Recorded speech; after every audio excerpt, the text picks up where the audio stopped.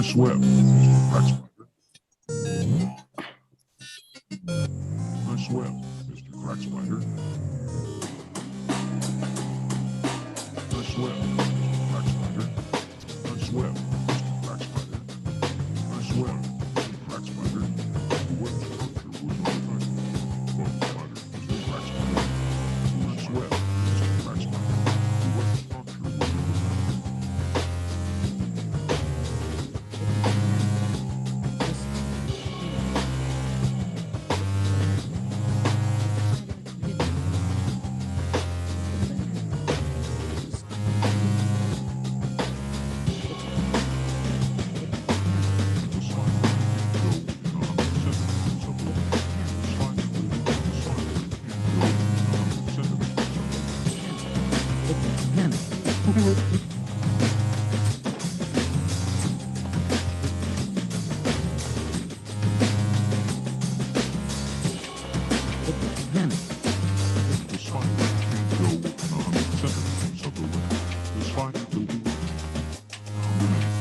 Raised over 100 young. The mate got a restraining order, and now the spider can't go within 100 centimeters of the web. The spider built a web, found the mate, and raised over.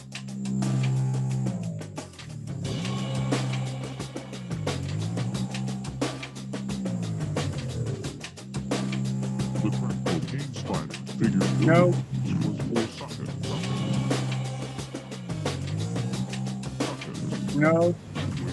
Caffeine spider was exhausted.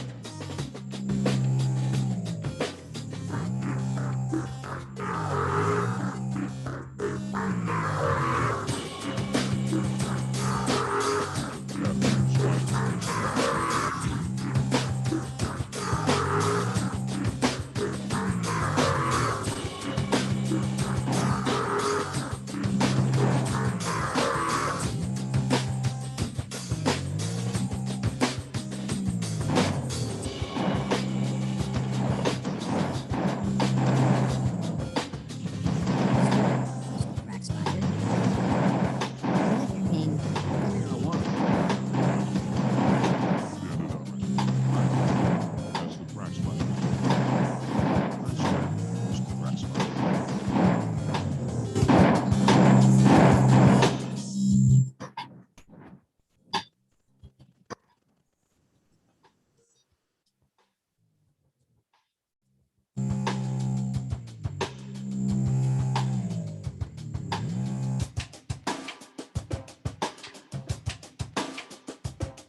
Stop barking. Stop barking. You come up here. You come up here with me. I love that we talk to our dogs before the show, before we're on. I have to calm him down. Oops. I forgot my mute button. Oh, guys, Hello, everybody. we're Hey, on guys. we're on the radio. Oh, welcome everyone. Hello. We have listeners. It is a lovely Saturday night with you fine gentlemen. I'm glad I can break this sausage fest that is Weavingspiders Welcome on Saturday nights. Yes, thank you. The most legendary Saturday night podcast in the history of mankind. 6 hours. It's amazing. That And we have Rachel with us. Yes. So it's Yes, double Rachel. power. Hey, Welcome. All the clans unite. see you. Yeah, it's like a Voltron here. Oh yes. Who's the head and who's the arms? I mean, We were talking about body parts earlier. We were. Yeah. I know Snake Jones has got to be the middle finger. Yeah, for sure. Well, we've already got the legs. hey, Oh, we've got legs. hey, good point. Yeah. Nice. So I'm sorry. If anybody doesn't know, this is Buffalo Rambler and Legs from the FRC show, the False Reality Check. And they're awesome and they're cool people in the Telegram and we love them. So here you go. Welcome, guys. Thank you so much, guys. We love you guys. We watch you guys Yes. every Saturday. And like I said, you guys helped us paint our house last Yeah. Saturday. You were here in spirit. It's beautiful. Wow. What color did you guys go with? The same color, but we It's it's like a an really- eggshell. When we bought the house, the whole house was painted in this eggshell, everything, the doorways, the walls, everything, and we never really painted it again. So we're like, let's just match that. It's easier. It's a blank canvas for whoever decides to buy it, you Yeah. know. It'll be good for They're them. gonna customize it. So our realtor, he was like, don't worry, they're gonna put their touches on it. It's like, okay, you know what you're talking about, I guess. I have no idea. And you guys are moving to Idaho, sight unseen. You like know the town and stuff, but you don't have a place you're moving to? No. Wow. We're gonna be moving into. My family has a house. My dad's owned like a trailer there for years, and they just renovated it, got it ready for winter, and we're lucky to be able to use it. They'll stay up there probably for the holidays, and then come back to California, and we'll be there to discover our new lives and make something happen. Yeah. And while we're up there, this place hopefully will sell soon, and use the cash from this sell to buy something up there. We'd love to get some land and, you know, chickens, do the homesteading thing. Get some rabbits. Yeah. Yeah. I want a goat. Fun. Yes. Goats seem like fun, Jim. No. I They really. are fun. Yeah. It looks so cute. Despite their little raisin poops. They're like rabbit poops. Exactly. Just a big rabbit, though. Did you guys grow up on a farm? Did you grow up rural and then end up in California somehow? Or did you grow up? No. No, we're kind of just learning as we go. It just calls to us, you know. Well, my dad actually grew up there. Yeah. My grandfather's a farmer. My dad was supposed to be a farmer, and that's kind of his intent with buying that piece of land. He bought it off my grandpa, and he put his house on it. And I don't know, when we went back, it was like something about connecting to our roots, and we already grow our own food in the backyard. So we figured, what's some more animals and what's more, and you know, let's make it really home for us, and we'll find something. I mean, we're both going to kind of lose our jobs here, so we'll start fresh. For sure. And were you guys in threat of losing your job, or are you leaving your jobs? Well, it's for me, as of yesterday, they set a timeline for me. December 8th is until I have to get, you know, the vagine, however, whatever you want to call it. So, or you can get exemptions, you know. Bob's and Vagine Yes. in the corner office.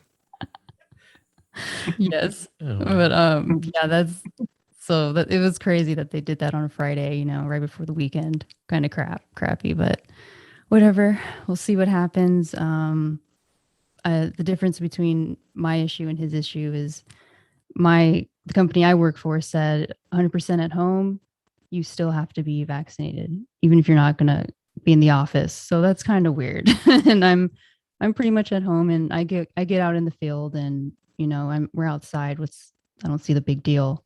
But yeah. Yeah. My situation is a little bit different. The time frame they gave me was November 30th to get the shot, and I'm not going to get the shot. So that's not going to happen. And they want me to disclose my status, and I refuse to answer their questions because I never signed a document stating that I can turn over my private medical information. And I know that it won't stop there. And what's next? You know, I'm like, I'm not HIV positive, but what if I was? You know, like, what if they wanted to know that? So, you know, they have contradictory policies where on one side they say if you're taking medical leave, you're not supposed to be asked by your leadership or anybody what you're taking medical leave for. But on the other side, their vaccine policy is you have to disclose your status, which is a direct contrary to everything. So I basically threw it back at them and said, what's your policy? Because I don't have to disclose my medical information according to you, but also according to you, I have to disclose my medical information. So which one is it? And they haven't been able to answer me. And because I refuse to answer them, they basically put me on notice that as of November 30th, I'm going to be put on unpaid leave for 30 days to get the vaccine. Wow. Wow. Wow. So I'm deciding that I'm gonna leave. I'm pretty sure that if I leave now, they still have to pay me out any time off I have, which would be like a severance, in a way. And I'll have at least one more paycheck, and that'll help cushion us until we sell this house, hopefully. So we're kind of we're jumping and we're hoping the net appears, kind of. So I think it's gonna work out, though. I have a good feeling about it. For sure. So Wow. I've got a movie quote that I want to put into context of what you're experiencing, and I want you guys to name the movie. Oh, okay. I'm hope I can do that. I'm not very good at this. You know what the problem with Scotland is? That it's So full many of Scots. Scots. Scotch? Who's that? I'm just gonna throw this out there. This is in Braveheart. Oh, Okay. okay. I was gonna say that, and then I hedged. I was gonna say some other Mel Gibson movie. Follow I your- was Right. thinking maybe it'd be a Benny Gesserit quote. Maybe it would be a segue to talking about they don't tell you what's in the box, and you have to put your hand in the box. And Yes. Yeah.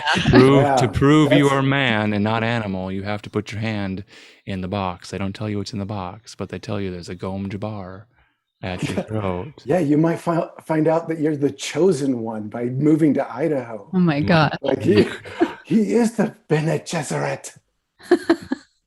We saw Tarak.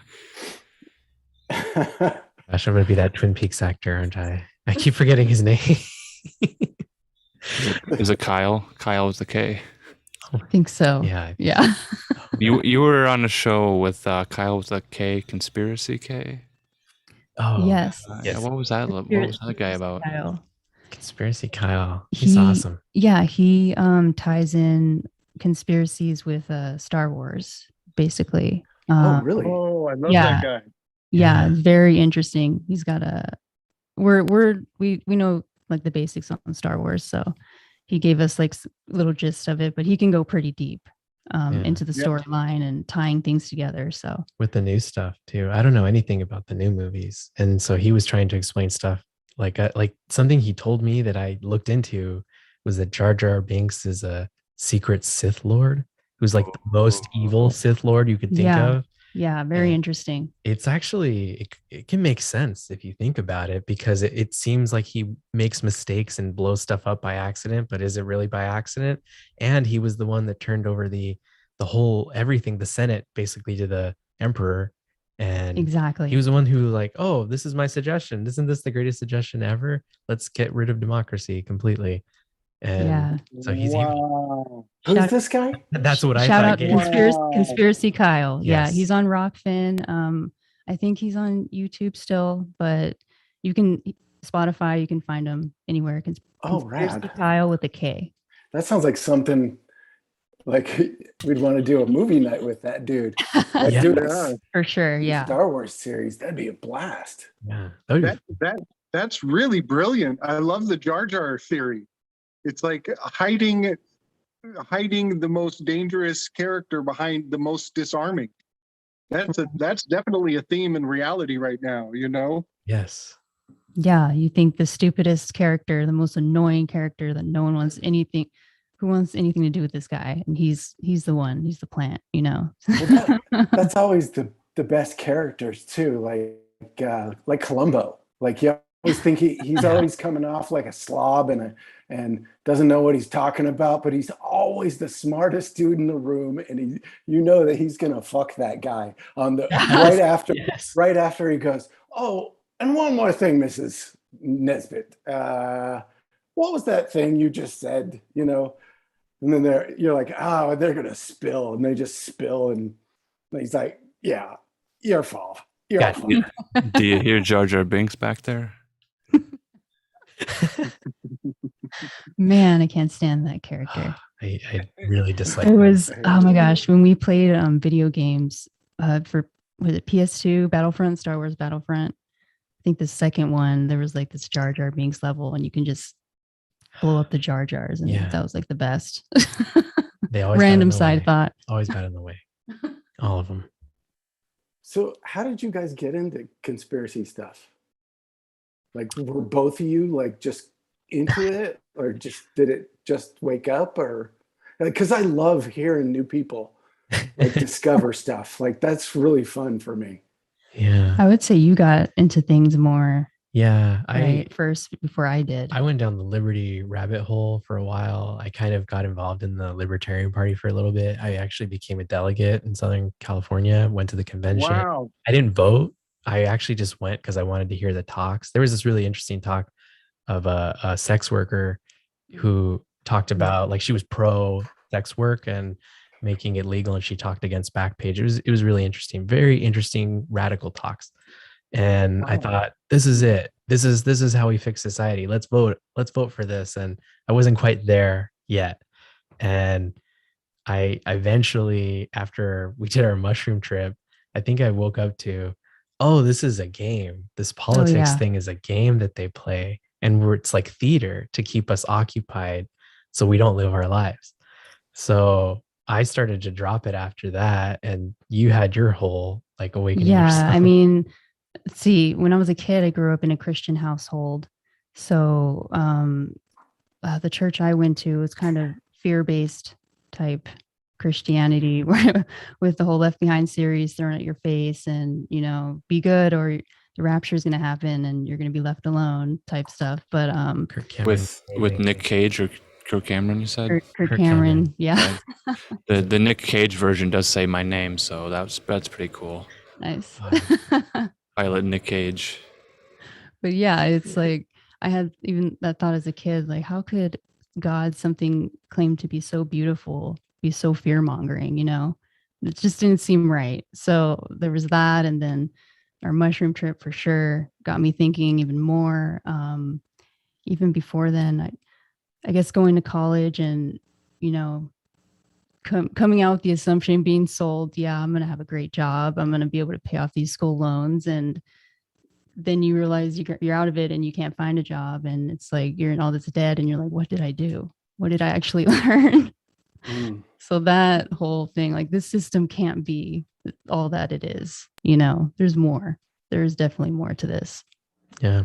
It's been a gradual like process that's involved multiple mushroom trips and going into nature, meditating. She's gotten really good at it. I used to be really good at it in high school. I studied Buddhism for 2 years. I started a Buddhist club for meditation.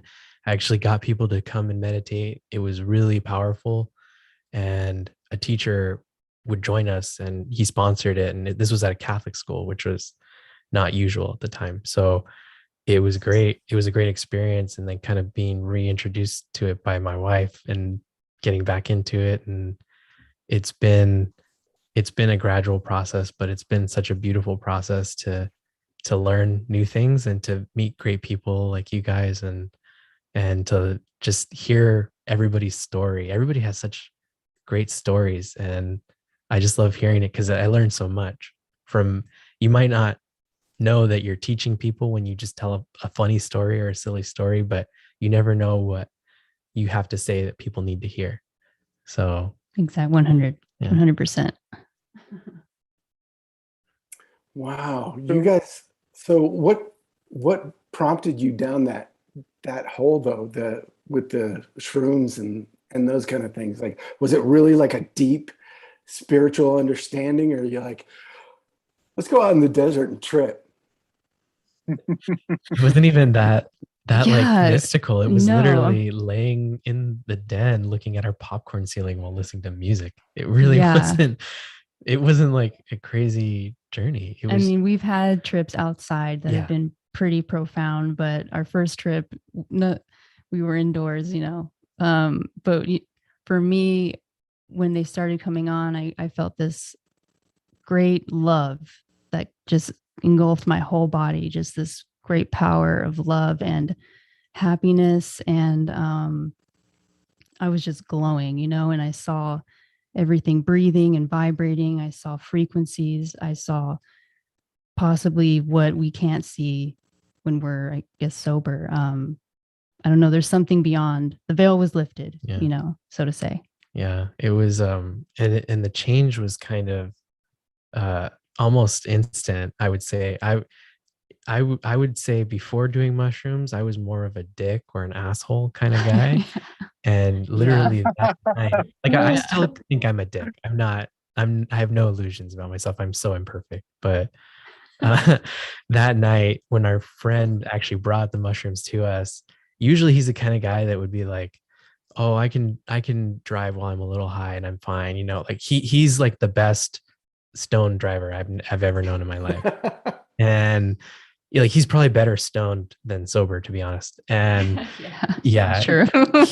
he was like ready to leave, and it was, you know, the conclusion. We weren't really tripping at all, but he couldn't tell with lights, they were gleaming too much, and he was getting ready to go, and just the little street lights, he was like, I don't think I can do this. And I was like, the old me would have said, nah, dude, you're fine, just go ahead, go, like basically get out. But he brought such a great gift that I felt like, you got to stay, I need to take care of you. So I put him on the couch, I set up sheets and blankets, I tucked him in. Like I was like, I love you, man, have a good night, if you need anything, just knock on the door, we'll open it, don't worry about it, wake us up. And he's like, oh, okay. And I set him up with like water and all that stuff, and I wouldn't have done that just a few hours prior to that. Yeah. So it worked. So I'm like, what is this stuff? And that's when I started to learn more about it. And I'm super into pharmacology. That's part of the healthcare field that I'm in, and learning more about the substance itself and what it does and doesn't do to the brain. I feel like what it does is it like opens a gate, or it tunes you into a frequency that's always around that we're just not aware of when we're dosed with, I don't know, whatever is signal they're 5G, dosing us. EMFs, whatever, Yeah. whatever's around us. So you work in pharmacology? I went to school for it for a time, and I work in that field. I will, once I resign, I'm going to come out of the closet, so to speak, and I'm going to say who I work for, and I'm going to say my I'm name. so excited for that. I can't wait to find out. Oh, And still want to yes, hear this? I'm gonna talk about the truth. I'm not gonna hide any of Yeah, it. brother. Yeah, Yes. man. The clock is ticking. Yes. I can't wait to find out. That's how I feel about Dune right now. I want to know that spice melange. What is it? What is it, man? I want to know what the second half has.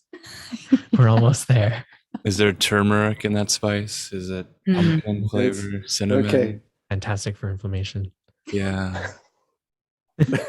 I did actually wonder that in the movie. I felt kind of like a dork sitting there. I'm like, what spice did they use as a prop? You know, did they really think about it? Because it's got a texture, it's got a color. Did they make this up? Was it all glitter? Was it microplastics? It didn't look like glitter at all. Was it toxic? This Probably whole was time, toxic. this whole time we put this mystical edge to the spice or whatever, like it's some sort of magic thing, and the whole time was just a commercial for turmeric. Never figure it out. That could be. For someone who's never had turmeric, it's probably a life-changing experience. Yeah, it is You know? magical. Oh my god, I'm holding space right now. This is so good.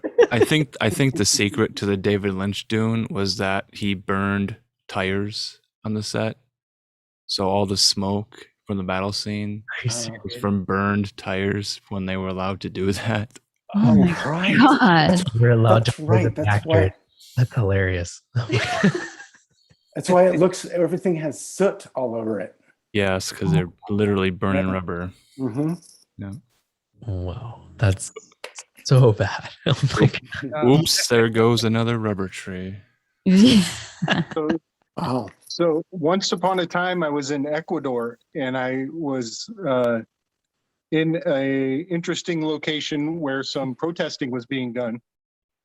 And I learned that that's how they protest down there. They don't stick around with picket signs where they can get picked off or locked away or held accountable. What they do is they block an entire road with old car tires and set that shit on fire, and it burns for hours and hours, and nobody wants to come around it. And it's a standing protest in and of itself. That's genius. Wow. It's really brilliant. And you can feel the heat from quite some distance. It's impressive. It makes a statement. Yeah. What do they care if we're standing in the street with signs? We Right. actually shut them down with burning tires. That makes a statement. Yeah, you're blocking the road. Yep. We can't get through. Mm. It's brilliant. Yeah. Yeah, down there in that particular stretch of land, the chances were you'd probably get run over if you if you went out with a picket sign just because you were in the way. People are pretty determined. And this was in Ecuador, you said?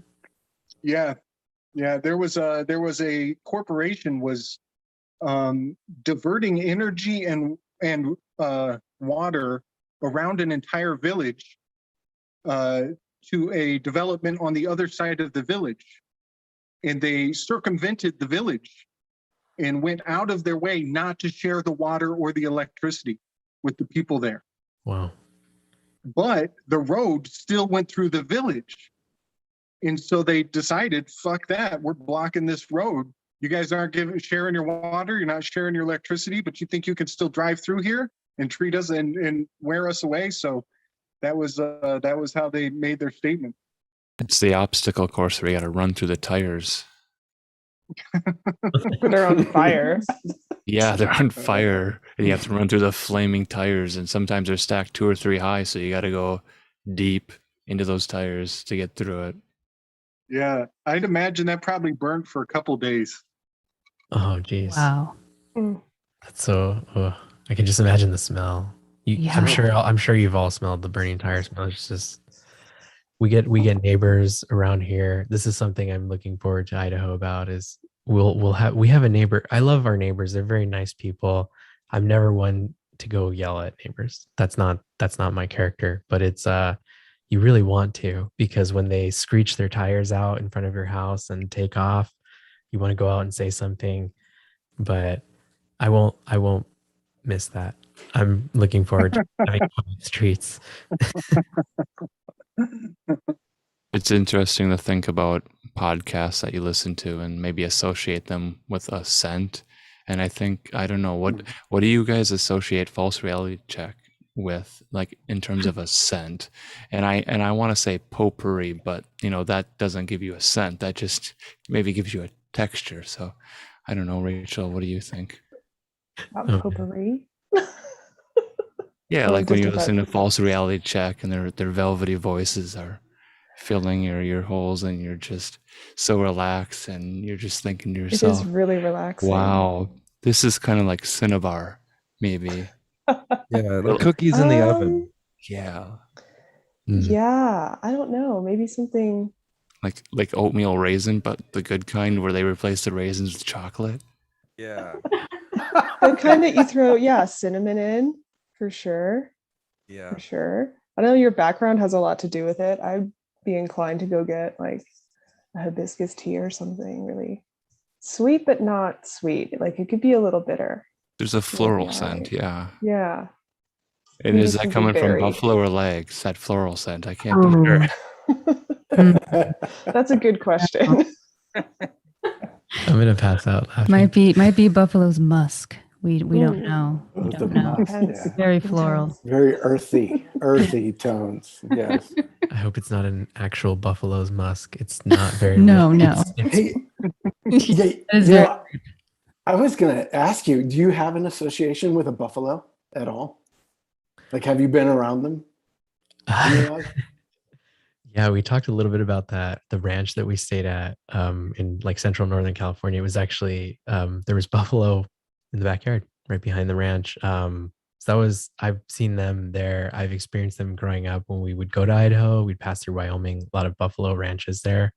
But she actually gave me the name Buffalo, and it just felt right. Not that I have anything against my actual name. I like my name. It's a nice name, but it's a normal name, and there's nothing special about it. It's also my slave name. That's the name the government recognizes me by. And I'm a student of the Hoteps, so I'm going to make my own name. And she named me, and I love her, so it just stuck. Yeah, I don't know. Yeah. And I guess the rambler part comes from whenever we're tripping on mushrooms, Oh, he boy. just rambles on. And there was one time we were out climbing a peak. It wasn't anything big, maybe like 3,000 feet. And so just on our way up, we took like a little dose to really bring it out, the nature out, and really connect. And it was a lot of fun, but he just rambled on about everything, and I love it. And so Buffalo Rambler. I had to remark on everything for some reason. I don't know. If you just put the mic on me, we would have had like the longest podcast episode ever. That's great. Because they're a powerful totem. Yeah. Buffalo is the whole family thing and defense thing. And if you've been around them, because I used to live in Wyoming when I was a kid, and very near Yellowstone. My sister worked at Pahaska Teepee, the little entrance on the east entrance to Yellowstone. So buffalo would just wander around, So they were just all over the place. But I took my wife up there when we were first married, and we're just walking around Yellowstone, just driving through because we're going to go see my mom in Montana. And we're just driving through and we're just walking through Yellowstone, and they just walked up to us. Yeah. And they're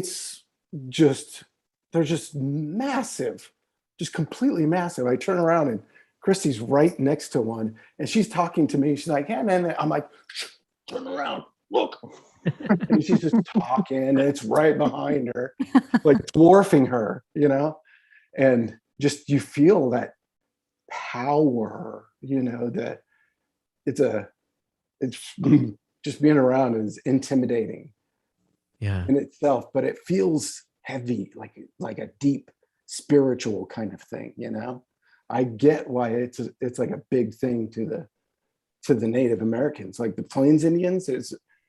Their whole lives revolved around it, and no wonder it was a sacred thing. So that whole thing about the Indians running buffalo off the cliffs and stuff, it's total myth, complete myth. Yeah, I heard that. That was a story I heard growing up to explain what I was told by one of our fans is called the Buffalo Paradox. Where, have you heard this story? Haven't you heard this story? Maybe. Well, they didn't used to run them off cliffs because the buffalo were on the plains. There were no cliffs. But there were tribes that would follow them. But the story goes that they would, try and chase them off cliffs to gather the meat and all, the hide and all that stuff. But their method of hunting them was to basically scare the herd into different movements and channel them into a way to basically go off the cliff. And so they would jump up and scare, jump up and scare, jump up and scare, and it would channel these herds. And the Buffalo Paradox is the story of you can be that buffalo in there where you seek safety in the herd, and it seems like if I just follow this herd, we're all going to be okay. We're going to be fine because we're going to be together. But if you're being chased and scared and you're being funneled to your death, essentially, will you take a dive out of that and possibly end your life because a hunter could pick you off, or are you going to just follow the herd off the cliff? And that's kind of it woke me up to, I need to do that with everything in my life. I need to just kind of see everything and how it's laid out and then go my own way, maybe sometimes. So that became a powerful thing when a fan reached out and told us that's called the Buffalo Paradox. And he sent me this video explaining it, but I had heard it my whole life growing up. My dad told me that story.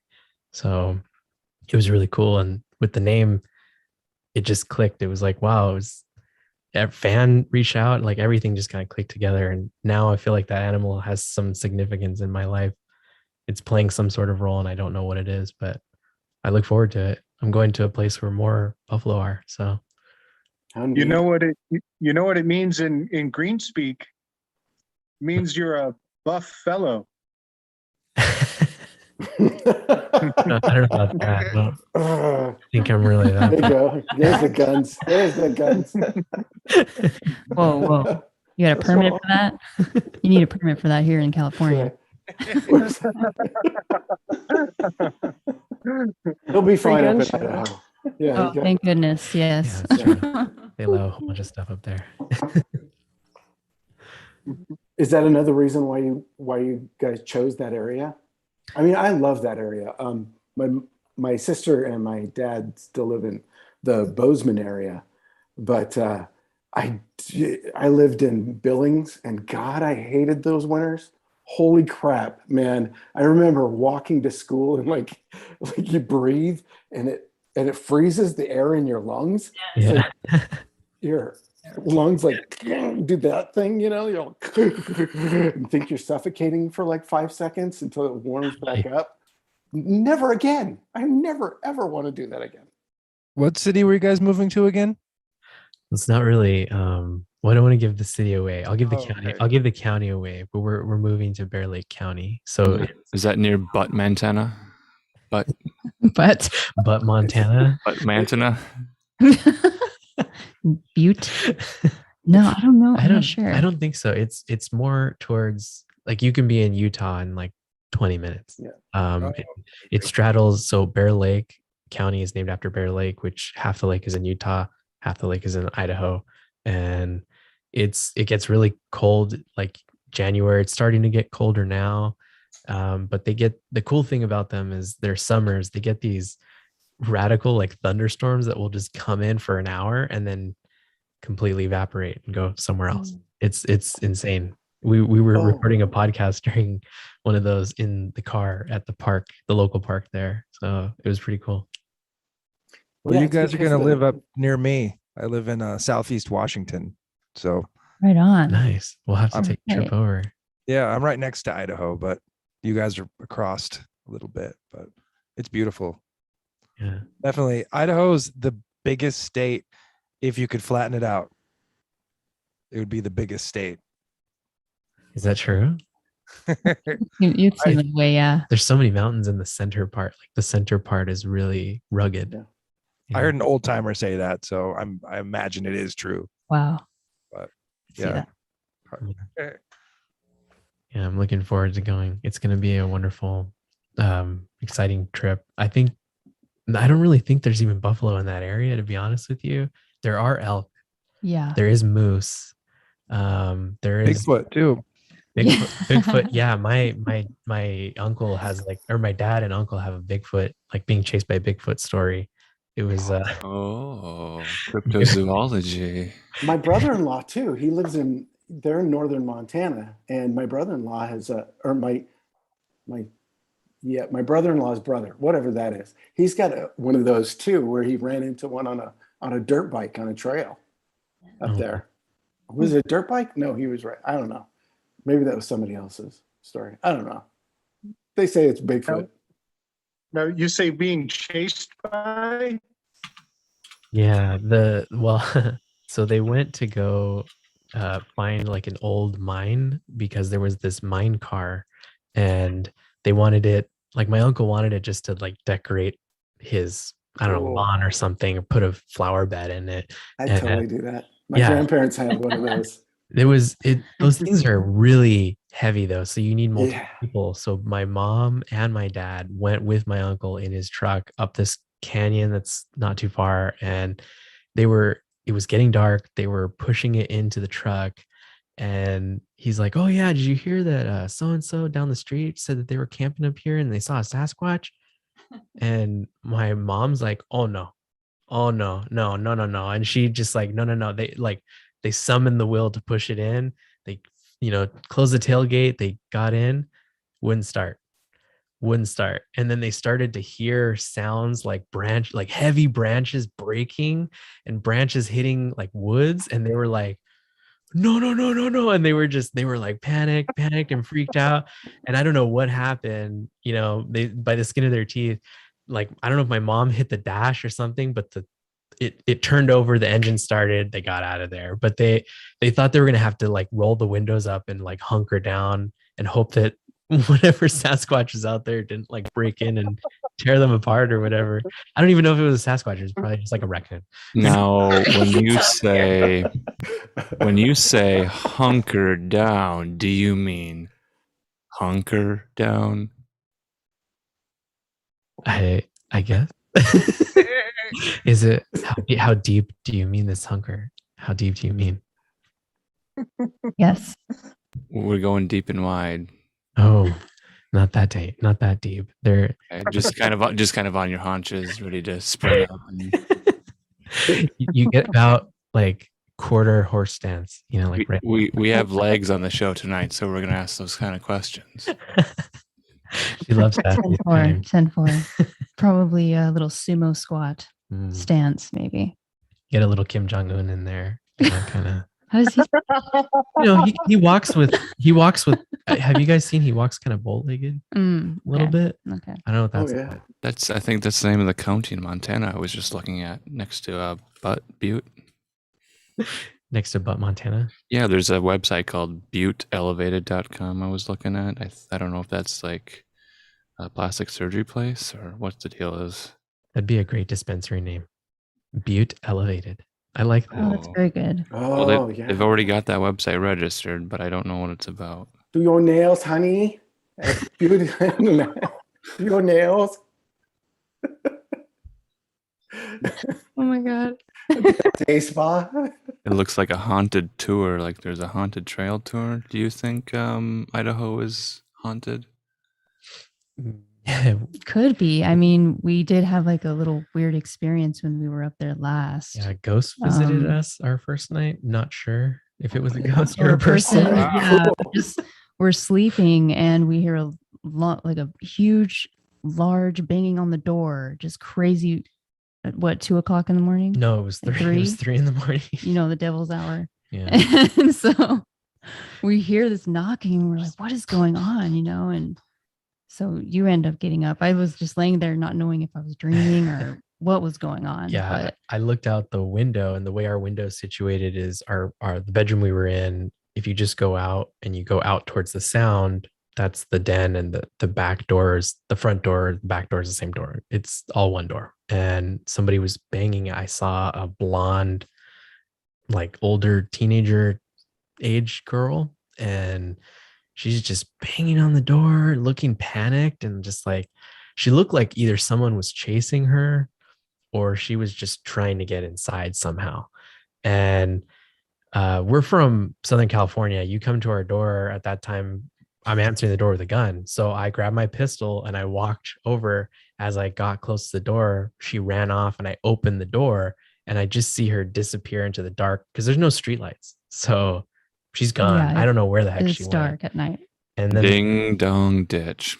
Classic. That's what I thought it was. That's exactly. It's a fad right now. That's what I thought it was until the next day. I told my folks about it, and we have family friends in town who they do a lot of contract work around town, and like they're really good people and they know everybody. And she said that, oh, what did she look like? I said, oh, it's like a little blonde teenage girl. And she's like, oh, I wonder if it was so-and-so. They just died. Oh. Wow. Apparently next door, there's this old barn next door, and this girl who lives next to that person had an argument with their parent or guardian or somebody, and they live in a town not like maybe 20 minutes down the road. They ended up driving to that barn and killing themselves in that barn right next to where we live. And just recently, just before, literally just before we got there. Oh my God. Very recent. Yeah. Insane. And we found out that this girl was apparently the bully. Like, she was a bully, and not too many people even wanted to go pay their respects or anything. And really, yeah, and I hadn't seen her since, and I don't know if I'll see her. I don't know if that was her. I want to think it was a ding dong pitch kind of a scenario. I would prefer that. The ghost thing's a little too much for me to handle. Scary. Have you ever had any others? Any other ghosty experiences? Yeah. Oh man. I mean, together we had that, I guess, that weird time loop thing that happened to us where we got stuck. Oh yeah. There's a canyon near where I went to college, and a lot of, negative events happened there. There's supposedly sightings. We can say the word hazing on the show. Okay. It's okay. Oh, that's true. That could happen. That could have been some of the things for sure. Of paddles. But yes. But yeah, there was supposedly like KKK sightings. Up the creek without a. The creek without a paddle. Yeah, it's It's people of plane crashes, oh yeah, there's a plane crash, car murders, crashes, some murders. lady got dragged. White Like- people rafting. Yeah. I love that. That's so good. Oh my god, I'm dying.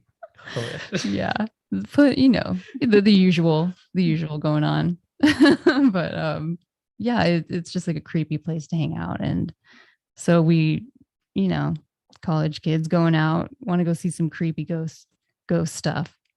And we go out one night and end up on this road trying to get out. I can't even explain it right. It was such a weird thing. We kept going in a circle for like maybe 45 minutes to an hour. And we ended up at the same spot every time. We ended up at the same spot every time. And there's a certain area where you can make a left out of this loop. And we just were not finding that left. It just kept going continuously. Yeah. It's like we didn't see it. It was weird. It was so we were completely sober. Yeah. Nothing. No drinking, no drugs, nothing. We were just dumb and we wanted to drive up. It splits. It's supposed to split where there's supposed to be a left and a right. Well, we didn't see a left. So we went right. And then you go down like an elevation, but then you end up right at that same spot. And so, which is higher in elevation. I don't know how that works. You don't feel like you're going up. You feel like you're going down. And we did that loop like 3 or 4 times. I don't remember. And then all of a sudden it's like the left appeared. And then we were like, oh, I think that's the left. And we took it and we were able to get out of there. But so much time passed. It was weird. That's a strange loop. It's like a Mobius strip. And Mobius worked with Jodorowsky to do some art for the movie, which never materialized. So we're back to Dunefest. Back to Dunefest. I love The loop. Bring it. That was the Mobius loop back to Dune, and it always comes back to Dune. That's what keeps the spice flowing. Oh man, yes. Potpourri. That was beautiful, Alan. Thank you. Okay. Thank Jodorowsky. Wow. What an inspiration. Have you seen his film, his documentary? About anything? He talks about the Tarot. He talks about Dune a lot. Right. He does. I need to watch it again. So yeah, do you guys know about the Jodorowsky's Dune? No. I've heard of it, but we haven't watched it. I haven't watched it. I know who Jodorowsky is with other work he's done, I think, but I haven't seen his Dune stuff. Yeah, I haven't watched it in a long time because I watched it when it first came out because a friend's husband did the music for it. And so I was like, oh, I need to see this. And it was very cool.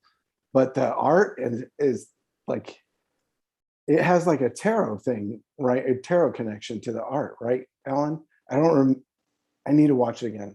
Yeah, Salvador Dali was going to be in the film, and Salvador Dali didn't really want to be in the film, so he kept asking for more and more and more accommodations to be on the film. He's like, I want giraffes. I want flaming giraffes. I want to be paid the most per any actor in any movie ever. And they decided, well, we could pay him per minute at a set rate, and he's only going to be in the film for like 3 minutes or 4 minutes, so it's not going to be a whole lot of money, but he can say he was paid the most per minute of screen time of any actor. Oh my gosh. If they would have gotten this film off the ground, but they made a book of this, a treatment with all the concept art and the storyboards, and he goes through it. Jodorowsky sits and goes through the book, and he shows you how the movie would have been. Very, very psychedelic. Check that out. I'll have to check that out. We'll check that out. Yeah. I like Salvador Dali's clocks. They're always they remind me of some high school art class I took. They remind me of Shreddy. Sweaty balls. Sweaty balls.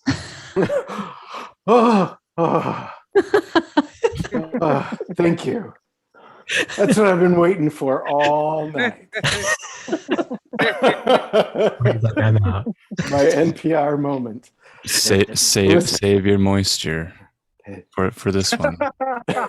I bet Alec Baldwin has got very sweaty balls these days. That's right. Oh my God. Oh, Pete Sweaty. he's rusty. He's real rusty. He's real rusty with Buffalo, when did I send that email? When did I text you? Like 2 days ago? Yeah. That's what I was. He was Pete Sweaty. Alec Baldwin was Pete Sweaty. Oh shit. It happened right after I sent that to you. I should look at the time date on that thing. Oh my gosh. Yeah. That's I hope crazy. we didn't cause it. Gordy.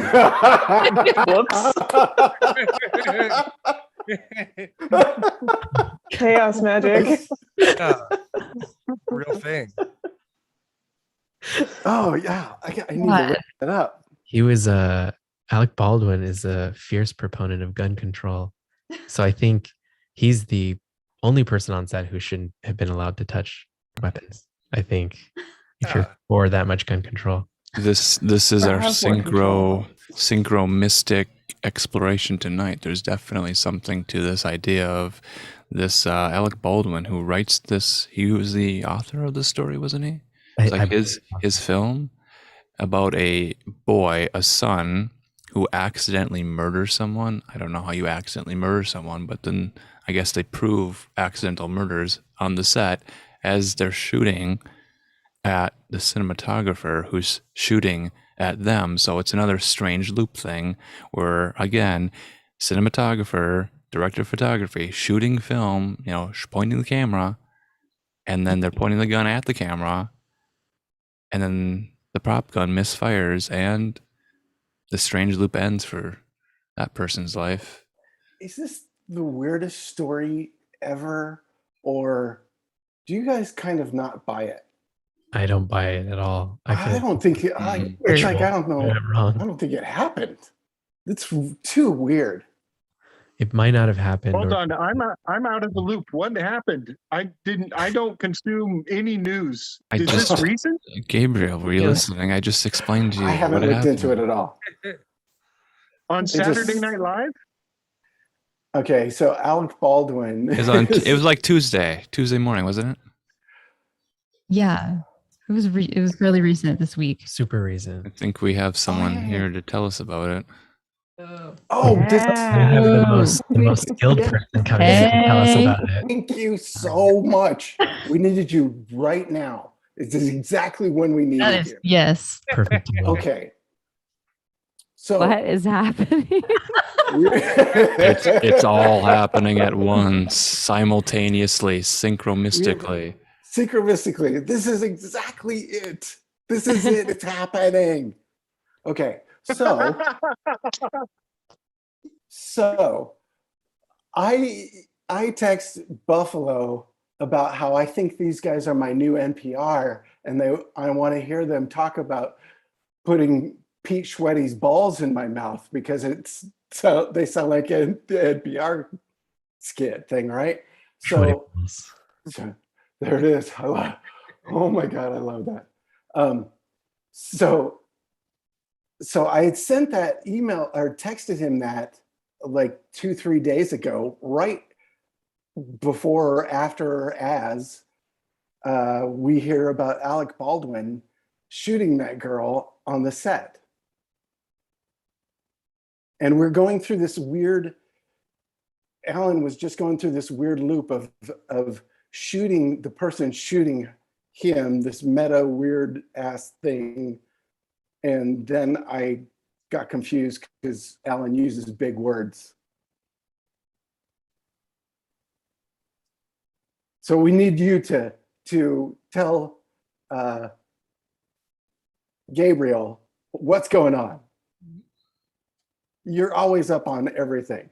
With So- Alec Baldwin, what I think Alec Baldwin shot a Russian spy.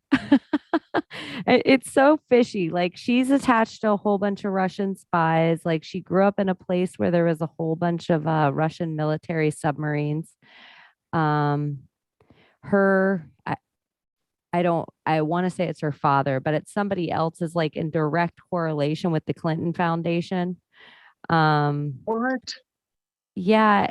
And I know Whoa. nobody wants to hear it, but there's a certain letter of the alphabet that talks about a hunt for Red October having more than one meaning. And Alec Baldwin is the #1 actor in that movie, The Hunt for Red October. Yeah. So it would just be an October Holy delta that would In go October. right along with number 17 drop, probably, I'm guessing between 40 and 30 somewhere. So it looks like this part of the movie is getting interesting, and good movies need good actors. And Wow. the Baldwins are so good that Canada bombed them. So at least if you saw South Park movie, that's what happened. Well, if you want to, like the Baldwin, so William Baldwin, his ex-wife's Kim Basinger. So he's like old Hollywood. He goes way, way, way back. William Baldwin is married to China Phillips, which she's a mama and the papa. So they all go to the Laurel Canyon if you want to go into the whole Charles Manson and break down all that. Stephen Baldwin's a born-again Christian. His daughter is married to Justin Bieber. So that unlocks the whole yummy of it all. And then Daniel Baldwin was killed. Who knows why now if you looked him up and everything he was attached to. So I would say the Baldwins could be a really big keystone to unlocking a whole bunch of Hollywood mess. Not to mention another thing too, a prop person on the movie of Rust was the same prop person on Brandon Lee the Crow. What? Holy Yes. shit. Yes. Write this shit. Oh my God. What the fuck, y'all? What the fuck? You know, This is that the was first time thing I've opened you my said. mouth about this subject. I just want you guys to know. Oh my I've been God. working a ton and I've just Wow. been looking it up every night on my way to sleep. And so here's everything I think about it in one like blah. Wow. Wow. God, that's awesome. I love that. Thank you, Chaney. Perfect timing. Oh, Oh my goodness. okay. Hi, Buffalo and Legs. Hi, everyone else. Oh, I'm sorry. This is Chaney. Chaney, our friend Chaney. Thank you for coming. Hey, girl. Hey. Awesome. I'm still processing that. I know. Yeah, Yeah, I'm So still much. trying to think that was about on my back burner. I kind of met what's his name, Stephen Baldwin, at a theater one time here in Tucson, and I sat behind him, and right behind him in a theater because he was with somebody I think I knew, and because I went to this like this shitty hoity-toity school that everybody thought they were in Hollywood and they fucking douchebags. But anyway, one of them dated a Baldwin guy, and Was he the one that was in the Christian movies, Stephen Baldwin? yeah, he was in the He was in Biodome. Biodome. Yeah, Oh, that's yeah. right. Yeah. He was in the TV show Young Guns that was being shot here, and or not Young Guns. Was it Young Guns? Not Young Guns. Something like that. Do you remember Buffalo? I thought it was Young Guns. Wasn't he in Young Guns? Or was that That was It was Emilio the- Estevez. That's He wasn't brat packy enough for that movie. He was No. not famous enough for Young Guns. No, it was the TV But he was in show a country based western on it. movie. Yeah, I believe that. I believe there was a TV show. I don't remember what Yeah. his movie was called, but I think I know what movie you're talking about, Gordy. Yeah. Anyway, he was a douchebag. Then he thought he was all important. Like, oh, I'm being recognized. Oh, like I wanted his autograph or something. I'm like, oh, you're that guy. And like sat back. And Oh, you're that Baldwin. he got yeah, I totally did on accident. We're like, "Pff, you're not Alec.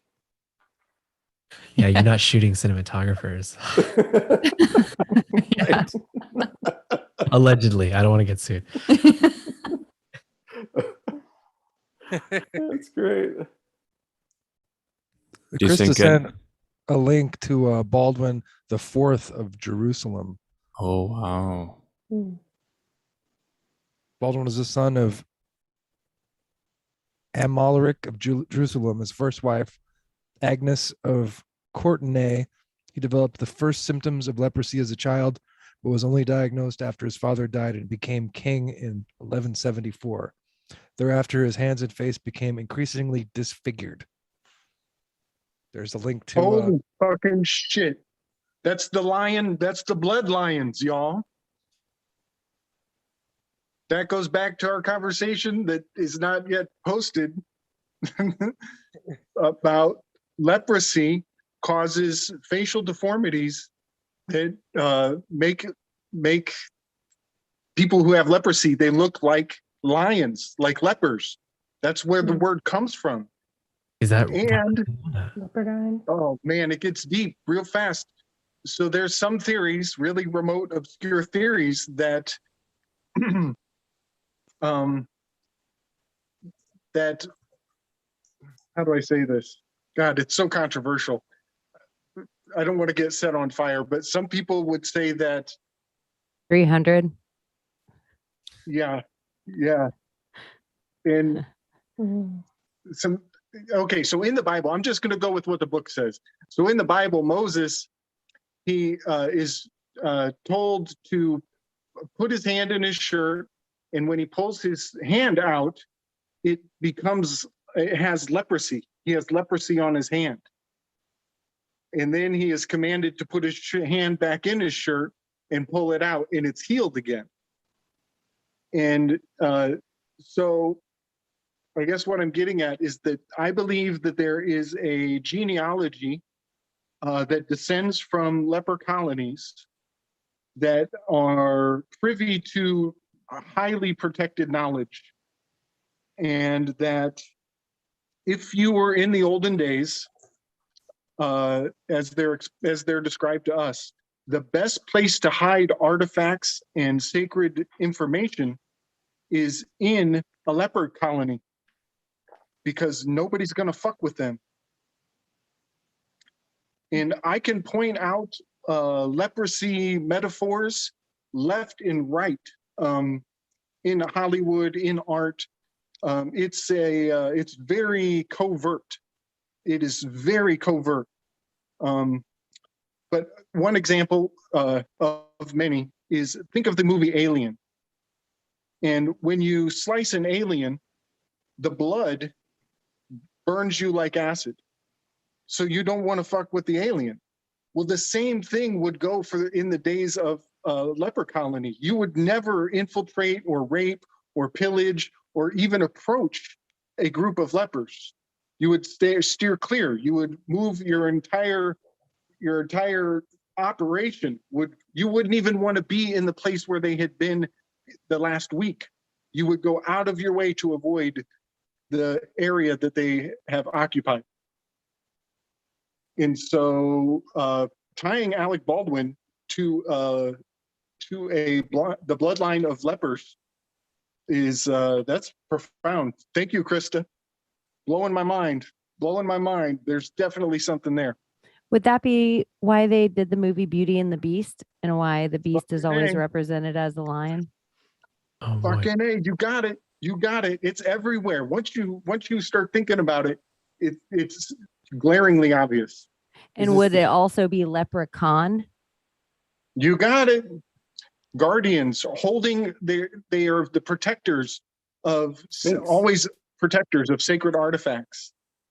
And even in the movie 300, like before they could go to war, they go to the lepers, and then the lepers all pray over the Virgin Oracle, and they get her all high on whatever kind of psychedelic, and then she whispers in their ears, and then they tell them. Huh. Yeah, it always is a lot of lepers all throughout, a lot of magic with it. Yes. Even Braveheart. Yes. Bruce. Yes, the King Bruce of his Robert the Bruce, his yeah. And he's father. represented as a Yes. lion. Mhm. And he's a leper. Yes. Also King Richard. King Richard is lionized by history. Even in Robin Hood. That's Even in even Robin in- Hood. That's crazy. guys, I'm telling you, leprosy and the bloodline of the lepers it's put in plain sight, and it has so much value. And yeah, putting Alec Baldwin, connecting him to the lepers, blows my mind. That's It's awesome, dude. It's gonna take me weeks to process all of this. Oh man. Does Rocky Dennis play in to the leper thing too at all because of his deformity type setup? Who's I'm Rocky just, Dennis? you don't know who Rocky Dennis is? I don't The think so. Mask. The Mask. Oh. Oh, interesting. Cher. It's like Cher's Interesting. best Cher, movie. Cher's like the original Madonna. I mean, it's like it all kind of plays into that whole templates thing where that's why I was wondering, does he play the leper part and she plays like the what's the Madonna character? Like the Well, virgin. it's not. It's the girl from Jurassic Park. Oh, What's her name? forgot her name. I know who you're talking about. It's the girl from Jurassic Park. It's not Cher. She's the blind girl that is the like beauty that Eric Stoltz is the Mask character falls in hearts with, and he teaches her how to see color by giving her like a hot coal and cotton. I remember. Yeah, Cher was like his mom. She was the mom. That's true. I thought she was the female. She was the mom. She's the one that made OJ in the morning. So, she was his mom. Jim, who were those two fellas? They're like brothers who have a whole lot of facial reconstructive surgery, and they The Bogdanov twins. booyah. Very cat. Those guys, yes. And it's like they've done it on purpose, and so this gets so crazy. So there's so much to cover and so much to say all at once. So I have a far out theory about even Michael Jackson and all of his reconstructive surgery, and the fact that his nose like slowly just completely disappeared, and the having a connection to the Sphinx, and the fact that some believe that the Sphinx was once a dog, then it was a cat, and then it was a human, and now it's like has no nose at all.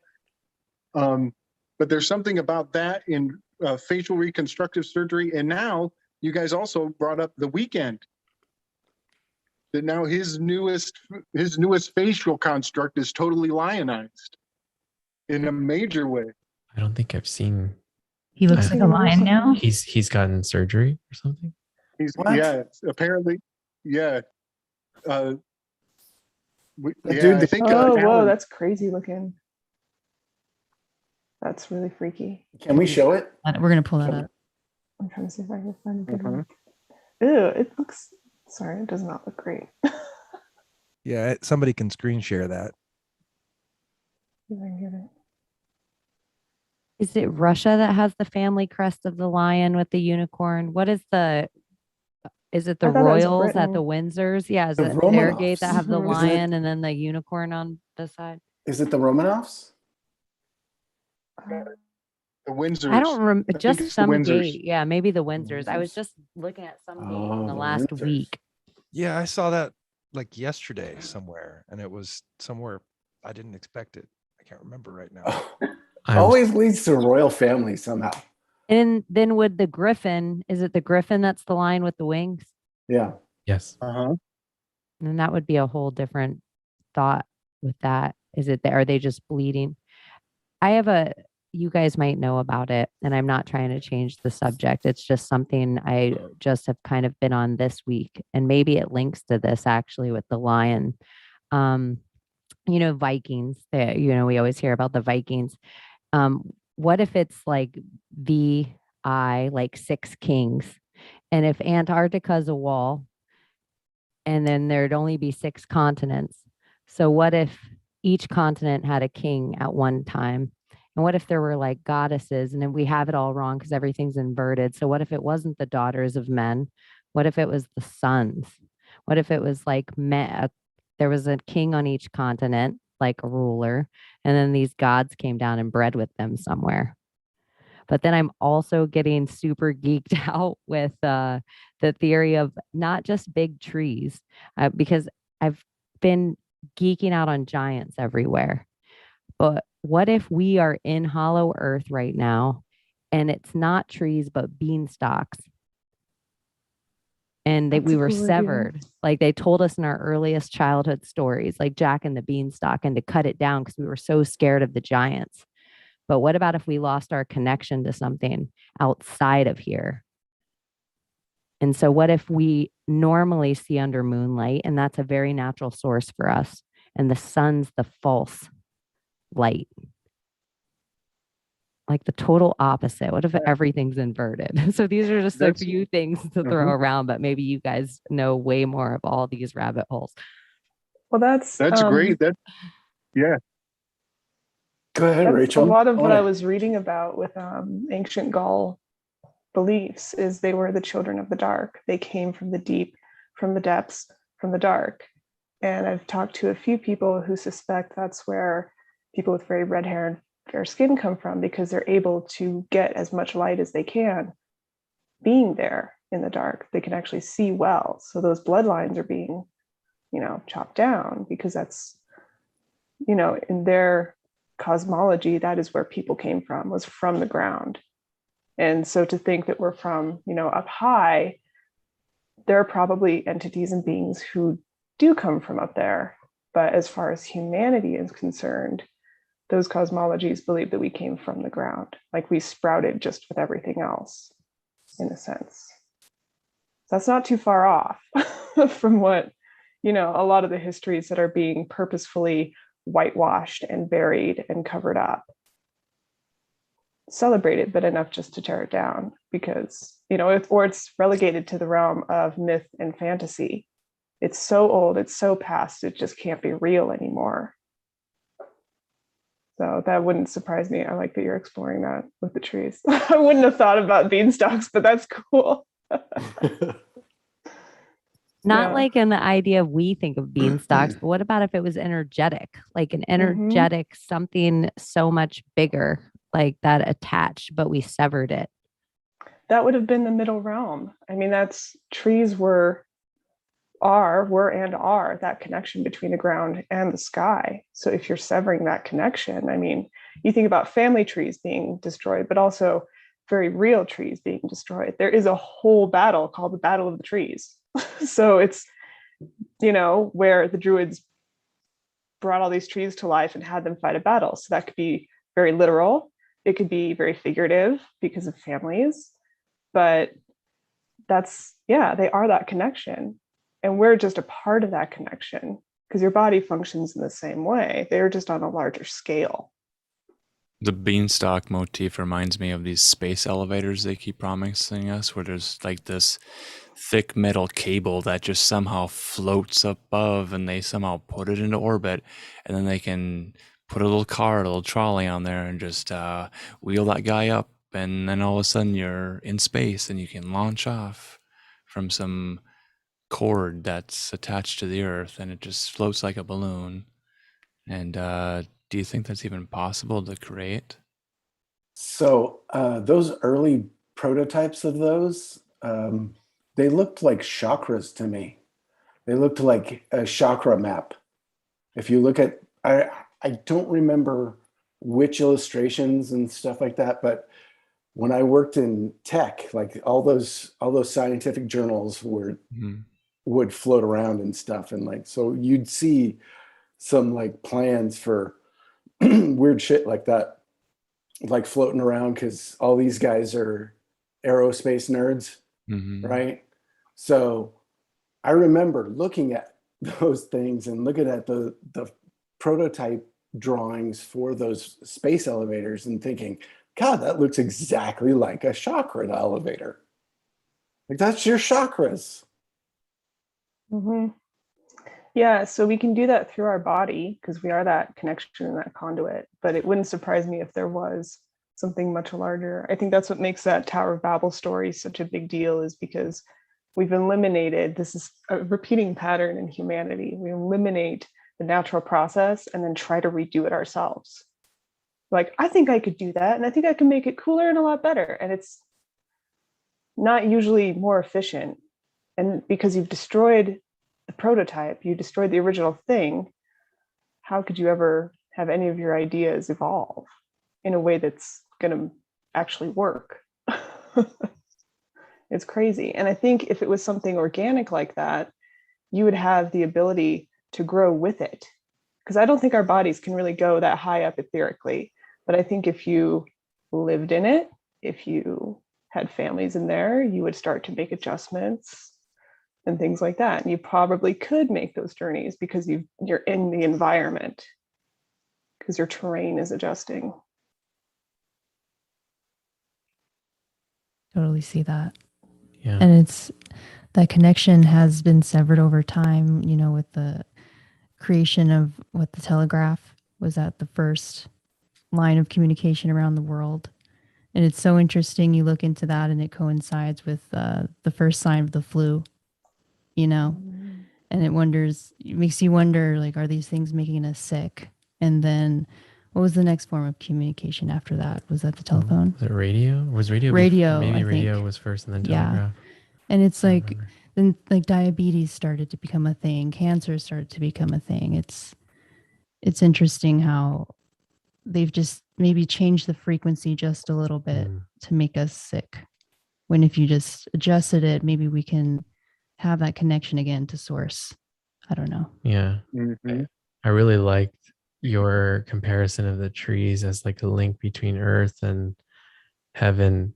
I forgot where I heard it this week, but I heard it from somebody. Oh, maybe it was Lindsay we were talking about the shamanic journey and how shamans will have to kind of imagine a rope or a portal or something to the underworld and to the world above. And they live in this in between, and we live in an in between. And that trees are microcosms of the in between. It's so everything is so fractal of each other. It's really incredible when you step back and you can kind of notice that. I just thought that was really beautiful what you said, Rachel. So that really really resonated with me. profound. That's fun. Yeah. It was really beautiful how you described the beauty of Rachel's words. Let's Thank you. take a moment and reflect upon that. The beauty. Are you, Alan? Are your balls sweaty right now? Yeah. I have the script ready to go if we want to reenact that. That's the most Of course you good. do. Of course you do. It's not the entire skit, but there's a section of it if we wanted to do that. I don't know if anyone has any desire to hear us reenact it. As no I'm sketch. terrible at reenacting. I got kicked out of drama class in high school because I wasn't taking it seriously. I was too into the comedy of it. Like, that's not what we do here. We don't do that. I'm like, okay. Yeah, I'd get kicked out of a Tai Chi class because I get the giggles when they just like do the motions so smoothly. You know, Tai Chi. I'd get kicked out of that too, I think. Oh man. So we were talking about meditation earlier too. You guys started it. Is everybody in here a meditator? Do we do this? Yeah. Yeah. Yeah, pretty much. Like, do you feel like it was like a natural thing that you sought out, or do you feel like it was like, we should have been doing this the whole time? Probably a little of both. Like for me, I just kept getting these constant reminders and synchronicities in my life saying, you need to start meditating. You should probably start this, you know? And eventually I was like, okay, I'll listen. And I did it. And just, you know, with practice, you get better and better at it with blocking out sound and working on your breathing and different techniques that you can do. There's no like perfect way to do it. Everyone has their own method to connect. Yeah, I don't. Yeah. We sometimes we do it together. Sometimes we do it separate. Depends. Yeah. I think you're right about that, Gordy. I think this is something that everybody should do. Yeah. I think it's almost it's like a mental health maintenance for everyone. And I think if everybody participated in their own version of meditation, it could be laying down, sitting up, however you're comfortable doing it. and there's different types, and however you do it, it will help you adjust to the chaotic world around us a lot more, because it centers you. And I mean, I don't know anybody who meditates and doesn't feel tranquil after it. It's almost inherent in the act of just sitting in silence. Even if all you do is count your breaths, that counts. You're trying to do the process and you're focusing on one thing. So I think everybody should do it. This is something everyone should do. There's a town in Minnesota or Michigan where everyone has Vedic practices and they do yoga together, and everyone gathers in like a community center and meditates together all at once. Oh, that's really cool. Yeah, I wonder if they affect the Schumann scale. I'm sure they do, but it's interesting. I'm not sure the name of the place, but I know I've seen documentaries about it. How cool! I want to do that. It would be powerful for all of us to meditate together simultaneously and see if it changes anything. Well, we've done it a few times. One day of brightness. Yeah, one day. Yeah, you guys were there, right? Yeah, that was incredible. Yeah, that was the first time I talked to you guys. That's what it was. We could do that right now, right where we're sitting. No time like the present. Are you going to lead us, Alan? Yes, Oh, I just did. Did you feel it? Everybody, did you get it? Oh my God. I feel It it. was shook the earth. Yes, it's working. It's working, yeah. I mean, it could have been gas. Peak Yeah. relaxation. Maybe, yeah. Did you get? I just did. It was good. Wow. Surrender. I'm so much better.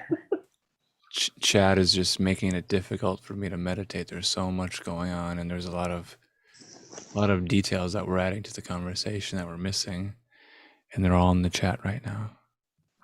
Oh, I need to get better at multitasking. Which I can't chat? do this thing. In the Telegram? The YouTube chat right now is the public chat that everyone's sharing in. We save those transcripts and we read them back later. So if we don't see them while we're in our deep trance and stream of consciousness, we do review them later. There's some good stuff in there. The thing I wanted to circle back to was this confusion I had in my mind about that. Was it Ricky or Rocky Dennis and The Mask and Cher? And then David Lynch's The Elephant Man. They both feature like disfigured faces. I was like, did David Lynch direct that? Did he direct the Rocky Dennis? Is that what you're asking? He directed The Elephant Man, but I was confusing that with the other story of the other man with the disfigured face. The Elephant Man? No, Also the other movie with the man with the disfigured Mask. face. The Mask? That's one of them. Yeah, not the one with Jim Carrey. What was the actor's name? The Jamie Kennedy one was so much better. That was so good. That was the one. This is the one we're talking about, right? Yeah, Jamie Kennedy Experience or Experiment or. Yep. What was the actor's name? Sink there. Find a In the sink map? there, Alan. I just drove the car off the cliff. Eric Stoltz. Eric Stoltz. Yes, he would have been in Back to the Future, wouldn't he have? Yes, that's what I was going to He say. was the first. Right, yeah. Thank you, They- Jim. Thank They you. filmed that movie, like most of it, with him, and then they refilmed it again with Michael J. Fox. Yeah, that's a weird thing, right? That's the ultimate insult. And Yeah. why, why the DeLorean? The DeLorean is a garbage car. It Has anybody really ever? No, rode it? Gordon. The garbage goes into the car to fuel it. The car Eco-friendly. itself is not garbage. That is an American classic, apparently. It's an American car. Brushed chrome. Yeah. There's, Yeah. hey, wait a second. Funded Isn't by there the a mafia. hold on, Gordon. I think Cocaine. hold on, Gordon. Cocaine. There's a documentary about the DeLorean, and is Alec Baldwin in that documentary? I need to confirm it. The Shut DMs up. No, hold on. I'll be back. Really? Give me a moment. Yeah, I'll be back. Carry on, kids. And just drop something like that and run away. Oh man, I'm gonna be thinking about Alec Baldwin. All the So- Baldwins. So DeLorean means it's of Orion. And Orion is the location of the throne of God. And so to make the time machine, the place where a godlike figure would sit to control time requires that it would be the Del Orion, the DeLorean. Oh man. And the Yod, so Yod is the hidden hand. That's the 10. That's Yod means hand. And the Y shape, how do I do it? The Yod is the Y, which is the flux capacitor. Exactly. Yeah, I was just Yeah. going to say that. Same thing. Yeah. Well, the Well, flux. you So can that's think the about hand. it. That's the hand of God winding time. Go ahead.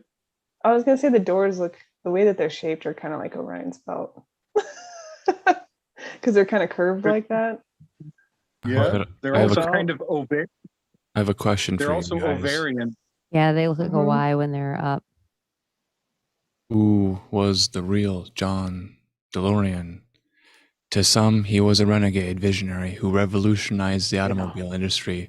To others, he was the ultimate con man. The movie is Framing John DeLorean from 2019, and Alec Baldwin stars as John DeLorean in this pseudo documentary thing where he films these real scenes. But it's a documentary, but it's a strange experience. And Alec Baldwin is connected to DMC and the DeLorean. I'm not making this up. It's on IMDb. I've seen this movie. It's on Amazon Prime. I've seen that movie. Yeah, I You forgot. remember it? Yeah, Yeah. I remember it. Wow. This is an endless Mobius trip. Now, how does this go back to Dune first? That's the most important question, though. Well, they both begin with the letter D. Keep it simple, guys. Which Okay. is that Dalet? Oh shit. Oh my god. We keep getting on this Mobius strip. Everything's connected. This is ridiculous. I can't believe that Alec Baldwin was in that movie. And I thought you were right. I think I've seen only pieces of that movie. I don't think I've seen the whole thing. Holy shit. I'm just like, this is like when Chaney came on and dumped all of that on us, and now you, Alan. I'm just Have you seen the OA? yeah. No, Yeah. Lindsay and Johnny keep telling me to see this. This is the part in the OA where you guys are ready. It's like, My gosh. okay, you guys, you control the timeline now. What are you going to do with it? I think Gabriel's gonna coordinate a dance for us. He's gonna choreograph some sort of a dance for us together. There be a There Y. it goes. I'll be the Y. Oh yes. It's working. It's working. That's also a yod, you know. 88 miles an hour. Hey, this thing that you're doing, this wave, is also the yod. Also, Oh, in the Hebrew, it's a swerve. Oh snap! It's A it's sine just wave. Oh. It's The Yod symbolism, or the Y specifically, is Kobe Bryant symbolism. It's Air Jordan symbolism. It's sometimes they just flip it in one direction or the other. Kobe Bryant symbolism is almost the exact same as what's Dr. Fauci's what is it, the NCIS or whatever? What's Dr. Fauci? What's he the head of? is it NIA? Yeah, whatever that thing Like is, it's the same symbol. It's the yod. It's the same Y symbolism. Also the same symbol that makes that, because all the letters didn't translate through every culture. So, you know, the U with the two dots above it, that was also the Y symbol. So, like Justin Bieber's song, you can watch that video all in really slow motion and see all the symbology behind there, but that's also more Y symbology. Also the follow the white rabbit of it all, where everyone always goes back to adrenochrome. but really if you separate the rabbit's ears, it's just a big Y. So it's all that symbology seems to be everywhere for whoever ever the evil they are. It's definitely something that always sticks out. Yep. It's Yoda. Yoda is the yod. Yoda has 3 fingers. Also, so it's the 10th letter of the Hebrew alphabet, and a lot of people are always pointing out how 9 and 11 is skipping the 10. Well, that is a hidden hand. And even it's interesting because people link it back to Roman or something and they say victory, but how we do peace. And if anyone's ever traveled China or have a Chinese friend, it's something that all their culture does now. It doesn't even mean peace. It's like, hey, I'm at Disney, I'm having a good time. But if you look into ancient Kemet, if you were to see anyone, they would have done this, which meant unity. They would have never separated it. And so it's interesting, like this is spread all over everywhere now that we actually show it to each other. And the whole back to the Laurel Canyon and the acid in the 60s push and everything that psyop was, this was spread with it, which is all the pop culture they took and gave to China that became their 80s and 90s pop culture. And that's why all the kids are everywhere whying it up.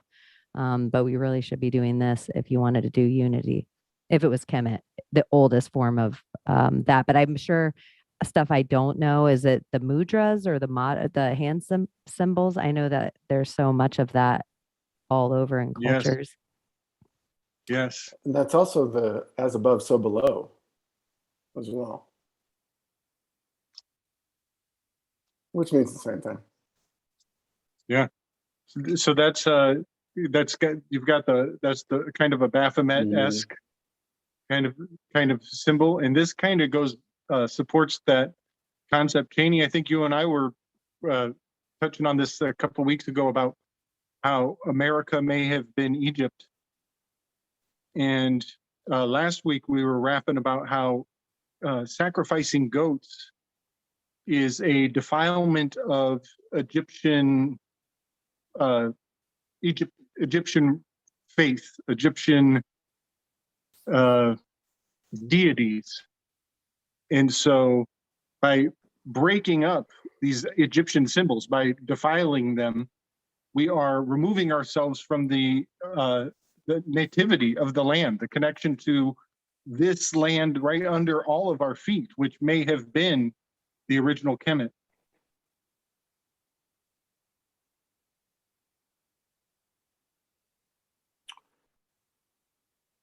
Yeah, sure. Makes perfect sense to me.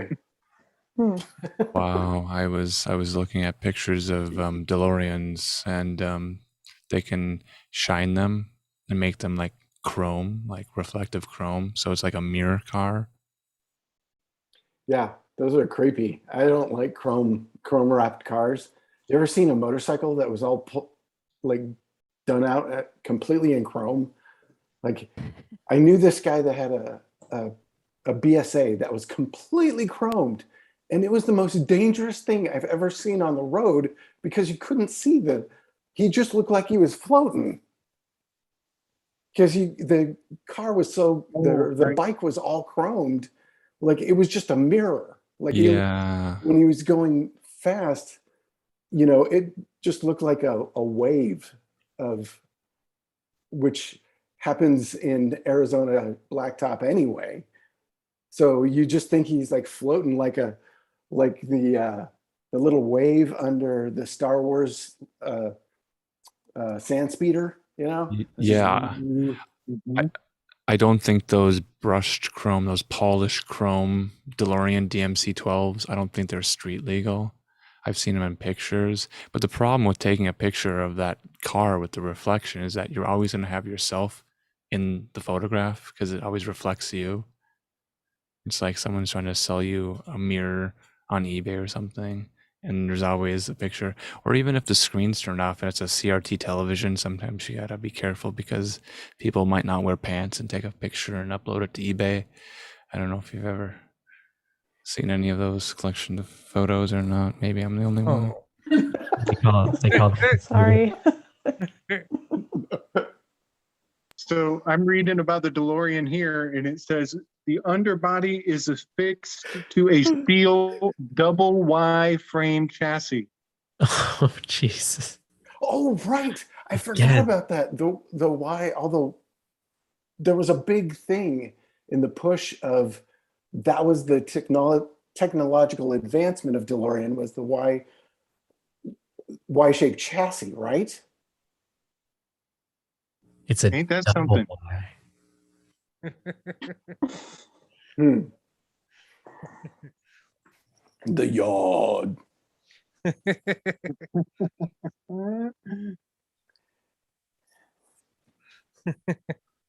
Well, this is fun. Have you guys heard or seen that stuff about Back to the Future predicting 9/11? Yeah. Yes. Yeah. Yes. So I actually have somewhere in a garage somewhere this comic from '84. It was an X-Men where it was like one of the time travel storylines, and Rachel, the son or the daughter of Scott and Jean, comes back to the 80s to warn them, or comes back to the was it 90s? Maybe 80s or 90s, to warn them of the future coming up in the 2000s. So they're on a boat talking about this, and the next scene, so they show the New York skyline with the Twin Towers, and the next scene is the Twin Towers. You see a airplane going towards the two towers, and the next scene is it says the Twin Towers lie in ruin. I have to find it. I'll find it this week. Wow. They take their ideas from popular entertainment. They're not original. I think it's just flow. You know, as a writer, you just come up with weird shit and it happens. You know, like I think they're pulling out of the ether. They're not. I don't want to think that some of these writers like are putting out, but some of them clearly are. I think Like- those towers were put up to be taken down. Yeah. Mm-hmm. Yeah. Sure. That Yeah. makes sense. I think that's true. Like I think every single thing in our pop culture, and I think it can reverberate backward, something big enough in time that we can feel it all the way back. But I also think they allow some stuff to go through. Some things get put in. There are some, I think there's so many CIA agents in everything that it is, I think they laugh at us at the rituals they're about to do on us. And I think that's why I don't think they ever anticipated that we'd be so woke with the internet at our fingertips and still have any memory left that we'd be able to draw on. Because look at, no one even talks about Colin Powell anymore. And that just happened this week. Oh, Like that we already gotta get is into that. washed. Like, it's like, this is how quickly that, where's Brittany? What about our conservatorship? Kobe Bryant, when I brought that up, that felt like it was years ago that happened. It's like, we're so quickly, they've convinced us all we have ADD. They've convinced us all that we have short attention spans, but really they're doing something to our time. But I just think, yeah, I think they've been planning this for a really long time, and they planned it to be a lot different right now than it's looking. Yeah, I have something to say about that. You're mentioning that Back to the Future predicts 911 video that went viral. It now has like 4.7 million views. The production group, Apophenia Productions, that's apophenia, referring to the tendency to perceive a pattern among unrelated or random ideas or objects. So the theory goes that this Apophenia Productions group, which I think was connected to Zach Hubbard or someone in particular, was created as a way to sort of mock synchro mystics and to say that everybody recognizes Back to the Future. They know that movie, and to tie it together to a sort of predictive programming stance, and then make a sort of dramatic, over-the-top video that most people would laugh at and assume to be a parody video, really mocks the work of these synchromystic blogs that sprout up to show how the media and the movies and the films are all predictive and prophetic and all of that. So to tear that down in one article that was posted in 2015, October 21st, so what, 6 years ago? And they tried to just shut that down and lump everybody together to say all these synchro mystics are crazy and they're so over the top, and how can anyone take them seriously? That's the one video that got promoted in all the major magazines of the time. The Atlantic.com, the Atlantic article, is the one I was posting in chat that really goes into that, by Adrian LaFrance. It's the conspiracy theory story, again, to discredit all of it and say it's so over the top and ridiculous. How can anyone believe any of this stuff? But there were other videos that were far more interesting. None of them were shared in any of the major publications. But that one video was shared. There's a question mark there. Why was that video allowed to be shared? With the name of the production being Apophenia Productions. There it is. Yeah, man. So I would put apophenia up against the biomorphic field any day. You know, Rupert Sheldrake, he'll put that apophenia concept to sleep real quick. Problem is, a lot of people don't know about Rupert Sheldrake. Tell us a little bit about Rupert Sheldrake. I remember listening to that dude on Coast like a long time ago. It was like wait up in the middle of the night. Yeah. Did you hear about his research on animals who respond to their owners at the moment that the owner is instructed by somebody, an outside influence? They're instructed, okay, now we're going to go home. And at that moment, there's a camera at the house, and the animals jump up and they start to go to the door and anticipate the owner's return. And he did it with hundreds of animals, hundreds. And now there's books out there on all the hundreds of animals that he's done this research on. The biomorphic field is the real deal Holyfield. A lot of people got a lot of waking up to do with that apophenia bullshit. The ether. Yeah, bud. Yeah. The Akashic record. Yeah. Flow. Yeah. Flow. I was thinking about that Mingus quote about how, do you guys know who Charles Mingus is, the bass player? Jazz bass player? Yeah.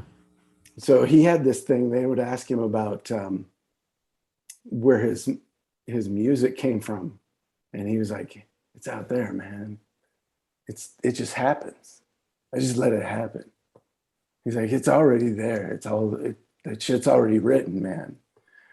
And he's like, they're like, what the hell are you talking about? And like, I remember thinking as a kid learning this in like a jazz theory class or something, that he sounded like obviously a heroin addict, right? And now, like, I'm like, oh, right, exactly. That's where it is. That's where it happens. And we're just conduits for this shit. And his big thing was talking about that jazz is not the notes of jazz. It's the spaces between the notes. Like you look for God in those spaces, man. I love it. I love it. Love that. Love Yeah. that. That's it. Sounded like a heroin addict to me. Isn't that too bad that people have these like Yeah. absolutely true revelations while being in that state, and people are like, "Ugh, they're on that drug. Can't be true." Yeah, and we dismiss all of it. You know, it's Mhm. like the schizophrenics in the hospital. I spent a week with them, and they are pretty brilliant people. Like there is some magic going on, like some spiritual, maybe magic, spiritual shit happening with those people. Like, and you feel it when you're around them and they're interacting with this person that you don't see. That person's probably there. Yeah. Whether it's their imagination or their intention, like creating like this tulpa of error or whatever that they're interacting with, that's why it's palpable. I'm not sure. Like that could be a thing, but whatever is happening is happening. Yeah, I had that experience talking to a bunch of the homeless people downtown. It was wild. Like, I would say definitely do that sometime, but also just be really careful about that. Yeah, for sure. Because it is real. And some of them, you know, I imagine that a few of them don't know what to do with any of that. They know they're the conduit. They're just going to keep putting it all out. So, you know, to the average person, you're like, oh, they're nuts. It's like, actually, everything they're doing right now is really in sync with what's going on. But it can be a big sink trap if you're not careful, because those people, you know, some of those people do have legitimate spiritual giftings and they don't know how. And it's chaos. Either they know what they're doing or they don't. Yeah. And it's chaos either way. Yeah. Total chaos. I got a quick little tidbit here that you're gonna hate. It's about this book called Blue Like Jazz. You know that movie? Yeah. It's the second book by Donald Miller, semi-autobiographical, subtitled "Non-Religious Thoughts on Christian Spirituality." They made a movie version directed by Steve Taylor. Wrote a song called "Am I in Sync?" God. Oh my God. Always comes back to the Christian music for 80s Christian music for you. Oh my God. You did it. You pulled this out of, you made this happen, Alan. And now I'm angry. There's a Cell Dweller version of "Am I in Sync?" which hits a little harder. So maybe start with that version. I shared it in our special music group, our secret, super secret music group chat. I'm constantly trying to derail that thing. I'm constantly like, here's actual real good music, guys. Stop putting DC Talk up. What do you have against DC Talk? Oh my God. So the point of this private chat to drive people crazy, and the second point is to discuss music that is spiritual, but maybe non-religious, but mostly nostalgic. So there's this idea that you have a certain period in your life when you're imprinted with your musical tastes, sure. And then if you're listening to religious music, or specifically contemporary Christian music or Christian music, and this will be a question to Buffalo and Legs, what's your favorite Christian band? I was waiting for it. Like, I want to know. Right, because you mentioned, Oh my goodness. You mentioned a religious upbringing. Were you in a home where you were only allowed to listen to approved music? I am very familiar with DC Talk. I am also familiar with Jars of Clay. Yeah. Crystal Lewis. Oh yeah. People get ready, Jesus is coming soon. Going home. Yeah. I'm gonna mute myself. Oh, please continue though. Yeah, no, oh my gosh, I'm gonna have to look some of these other, but those three probably were pretty heavy in my household. Jesus Freak, number one. I grew up Mormon, so we didn't really listen to Christian music, and I'm not familiar with Mormon music, if that's a thing. And I wasn't told to not listen to anything, so I listened to pretty much whatever my family listened to and my friends, and a lot of classic rock, a lot of Mexican banda music because my mom's from Mexico. So every morning, at least on a Saturday morning, it'd be super early, nothing going on, and then all of a sudden, and it would just, I just got used to it. Dude, I'm in Tucson. I hear that every day. Yeah, Yeah, we hear it every Sunday from our neighbors because we live in a Hispanic area. So Oh, right on. yeah. But no, I don't know anything about Christian bands. I think I've played DC Talk for you a few times, and you were like, "What?" Yeah, I was like, What is I was like, "What is this?" I don't know. So what's your favorite norteño music? What's your favorite norteño band? I don't know if I have I don't even know if I know norteño enough to know the bands. What's funny is today I had a Pepe Aguilar song stuck in my head. I forgot which song it was. It was, oh God, I'm gonna have to look it up. It Por Mujeres Como Tú. My mom would play this song all the time, and for some reason I got the earworm this morning. I was like, I'm gonna listen to Mexican music today, and boom, I had to play it like right after breakfast. I had to play it. I had to get it out of my head, and now that I've heard it, I feel better. It's and I don't know why. I feel like that's never gonna be something I shake out of my personality. It got ingrained in me from my parents, my mom at least. You know, I have a great cure for earworms. What's your cure? I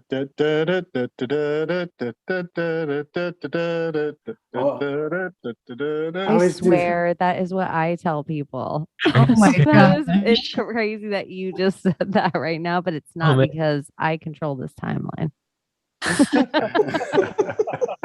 Chaney is the magician here. She controls us. Wow. That's a good song, though. And I think there was a movie called Tom's Diner that Alec Baldwin was in. I'm just kidding about that part. My head's gonna explode right now. But awesome. We're gonna request a fact check on that. What is that statement? Alec Baldwin in a Tom's Diner? Was it an off-Broadway production? We need to find a playbill. Let's find out what he's been up to. I did think this was interesting, though. I had to look it up. It's Murmansk on a Soviet base in the Arctic Circle was where that woman grew up who Alec Baldwin shot, surrounded by nuclear submarines. Meanwhile, Alec Baldwin starred in the film The Hunt for Red October, wherein he helps hunt down a Russian nuclear submarine that was originally docked in Murmansk on a Soviet base in the Arctic Circle. So I thought that was like... Wow. Fun. I had made the connection that her name is H. Those are her initials, which is 8 and 8. And I don't know if that's going to get us kicked off of any platforms or not. Well, didn't we just 88 something else for the flux capacitor? Weren't we just saying you had to drive that fast to make the DeLorean go? Oh, yeah. Right, but you can't connect it to HH because that's a different level of evil. Yeah.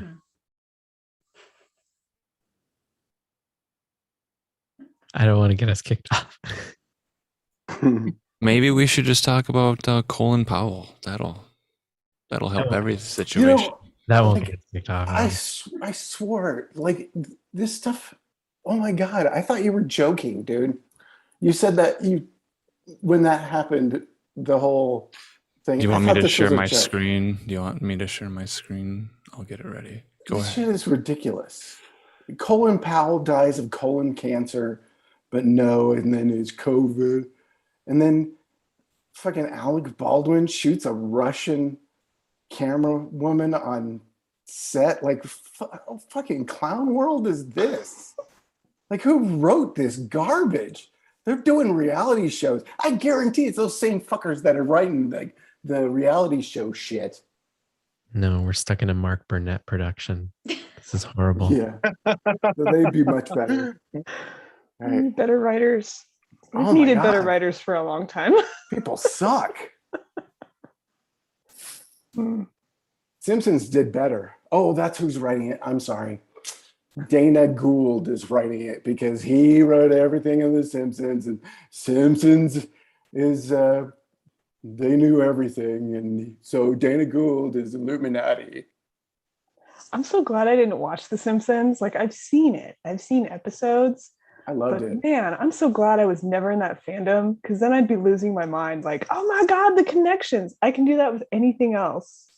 Like, literally anything else.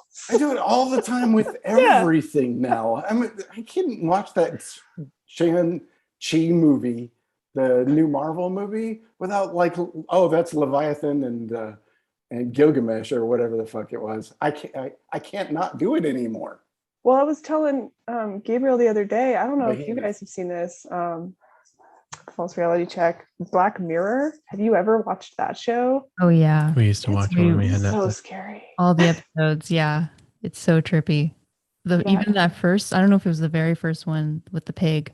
Yeah, That really set the tone right there. I was just like, okay, this is how this show's gonna go. I was actually really amped after that. Like we were like, I was like, this is how this show's gonna go. This whole show's gonna be fantastic. They make a politician. Oh, right. Yeah, that's right. I forgot about that.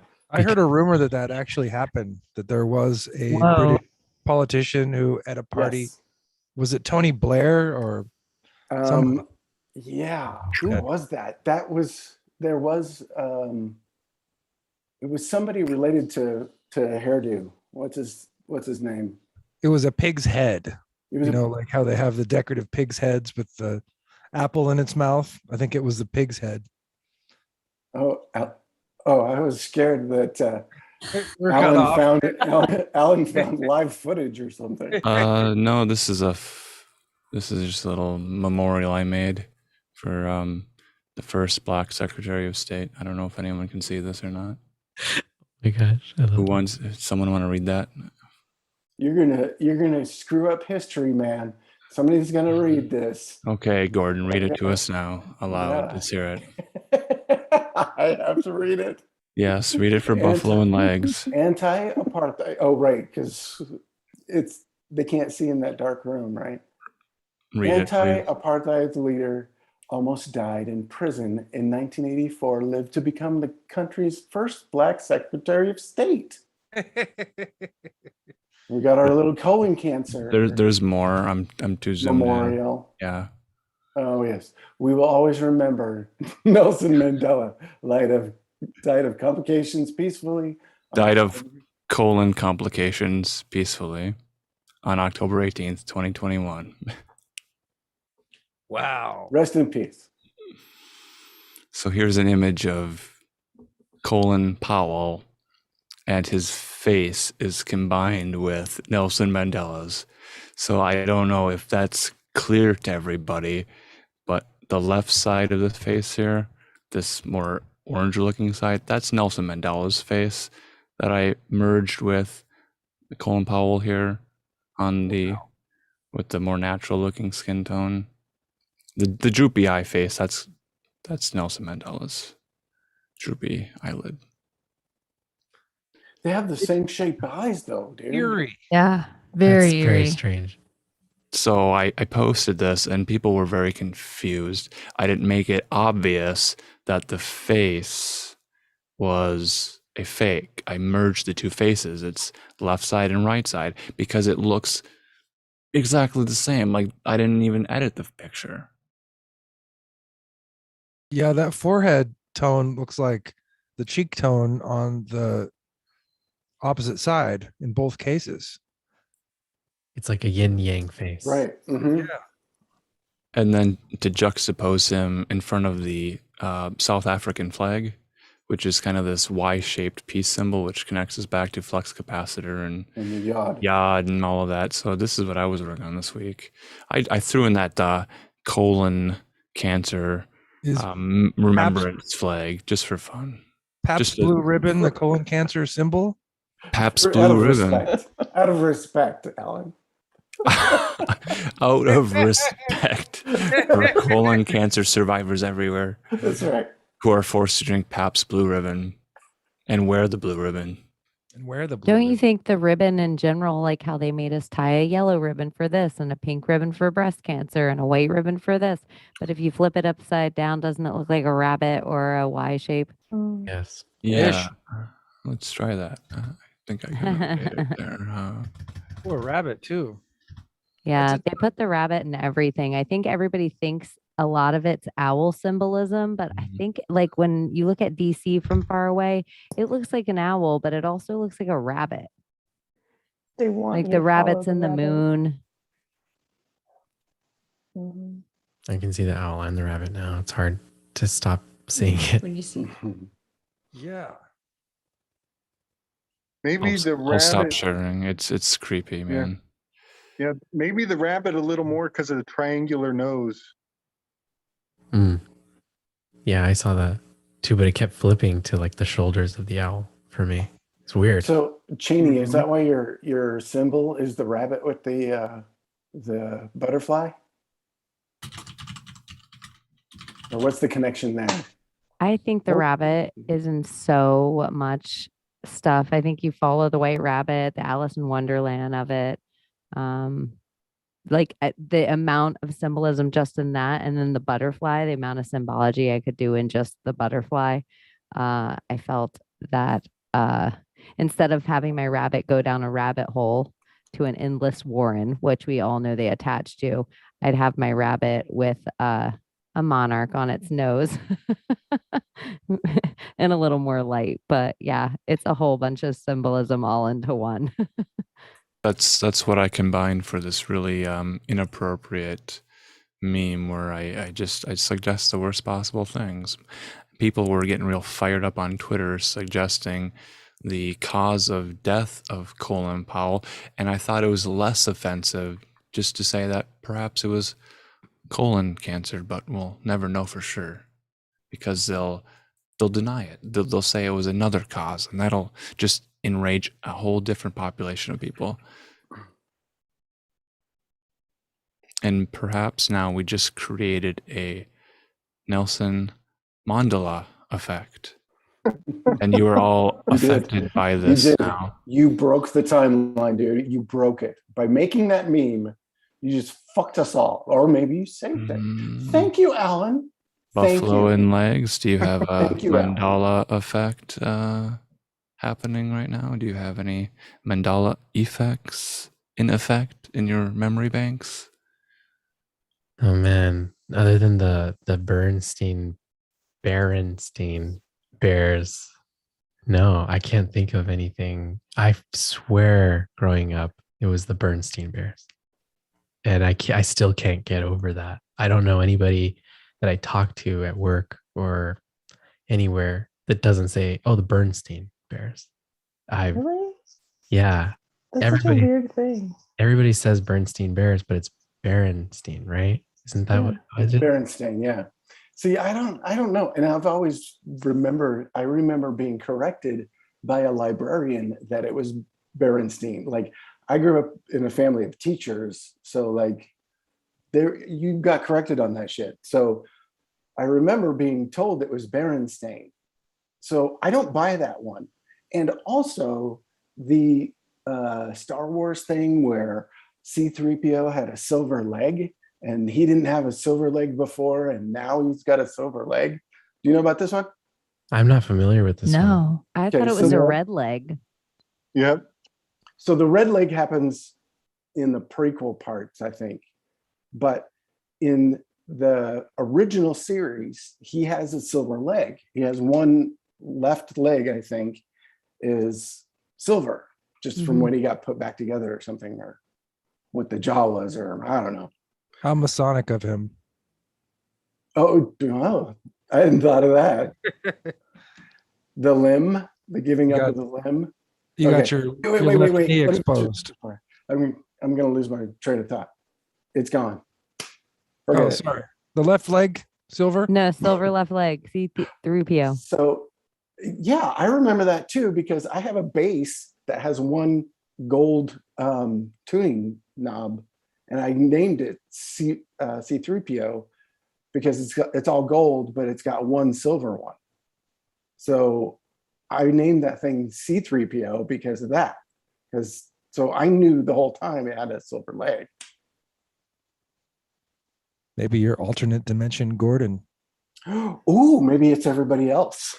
I'm the only one that has the correct timeline. Maybe. Welcome, losers. From the Don't bizarre. have to gloat about it.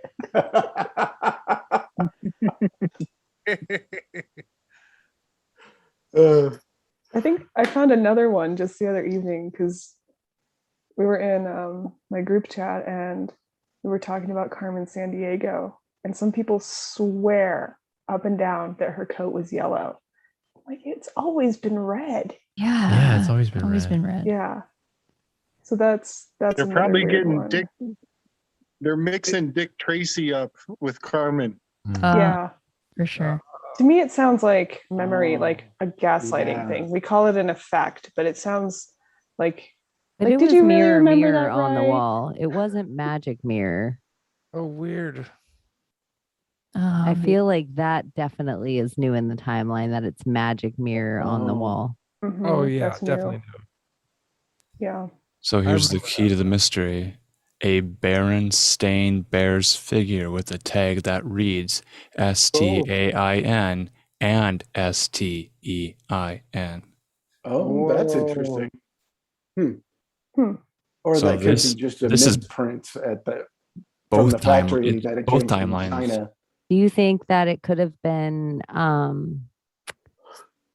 they were nervous that it sounded too Jewish, and so they tried to make it sound more kiddie and made it like Berenstain instead of Steen at a certain time because, you know, That could be. it's been hot anti-Semitic stuff here and there in the world. That's a That good definitely theory. could be. Well, and even a few years ago, a lot of the astrology communities were bringing up timeline convergence. So we're noticing all these different things, and all these timelines are coming together, and we're trying to figure out what's the right timeline. And really, I think it's just about deciding what the next timeline is, you know, having to choose what the truth is, because everybody is on their own, in their own dimension, really, in a sense, right? Mhm. Gordy probably is on the right timeline. We're gonna hijack your time. No, please do not take that one. Do not. No, I'm glad the conversation went here though, because Gabe, come back, please. Yeah. I want you to tell us about the time wars that you're referring to. There are time, Oh man. y'all. I'm like, you best expound, my friend. Okay. So first of all, I want to get this in the record. Nelson Mandela was born in 1918, and so was Leonard Bernstein, who is a composer. Just a random fact I came across in some of my research a while back, and I had to find that first name. It just is just a random hanging chad. Had to get that out of the way. So the time wars. Somebody has posited a theory that so Nietzsche says that God is dead. We all killed him, and all the water in the world couldn't absolve us of the sins. So the theory is that they are trying to make a new God, and the new God will be time. And we have much evidence that indicates that Kronos was a god, and he is the god of time. That death is the universal truth, as is birth. And so there's a lot of substance to this. You know, Jesus was a baby So there's your birthing is divine. And then he is killed on the cross. So there's divinity in that. And we markate time based on his alleged life, which whether that's historical or not doesn't matter. That is how we count time, is based on that divine concept. And so in order to create a new God, we must generate a new construct to measure time by. And so the concept of time wars is very profound, because the theory would be, for one, imagine a culture like an Aboriginal culture that observes a completely flip-flopped calendar where summer is actually winter and winter is actually summer, and how hubristic it is to impose the colonial calendar onto their life, and expect the trade practices to conform. Things like that are essentially an imposition of a god into places where that god has no cultural foundation, where that god would be lying to them to say, oh, now it's summertime, telling them it's summer when it's actually winter, pissing on them and telling them that it's raining. So there's a lot to say about the concept of God, divinity being founded in the construct of time that is accepted. So another idea here is that a new God would have to start in the underground, would have to be, would start small and would ease its way into the construct. And so you would be, one thing you could do is you could reincarnate or reanimate forgotten holidays. And even, okay, so one of the theories that I put forward in my videos is that there was an old time system called the Roman Fasti calendar. And it's very fascinating. It consists of 8-day weeks stretched into 5-week months. And those months essentially formulate a 40-day month. And then you do the math with that, and you end up with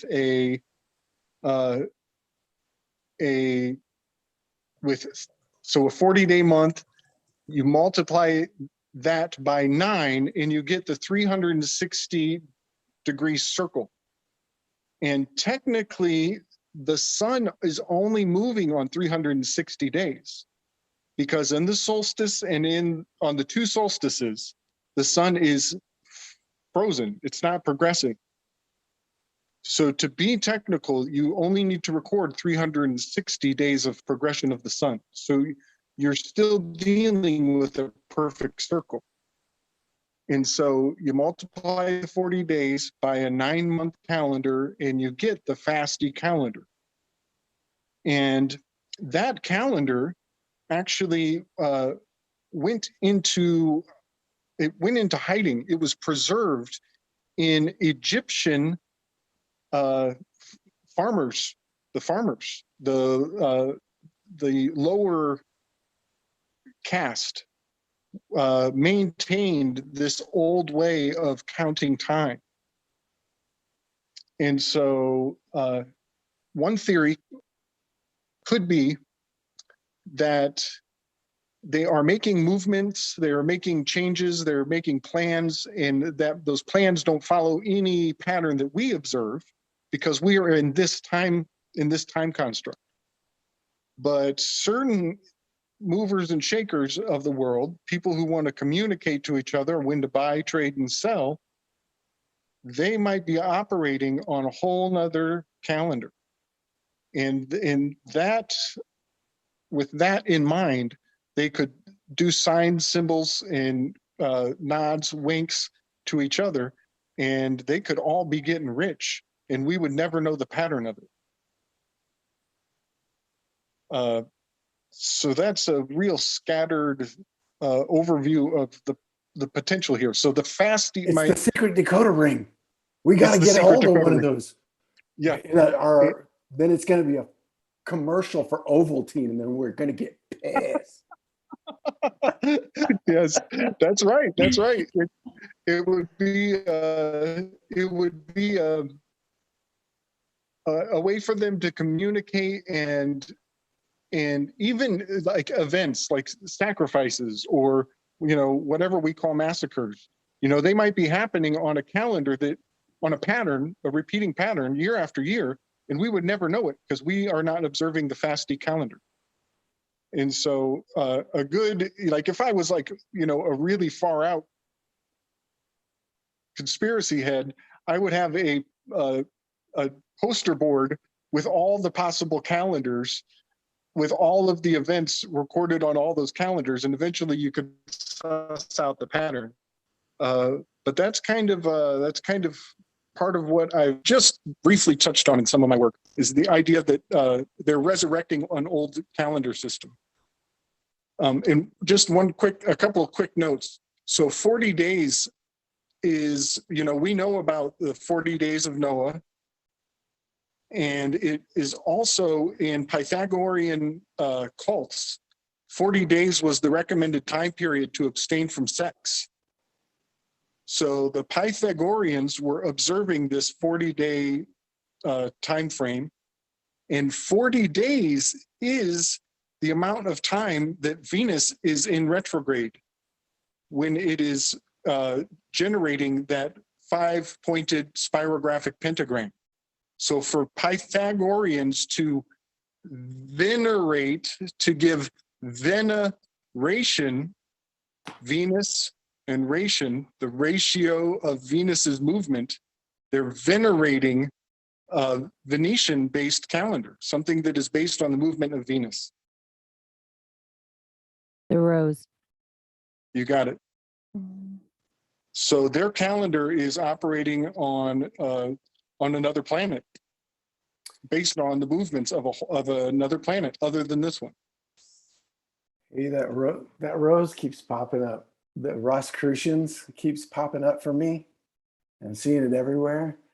I just, who was it? You, Chaney, or maybe it was Kara I was listening to that was talking about the Rosicrucians and trying to figure out who the hell they were, because I found this stash of books in my garage that was my father-in-law's, and there are all these weird mystic books and stuff like this, and like first pressings of like the art and practice of astral travel, and with like psychic cards and stuff in them.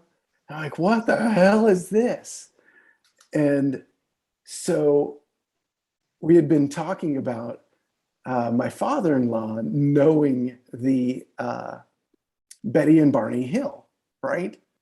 That he had told me this, that he knew them, that they were neighbors, right? And that was awesome. That they would have dinner and stuff like this, and my wife's like, "Oh right, I remember that dude holding me," because it was like the only mixed race couple that anybody ever knew, right? So it made an imprint on her when she was really little because he was holding her. So after talking about that, my wife was like, "Oh right, they were in the Rosicrucians together." Betty and Barney Hill? Yeah. Whatever the fuck that means. Talk about synchro or whatever. Like fucking shaking dice and shit. So I got a crazy translation for Rosicrucians. And this is on the authority of a fellow who's Russian, actually, Kapalicious. I don't see him in here tonight, but so Kappa and I were rapping a while back, and we're thinking that Rosicrucians is not so subtly encoding Russian Etruscans. And I don't trust those Etruscans whatsoever for good reason. So there's a cultural overlay with the royal houses and the history of Russia and the Etruscans. It goes way back. But I just want to put all of this out in one spiel real quick. So we all know that mask, the word person means mask in Etruscan. Etruscans and some of their high magics, they are known for reading the entrails of the sacrifices. Oh, right. Yeah, I remember. And yes, and so you can even think of, so the body of Caesar, when Caesar was killed, they were, I believe, this goes to all kinds of other sources, but they were reading his blood in the shape of his body when he fell. And even the shape that the body takes when it touches the ground is used for a reading. And now I'm gonna fucking blow everybody's brain wide open, and I'm gonna green speak the phrase Central Intelligence Agency. Green speak translation of Central Intelligence Agency is see the entrails and tell a Jin's agency.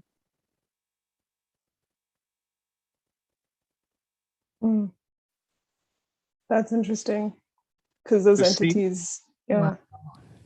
Tell your wife, tell your kids, or hide your wife, hide your kids, tell a gin. Get your goats, get your chickens. They have to tell you before they take you, so that's your warning. Unbelievable. See entrails and tell a Jin's agency. Buffalo's like, I feel nauseous. I'm like, Oh my God. there's so many layers to this onion. Scared. Let's I cry. I can't cry anymore. wow. Let's give it a sniff test and determine what is the scent of the podcast right now. Wait, what was it? Oatmeal Was it pumpkin spice? Wait, no, it was oatmeal and chocolate chip. it was oatmeal chocolate chip. Yeah, thank you. But they took away the raisins and they put the chocolate chips in there. You made it better. And turmeric for some reason. Would you eat a cookie that has like Skittles inside of it? Oh, definitely. No. Legs is like, Probably not. I've heard freeze dried Skittles are fantastic, but I've never tried them. We draw the line somewhere, and it's Skittles replacing M&Ms and recipes. Now, that's a joke to play on someone, man. Oh, that's a really fucked up joke to play. Halloween the candy. ideas. Oh my God. What if they're those sour Skittles? Wouldn't that be great? Oh, Oy. those are good though. I do But eat in a chocolate chip batter, baked for 10 minutes on a flat steel sheet at what, 325 or 350? Butter, no butter. How much butter do you put in your Oh my batter? You gotta do double butter. That's the only way to do cookies properly. Sticks. Dude, double is not enough. Mm. Dude, butter and everything. Get those good. Go buy the big old blocks of grass-fed butter, man, and use it on everything. Like I start everything with shit tons of butter. It's great. It's good for your head. Brain fat. Brain fat. You need that stuff. Like even if you're cooking spinach, put shit tons of butter, man, and Himalayan salt. Like just because it freaking tastes better. For God's sake, iodized salt is garbage. Why are we eating garbage? Oh, it's terrible. Yeah. Like, and not to mention, like it's poisoning our system. We don't need that shit anymore. You're not a DeLorean. Don't never eat did. garbage. That's Thank you, Alan, for bringing it around. I appreciate that. I'm always on the lookout for those hanging chads in chat and elsewhere. Where is the conversation needing to go and elaborate further? Did we discuss Colin Powell enough? Does everyone? Oh, right. Sorry. Are we having a colon blockage? I had a colon infection and it was very painful at some point.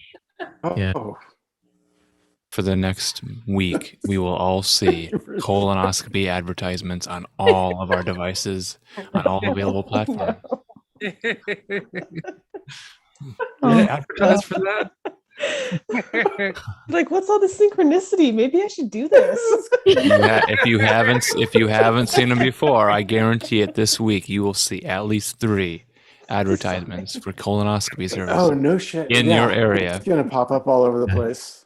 Yeah. Say it again. Colonoscopy. Colonoscopy. Colonoscopy. What's the Maybe green it's a language profile. breakdown on that word, Gabe? Oh, shit. Colonoscopy. Colonoscopy. Colon Power. Colon Power. Colon Powell. You racist. You just casted us. Racist. Do no nails, honey. Wait, were we saying that? Well, here's the thing. I just want to put it out there. His name is spelled Colin, Colin, and he insists everyone calls him Colin. What's the deal with that? I think if you're a guy and your name's Colin and you want to go by Colin, you're probably an asshole the same way guys that are named Richard want to be called Dick. Like they're Yes. dicks. So I feel like it's like when somebody shows you who they are, you should just say, okay, asshole. Yeah. Whatever you say. Richard I know Cullen. it's such a weird thing. Can you imagine if you're like, hi, my name's Priscilla. You can call me pussy. Like, what? That has nothing to do with anything. Why do we call Richard's dick? It's such a weird, it's like, that's grooming. Like, no, sir, I'm going to call you Ricky. How about that?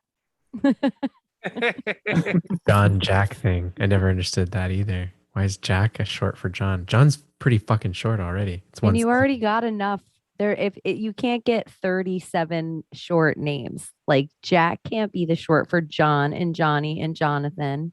You can't have it all. You got to put the stop on this colon. What is Colin Powell's middle name, and is it Cleanse? I don't know. Fisher. Is it Fisher? Show me the birth certificate. Hey, Alan, I can bring this conversation back to Birth certificates. no, your favorite. We're talking about birth certificates now.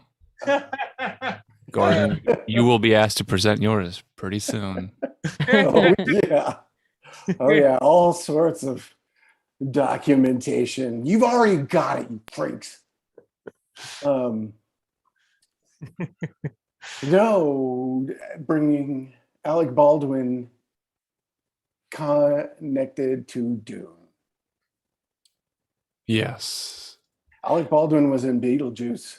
Yes. A big Yes. part of that was the sandworm. With the sandworm. Oh, Yes. fuck. Yes. I don't know. It means nothing. So are There's your sandworms connection. from Mars in Beetlejuice? You say I've seen you've been to Mars? Saturn, Saturn. which would link it back to Kronos and time, which we were talking about earlier about them trying to create their own god. It's the book for the recently Oh, yeah. deceased. I think also wasn't Alec Baldwin in like Thomas the Train or something like that, and it doesn't that link to the Berenstein Bear somehow? What? He was some kind of like conductor or something in some kid thing that is in that realm for sure. But somebody has to look it up. I wish there was a young Jamie. Think about Tom Hanks was in the Polar Express in multiple Yes. CGI parts. Don't open the Tom Hanks can of worms. Don't do this. Don't do this. Get on those trains. Alec Baldwin Dude. was in Thomas the Magic Railroad 2000 as Okay. Mr. Conductor. Oh, Good Actually, call. that's all I want to do is hear Chaney go on about Tom Hanks and how this pedophile's getting The other weird synchronicity I I will love say that. today that is that I would have linked when you were talking about Colin Powell. I would have said, speaking of rosebuds, the pattern of Venus around Earth makes the 5-petal rosebud, which is also the pentagram. But it's crazy because 8 years on Earth is said to be 13 years on Venus. So there's the 8 and the 13 again, which if we want to go to like their weird shit, they always do everything on the 13th. Everything's always the pentagram. The Baphomet upside down is the pentagram. Yeah, there must be something really heavy in Venus. It's in retrograde right now. I think it's supposed to end what, on the 30th or 31st? When's Venus retrograde end? Or did it just start yesterday? But I don't.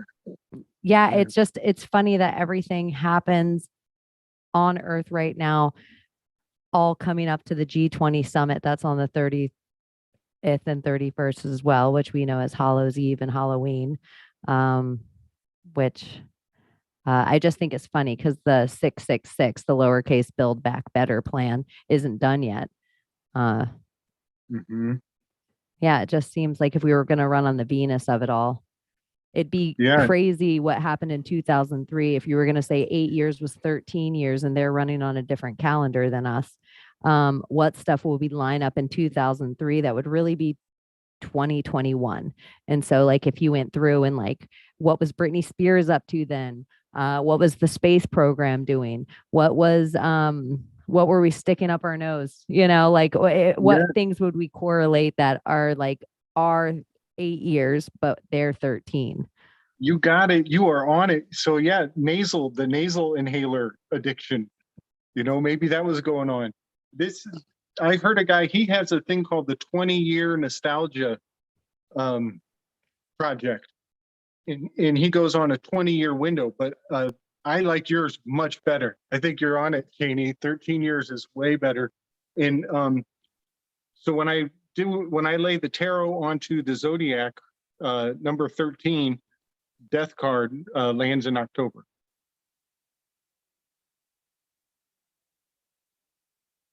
Uh, 31st is a 1-3 in reverse. 11/1 is also the day that Biden has set that every company with over 100 employees is mandated to give the vaccine, or else, you know, because he can't run the dictatorship, but every company can for him. So that's just interesting that falling out of it, it was all supposed to be done going into the G20, and then he's supposed to come back to America and all companies over 100, which were supposed to be the only companies left. No small businesses were supposed to survive this. So it's just funny that it doesn't seem like a majority of people are complying. I wonder if he's going to get taken out while he's traveling. A killing of the king. Something just tells me he's best served to vax himself to death. It's best served because the world's watching him getting vaxxed every day. So it makes people like, oh shit, because Colin Powell, like all these, we've seen all these other famous people of recent pass away that all have had COVID complications. But there's something about like the number 47 of it all. Kamala Harris has to evoke the 25th. It has to happen. Yeah. And there's just something so perfectly Cedius and this whole Brahmin, like the Colin Powell, the Huma Abedin, the Kamala Harris, this fake African American, this fake Black person that's been running our country for however long. I think it's perfect that she's the 47th president after, just for the chaos number of 47. It's the most random number there is. So it just seems, for the most random of it all, let's bring in Kamala Harris, literally somebody nobody wanted. Yeah, it's 47 is the atomic number for silver. And so it's a moon pillar. It's that dark side. Yeah. Well, silver is the most conductive metal. Yes. So it should be the most Uh, expensive so metal because conductivity should be all that matters. And that's why it everything's should, called currency. And that's why they're trying to force everyone to put their processor speed into dead energy cryptocurrency. That's the one world currency they're trying to convince everyone to do. And I believe if Joe Biden's plan was all working, it wasn't just his, it was Trudeau, it was the one world, it was the new world order we've all been talking about. They were going to like pacify everyone with this. Here's some Bitcoin, or here's some TMZ, or here's some NWO coin, or whatever coin they were going to call it. And they would hand it to everyone and we would be like, yay, look at all the money we have. And now all of our money is on the same thing that everyone's talking about, the grid, the grid, the grid, but no problem putting your wallet on it. Like no problem at all. And everyone's like, well, what's the difference of, currency, dollars and change and cryptocurrency? Everything. It's real currency in your hand. It's tangible currency. And you know what's even better than that? Gold and silver. Like we should go backward, not forward. Like we should have the metal that runs the wire in your phone, not your phone be the wallet for what you hope is there one day. It doesn't make any sense. So Eris Yeah, is the I got to group step in here. I got Yeah. a question. What is the phrase, time is money? We are looking at the clock and we don't want to kill this vibe, but it's been 2.5 hours. And for Buffalo and Legs, we want to ask, are you ready for an intermission? Do you need a little break? We can play some theme music, maybe some circus music or mariachi music. Or are you going to go 6 hours with us in a marathon? It's Battle Royale. It's flowing real nice right now. It's flowing real well right now, but it's up to our guest, Buffalo and Legs. What do you think? Do we need an intermission? We're gonna break the show up in 2 parts now because I guarantee you, I'm going to be the first one out. I'm just really falling. Okay, so let's do it. Okay. No, I'm not. I'm ready. Okay, let's just go. I say we power through. Yeah, we can power through. I'm fine. With it. Do it. Do it. Okay, for those who do need to take an intermission, That took a lot out of me, so I'm going to do that. for those who didn't do their PSPs before the show, Yeah, I'll be right back. yeah, okay. So we'll have a sort of casual intermission. You guys can talk amongst yourselves. So I'm popping it in the chat. I'm going to put the link to the Greek god Eris. That's Goddess, Greek goddess. Yeah, right. Yeah, take notes of all your hanging chads and your thoughts, and we'll collect them and we'll all gather again. I want to ask you about redheads. About redheads? Mhm. I'm still kind of learning about it, mostly from people who are redheads, which I guess is probably the best. It's the But- biggest minority on the planet. Yeah. Yeah. True green eyes are the biggest. Redheads the second. And so there are redheads with green eyes. Redhead exists in every culture. And a really weird thing that, speaking of to be covered in gold, what does it mean to be covered in gold? Egyptians would do it with their dead. But you can find Mary Magdalene, supposedly, where they have her head inside like a gold, like weird bust. But all I've the heard of that. historical records of her say she was a redhead. And then there's a lot of witch stuff that I look up that the like most powerful, truest witches in cultures were redheads. So it's just very magical, the redheads. It really is. And They can't put them to people- sleep. No. They can't, like, they have a different pain threshold. So Mhm. interesting. I can, like, when you understand what people are capable of, I can see why entities would want to take those bloodlines out. I mean, they do it to us all the time. And they monitor that stuff and erase history and, and shame it. You don't want to be redhead. Oh, you're so ugly. And, all this stuff. It's Even wild. children are shamed by adults with red hair. Yeah. It's really one of the most picked on minorities, no matter where you're at on the planet. Mm-hmm. It's really crazy.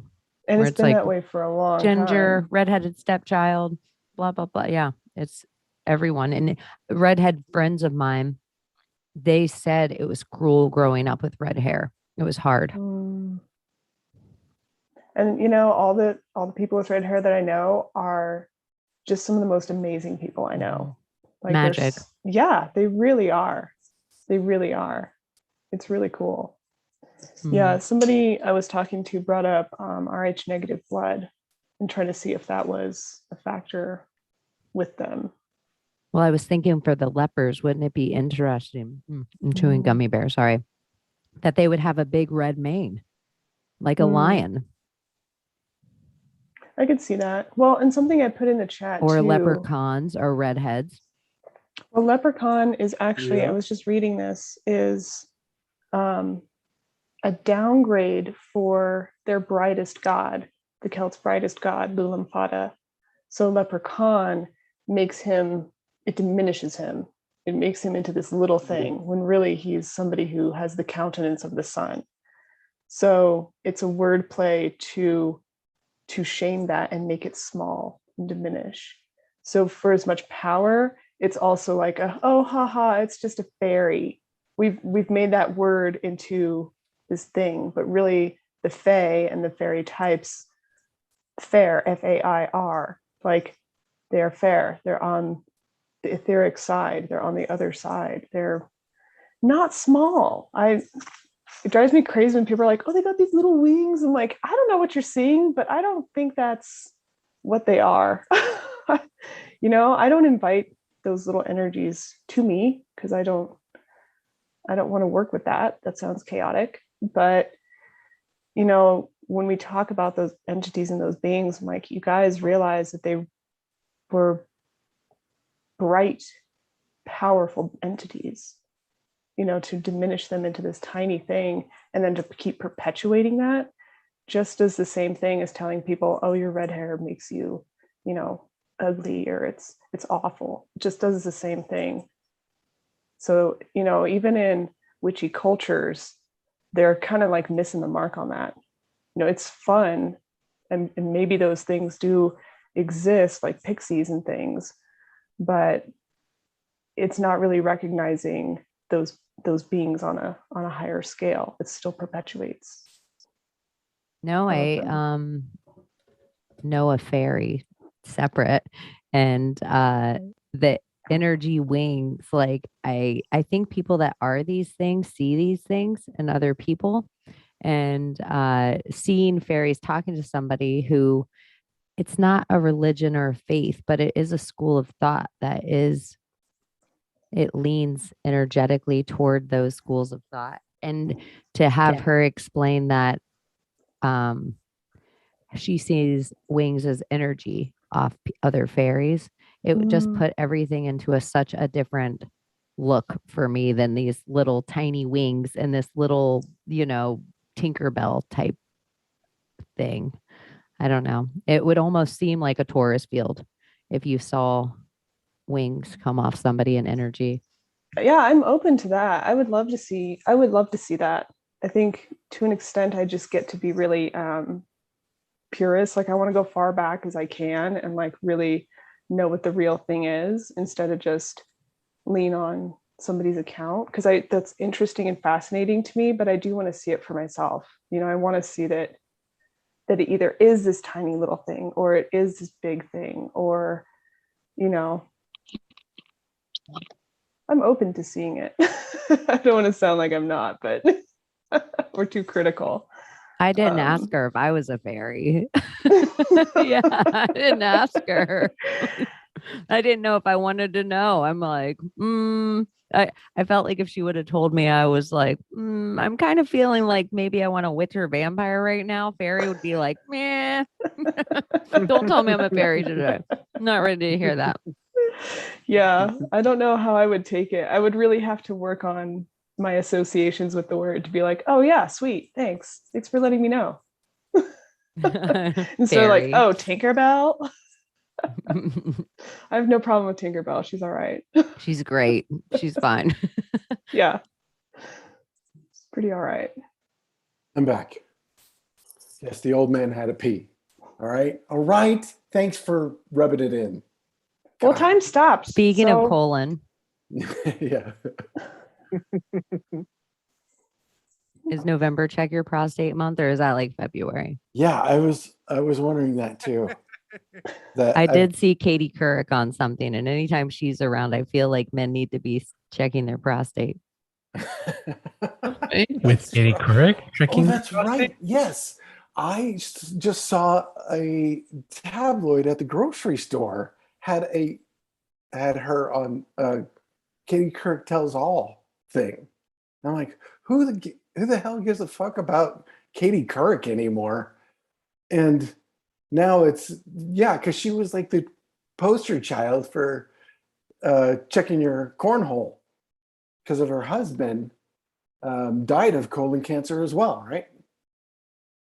Oh, I forgot about that. That's true. Yeah. And then, so then she came out on the Today Show every day and told every dude to check their colon, while every girl was getting not raped by Matt Lauer at the same time. But now, knowing what I know, I'm like, oh, Matt Lauer probably got rolled. Like, he probably is a good guy, because they only out what they want to out about the people they want to out it. That's why I think Alec Baldwin's shit out of luck or something, because any good publicist, look how long they buried Harvey Weinstein for decades. That's what publicists do. If they want you to know Britney shaved her head, you know about it. If they didn't want you to know that, you wouldn't have. Everybody has a price in Hollywood, so they bury what they need to bury. So the fact that this happened and we all found out about it, about Alec Baldwin, this quick, it's like, uh-oh. Messaging. Yeah. And he played Donald Trump on SNL. It's like, uh-oh. Oh. Shit, I forgot about that. That's right. And Trump's disappeared now from everything pretty much. So his usefulness is gone. I think he just had a rally like 2 days ago or something. Yeah. Trump? Yeah. He's doing stuff. My parents. I mean, he's no longer the scapegoat as far as on the news. It's seems like Biden, the tides have shifted, and he's out there standing with his hands on the invisible steering wheel. He's squeezing a poop out when he does that. Toddlers do it all the time. Whatever happened to Deborah Birx? She disappeared too. Oh, is that the CDC lady? Yeah. I haven't seen her in anything. She retired, I thought. Oh, interesting. Yeah, I think shortly, and Chaney, maybe you know more about this, but I thought that she was going to retire at the end of Trump's term, or she retired shortly after Trump had his election stolen. Yeah, I don't know. I don't know about Deborah Birx very much. I haven't heard about her in a while. Yeah, she just faded out. She faded out, Gabriel. I don't know where she went. She's probably in Hawaii with the Obamas having a good time. So I'd imagine kayaking on the beach. Mm-hmm. And by Hawaii, you mean Rwanda? Yes. I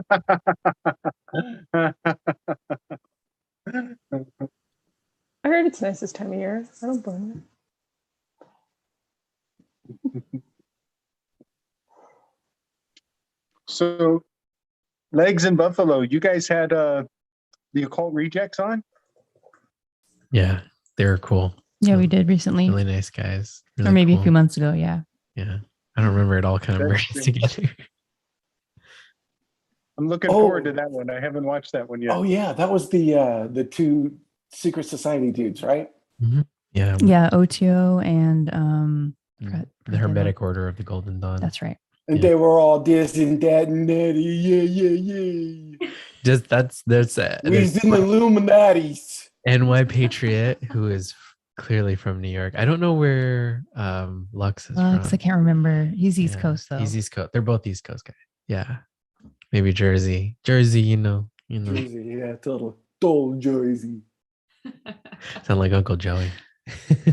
But yeah, it was really interesting to hear just the bit about what they went through and what was I forgot the cakes that they would The eat. light, the Spirit cakes. cakes of light, Cakes of Cakes light. of light. Yeah. like that feature a prominent ingredient called menstrual blood. That I don't think they knew that when they ate them, and they told us that.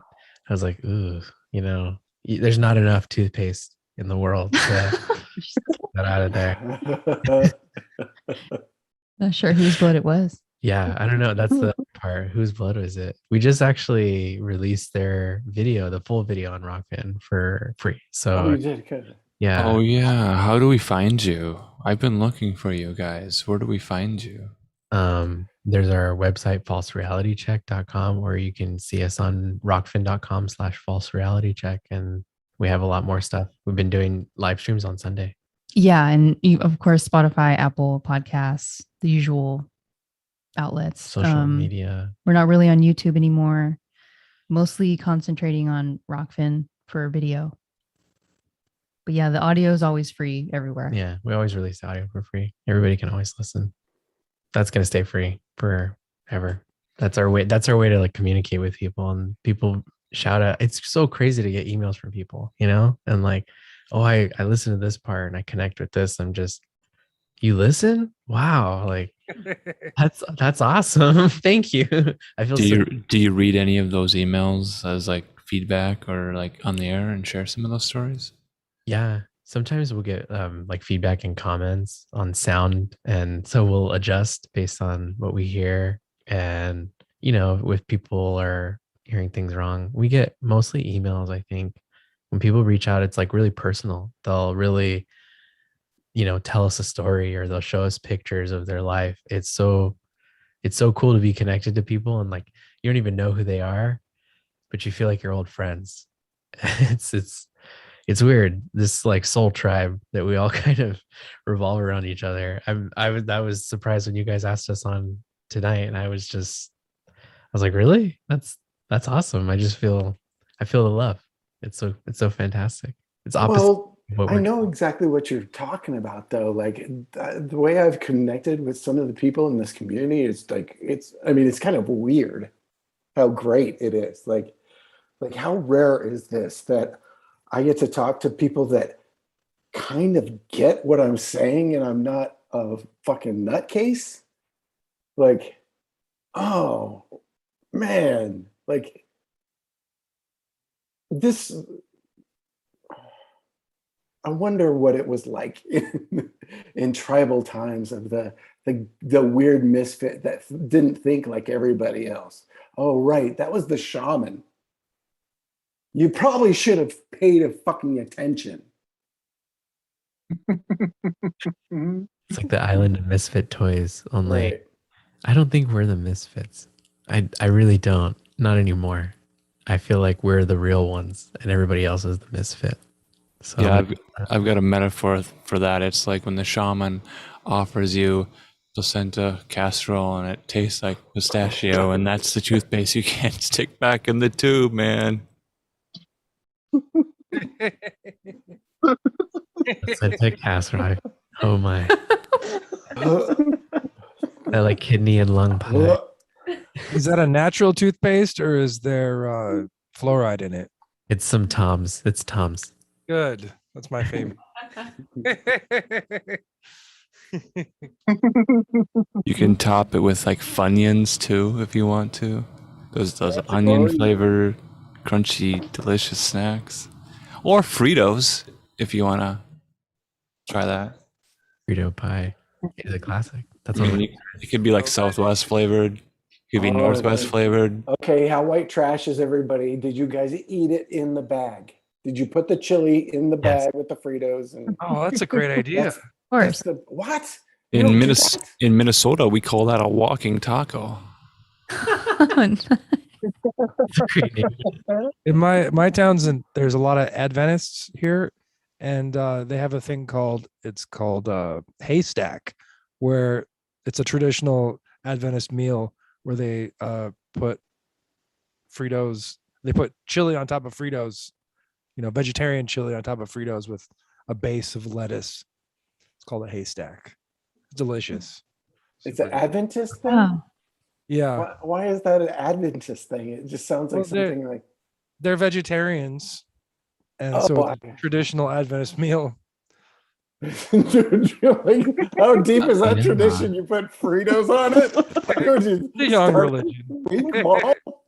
I am salivating, and it's not for any reason you would expect. Write the Adventist cookbook. Oh my gosh. Mormons have like weird random recipes like that too. Growing up in the church, making fruit punch out of Sprite because you're not allowed to have caffeine, and Yeah. raspberry sherbet. You would just put sherbet in there. Mhm. It actually tastes pretty good. it's really good. Really awesome. good. Yeah. I've had that. It is good. Yeah. What's that Jello? That Jello one that they make too. It's like with Jello mix, but they use cottage cheese. So it's like a strawberry Jello mix with cottage cheese, and they'll throw like blueberries or grapes in it or something. It's interesting. It's interesting. What? It's really So freaking this is good. that weird garbage that my grandmother tried to make me eat on Easter. No way. No, you're wrong. That stuff is garbage. My grandma used to bring all those weird ass 70s Jello mold things with fruit and pickles. Like, what is she doing? Like, what were we doing in the 60s and 70s? We eat Whatever we want, man. with There's no limits here. celery. Insane. Pants that are tight and also loose. Plants are tight. We're finally getting to the moon. We got white disco boots, man. Well, I folks, love. I have to say we're really getting to the meat of the subject tonight, and it's It's time. it's delicious. We're sharing these recipes for joy with each other right now, and corn in casseroles, such as macaroni hot dish, is perfectly acceptable. No, it's not. We It do is not, not, shame. Alan. I It's- feel sorry for you. Okay, the question then becomes, Wrong. is it more acceptable if it's creamed corn from a can? No, dude, stop it. Stop it. This is getting really heated. This is not good for I your almost have soul. to try it. I'm open to trying it. That doesn't sound too bad. I do. I'm just gonna go Yeah. get it right now. Well, I just have to say, you are all a bunch of limp biscuits Ah, for not trying my recipe. Chocolate starfish. Hot dog So, flavored water. so there's a question in the chat. Krista's asking if Buffalo can explain to us, or if he's ever experienced soaking with the Mormon Church. What is soaking? Soaking. Is that the baptismal thing? Is that are you referring to the baptismal? Like taking baptism? Because I've never heard it referred to as that way. If that's the case, Yeah. yes, I have been. I was baptized when I was Okay. 8.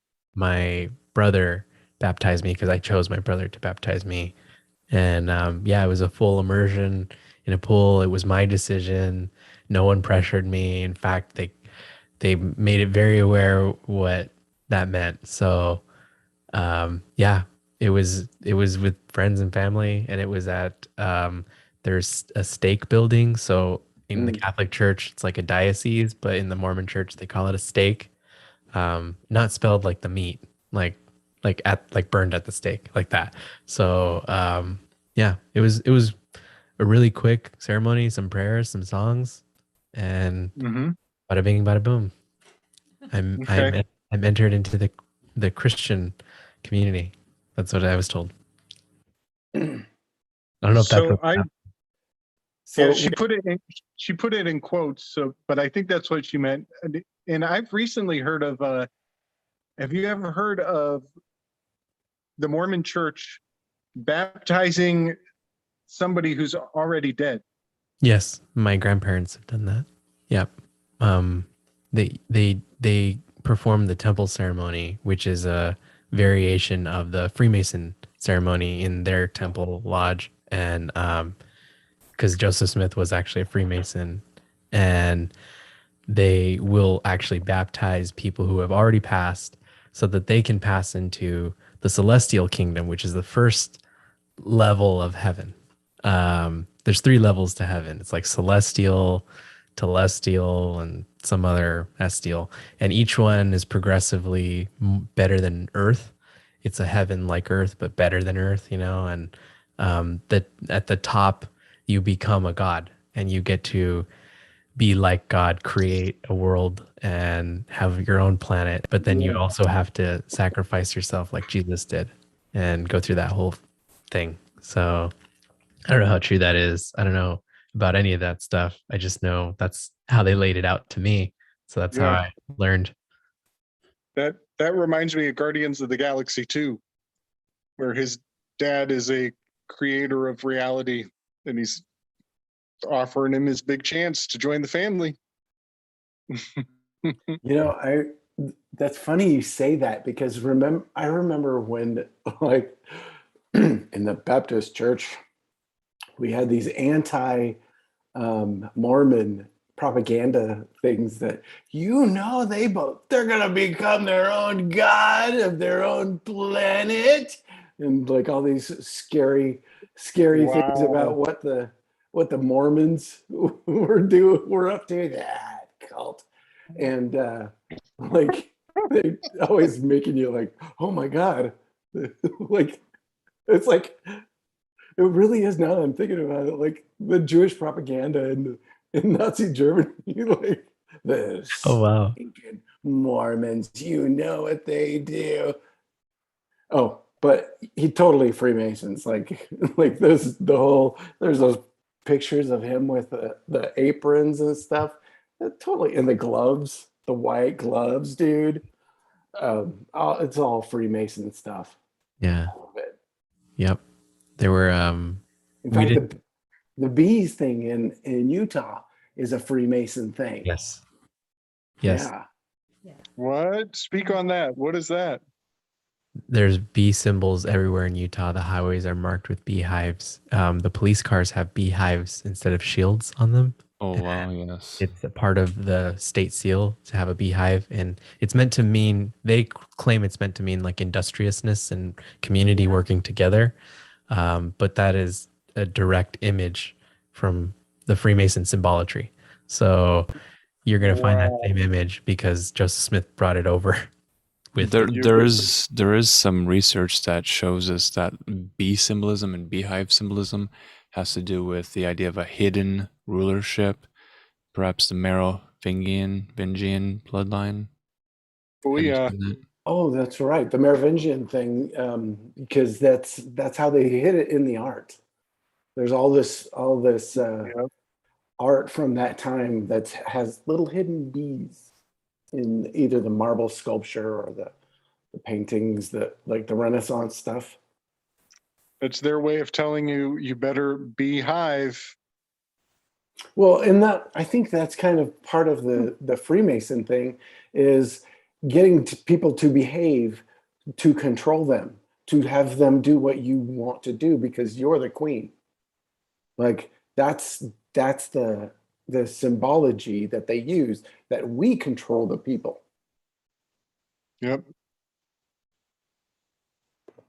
Yeah. That's why Joseph Smith would just love that shit. Yeah. The church is still very controlling of its lay people. Like I think the church itself is heavily involved in investment for pharmaceutical big pharma companies. And so the prophet had a vision that when the vaccine became available, everyone should get it. And it's not the same prophet that had a vision and decided to let black people in the church. That was a different prophet, but that prophet woke up to a different vision because there was one time when black people were not allowed to be Mormons. It wasn't when I was younger. That never happened. But prior to me being born, it was that if you were black, you weren't invited into the church. And then one prophet one day, because there's always one prophet that runs a church, it's like a pope, and he had a vision, and God said, we should let the black people in. But here's the thing. every Mormon receives a prophecy from their bishop, their local bishop. They receive a prophecy. My grandmother's prophecy was that she would live to see the second coming of Jesus. That didn't happen. And they receive their designation, like what tribe of Israel or what group they belong to from like historical biblical past. And dark-skinned people are always told they have the mark of Cain. I don't know what Fuck that means. that's crazy. Yeah, my That's intense. uncle is he is from Tonga, and my aunt married a Tongan man. All my cousins are mixed race, and they're always told they have the mark of Cain. It's I don't know what that means. Yeah, it's Damn. some weird. I don't know. I'm not sure. I never received one of those because we left the church when I was like 10 or 11. So Yeah. Hey, what do you think about this? Came up a while back, Gabe. What do you guys think about the worm thing, or the what was it? The white salamander? Oh yeah, the triple sting of the white salamander when Joseph Smith found the tablets. Yeah, That's yeah. secret. That's secret of secrets. Have you ever heard of that? Yeah. Have you guys? Do you Buffalo? guys know about this? that sounds familiar, Sounds but familiar. I don't know if I've heard of that. Yeah. So the way I learned about this is there's a documentary about a dude who scammed the Mormon church. About he made these fake texts and he got really good at he was like trading them or something, and he got really good at forging them and made this whole big mythology of that the Joseph Smith didn't get the tablets from an angel. He was given them to some talking white newt or white salamander. And so there's this crazy, and people are buying this up, and the Mormon church found out about it and paid him a shit ton to like keep that shit on the down low, like if that's real. And like people freak the fuck out, and like he was making millions. And That's one of the highest level of secrets is that they engage with elementals. yeah, well, what I was thinking while I'm watching this is like, that's probably the truth. That's probably the fucking truth, that some sort of fucking white salamander. And this whole documentary is a explanation of, oh, that story needs to get out there. Somebody's gonna find out that shit, so we need to, and so they arrest this dude, and he's the patsy for their weird ass bullshit mythology. Because it's way weirder than anybody can figure out. Like, we're finding that shit out all the time now, that the universe is way weirder than we ever thought. Way weirder. Like Colin Powell dying of colon cancer. Allegedly. And maybe that's my allegation, and maybe I do need to take personal responsibility for that. That's your fault, Alan. I don't know. Shame. I don't feel shame anymore. I have reached apotheosis. I am my own meme god. The creator of my own meme dream. I had this great interaction in the normie office this week, where somebody was talking about the Capitol. I'm like, oh yeah, the fucking Saturnian temple. Your assistant to the assistant manager? yeah, something like that, right? So I'm like, oh yeah, that's a total temple. It's a total religious relic thing. And they're like, what are you talking about? Like, the apotheosis of George Washington? Have you never heard of the dome, the art in the dome? Like, really? And they were like, yeah, I've been to Washington D.C. I don't remember that. Am I the only one that's like, we're not the only people that see this shit, right? Like, come on. I wonder that all the time. Say it once more, Gordon. The apotheosis of George Washington? Right, yeah. Oh yeah, you could probably pull up that. I've been The there. art It for freaked that. me out Oh, yeah. when I was a kid. I was like 17 when I went to Washington D.C. and saw the it's a marble sculpture. So well, it's a white marble carving of George Washington in sort of a Baphomet pose. He's got like his chest is so muscular it looks like breasts almost. He's got he's in the as above so below pose. I mean, it's also muscly memories on that man beast. Muscly memories, but also inside the dome of the Capitol building is also called the apotheosis of George Washington, and it's got 72 stars or 72 angels. I forget, 72 of them. It's pretty cool. Yeah. We're looking at it right now. We're looking at it right now. It's so Baphomet. Baphomet. Baphomet. Ooh la la. Isn't he wearing robes? He's all robed up. Yes. Chest exposed. You And he should share does that. have manly memories. Can you guys share that? Yeah, let me try. I'm always really So- bad at technology. No problem. It's technology sucks. Oh, speaking of where you're going to move to, I love technology almost as much as you see, always and forever.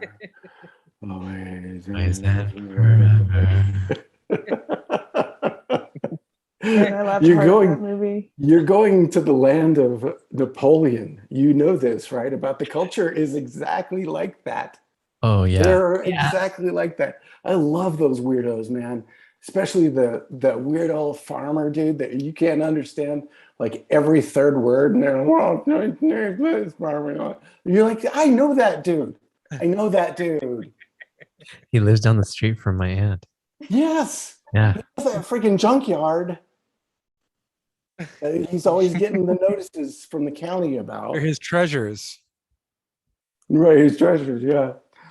Anyway, he's found some arrowheads over by. You do that really well. It's kind of scary. I tell you, I know these people. They're like my grandparents' neighbors. Oh man. Yeah, they filmed that in Preston, which is actually Yeah. going to be about an hour from where we're at.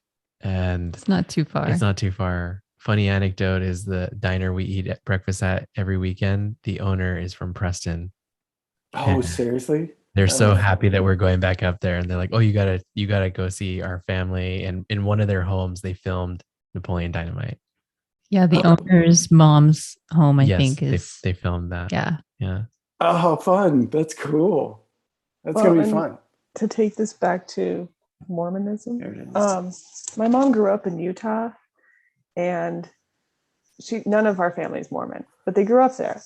So we watched Napoleon Dynamite, and she got all of his hidden like Utah Mormon references with all his t-shirts. She's like, oh my God. It just like blew her mind. It's kind of funny. Oh, my sister got mad. She hated it because I think because I it thought it was hit hysterical. too close to home. It's like one of the only people in the theater laughing. Everyone else was like, what is this? Same here. I love that thing. I think it's hilarious.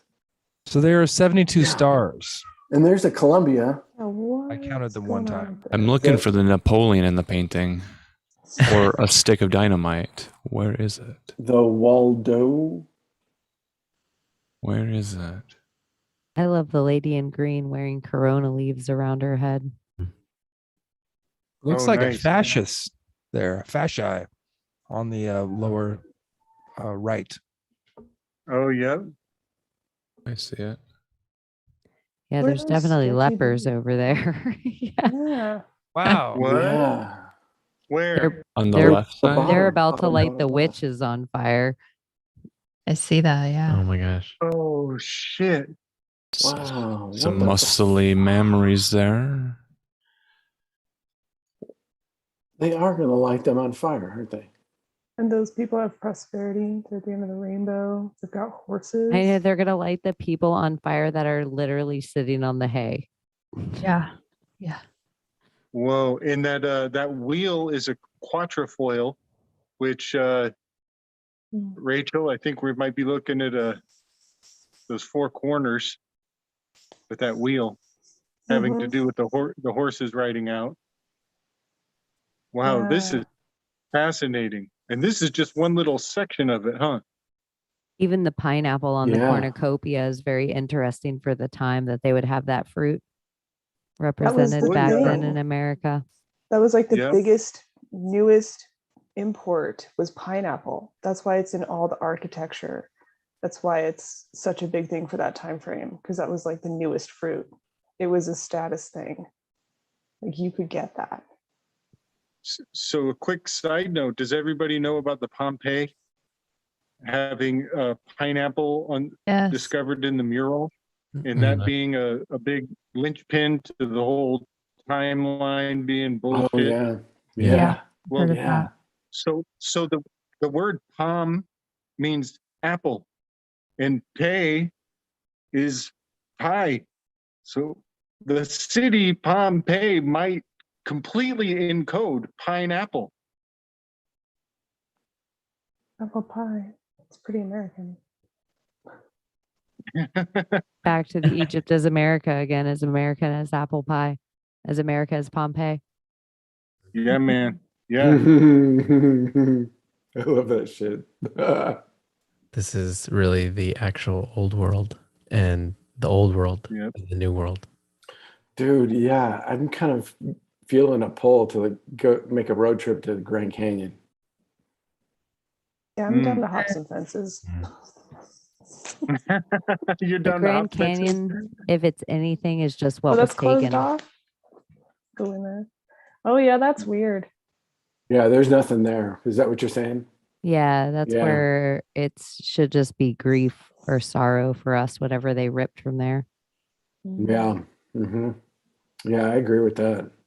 Look at lions on the side of both. It looks like lions and then actual skeleton hands that are holding up the lion's heads. If we wouldn't go back to the leper again.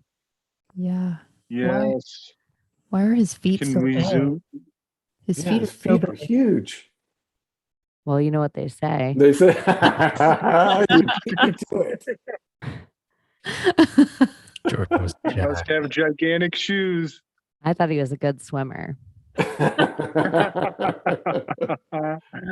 see. Check I out saw that. some reference to Neptune, so he's probably a merman. Yeah.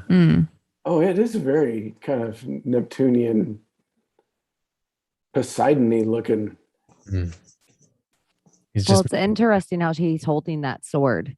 It looks as if he'd be giving it to somebody else to take. It's not the way, even if you look at Themis, the way she would drag her sword, it doesn't represent any way a warrior would carry their sword. Yeah, it does look like an offering. It's interesting. Huh. I wonder if Chris Knowles has done a. Here's a mess up on the sculpture. They sculpted his belly button into the fucking fabric. Ah, I see that. Oh, way to go, guys. Oh, seriously? Fix that. It's a placenta.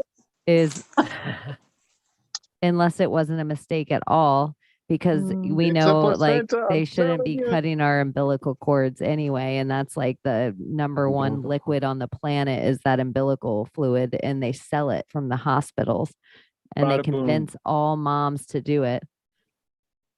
Bada boom. Ever since the Salem witch trials, they've been fucking with the placenta. What's behind him? What are those figures behind him? Have you guys ever seen Fort Salem? No, I've never been there. Even if you haven't, the TV show, whatever, it's like a CW TV show, but there's art represented at the beginning of this TV show where they take all of Washington's whole journey and all any old American art, and they just redo it with witches.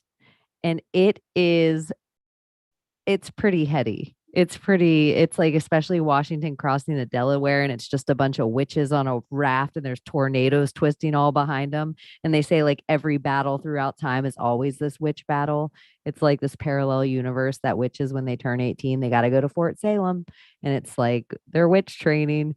But you just look at this when you guys were bringing up the memories again, and how much of our history is a lie. And there's this woman, her name, she writes this pretty great graphic novel, and it's called The Great Shebang. And she talks that the Catholic Church had a chair called the Pope chair, that anyone that used to be the Pope had to sit in this chair and let their testicles dang, and then somebody else would like stick their hand up underneath to make sure it was a dude. And her whole theory is that the only reason that chair would ever exist is if the original popes were Pope Joan. And so the whole idea of Joan of Arc even was probably just a way for them to cut off and mix up a rewriting of history back then, to mix up all the Catholic Church the same way they did with the Protestants and the pagans and everything else. But probably the original popes were all women, because spirituality and that kind of connection with birth and with a womb and with this whole next level thing, it would have been very easy for them to lead the churches and very accepted by the men until it wasn't anymore. And it would have been like, they would have been prodigy seeming if they would have taken any man and any woman and put them through this spiritual school. If we were in the world now, and men would have been very jealous of what was very natural for women to do. But back then it was accepted because, you know, the women's spirituality kept the men's safe, and the men's strength kept the women's spirituality safe. It was like a balance.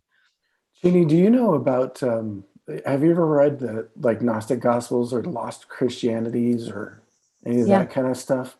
So like one of the coolest ones I remember hearing was the Mary cult, and how the early Christians, that there was this whole pretty big sect it was a priestess class, and Jesus' thing like hinged on Mary and Martha and Mary. Yeah.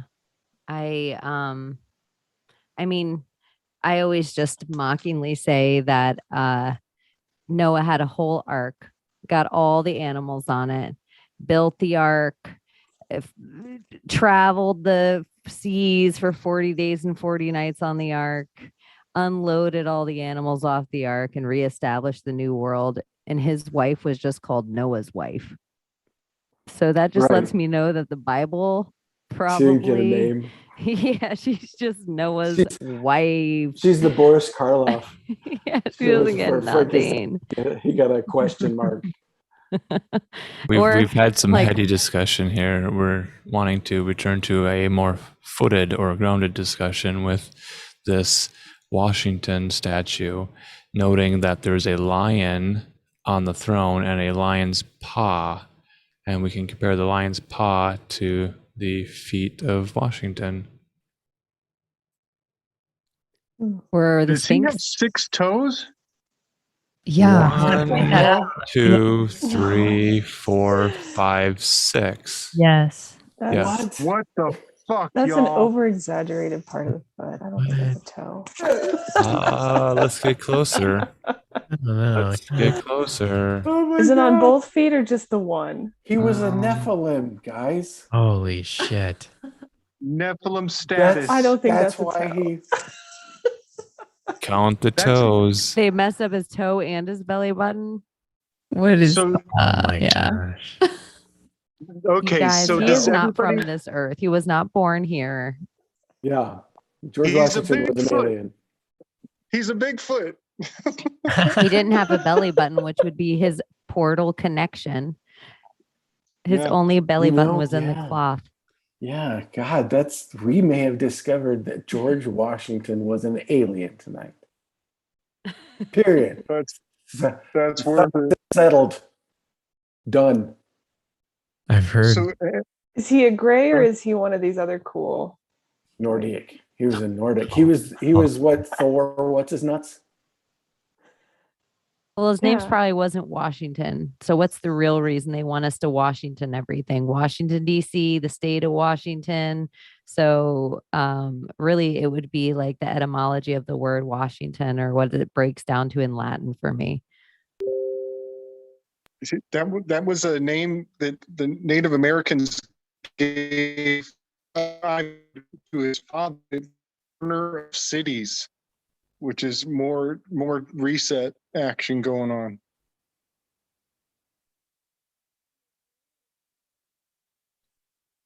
You have to say it again. Oh, sorry.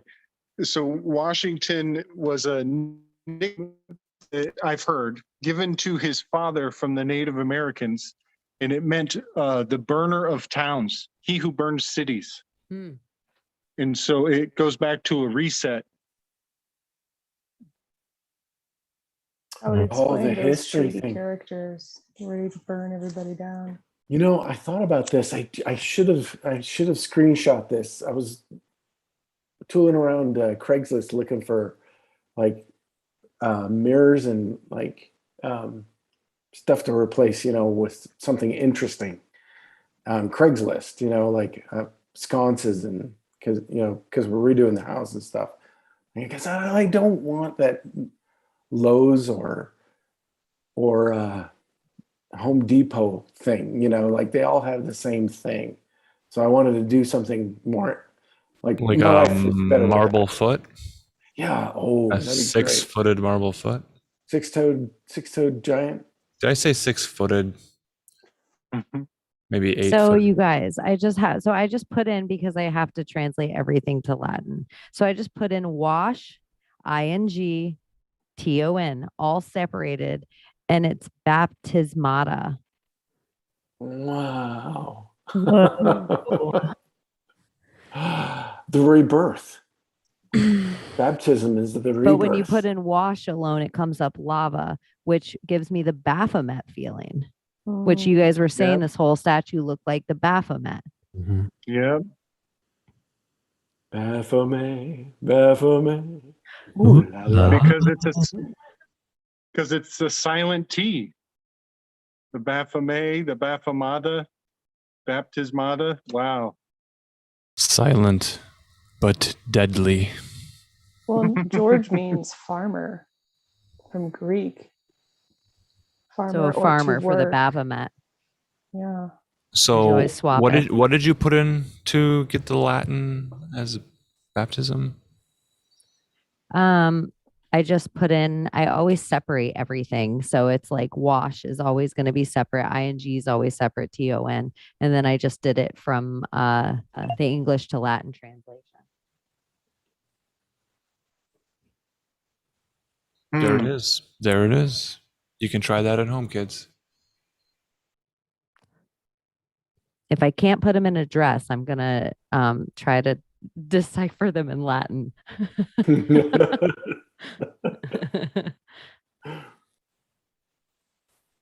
If they don't just type it out on their Corona typewriter for you, sometimes you have to do a little digging. Hey, how dark did that hole get for you? What one? Oh, the Tom Hanks hole.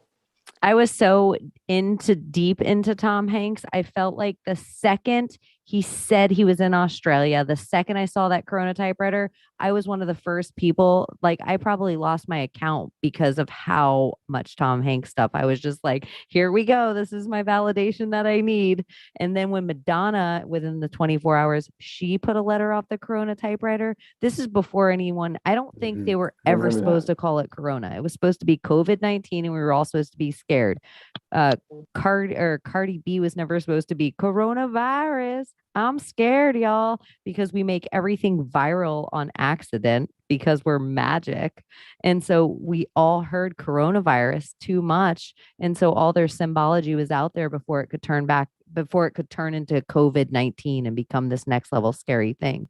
The conspiracy was out along with the virus. They walked hand in hand together. So there was really, I think they were just so stupid. Their symbology will be their downfall. And we've just had 2 decades to be playing with it. Yeah, I His agree with you. plasma bag. His plasma bag. They were going to walk the vaccine into us by being like, look at you guys. Tom Hanks's plasma is going to help make the vaccine. And we were going to be like, yay. That's so gross. That's insane. Wow. Oh, save us, Tom Hanks. Save us, Private Ryan. Saving Ryan's privates. He couldn't even save Wilson. Come on. Yeah. He's not reliable. Yeah, you know, I was thinking about that this week, that how weird Joe versus the volcano is. Yeah. Oh. Somebody had quoted it randomly at work, and I'm like, oh no, now it's there. Now it's working. Like he was like, hey, what's that movie? And That's an odd quote. quoted it, and I'm like, oh, it's Joe versus the volcano. What's that? That's an odd quote. Yeah, right. It was out of the blue. And I Yeah. don't know why I knew it, because I hate that movie. And I'm like, wow, shit. Like I knew, like right then, I'm like, I should be paying attention to this. I should probably look at this. Does anybody know if there's like weird shit going on in Joe versus the volcano? I know he's like the middleman that's sacrificed in a volcano, right? Or gives himself up, like he sacrifices himself. Isn't that kind of the Well, premise? he gets the false death, right? He gets the false death diagnosis, which would be very similar to the world we're living in right now. And then he goes to sacrifice himself into a volcano. But the weird part is I think he meets like 80 Meg Ryans, 47 different Meg Ryans, that they're all different ladies that he comes in contact with, but he's the same Joe. It's a weird movie. Okay, Was this his first movie? it's weird. No, his first movie was a horror movie.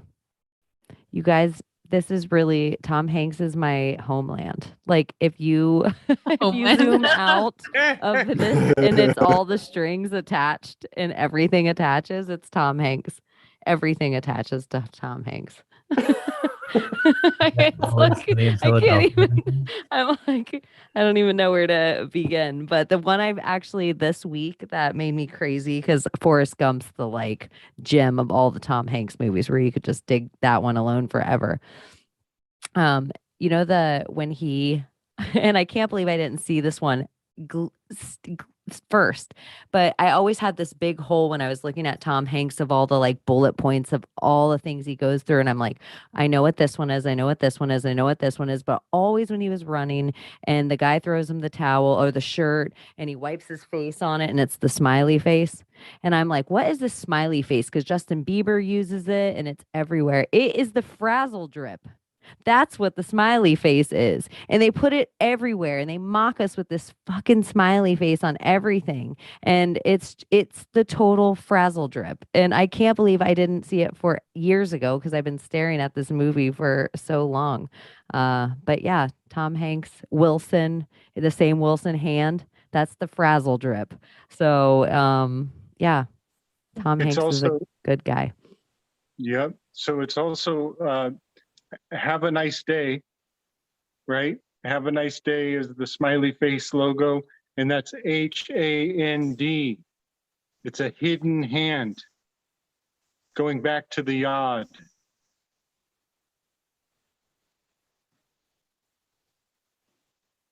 And Yeah. And also, it's also meth. You know, it's a meth thing, which has to do with clearing the mind and preparing people for the programming, brainwashing. Meth is called clear on the street. that's And the so method to the madness. That's the method. Look at all of our emojis, what they're based off of. Big smiley faces. HAND, y'all. Have a nice Yeah. day. You know, that's exactly what I was thinking, Chaney, because I texted you something earlier, and I was thinking, like, does she know me well enough to know that I'm joking about this? Like, because I told Chaney that she said that, okay, Okay, it kind of hurt to hear Chaney say that she loves Peter Cetera and that Peter Cetera's had the voice of an angel. I heard her say, like, oh my God. I'm unsubscribing. I have to unsubscribe right now. And I'm thinking, like, this is how Back to it sounds in Cher. my head. That's what the whole thing was. I was talking about Peter Cetera and Cher singing Cher. Chances Are. Because that movie was harassing me and I had to watch it. It's like I woke up dreaming about a movie, like, which was another weird premise movie where it's like that body changing. Anyways, that's why I was talking about Peter Cetera having the voice of an angel. It's because of that song with Cher, and it wasn't the movie Mask.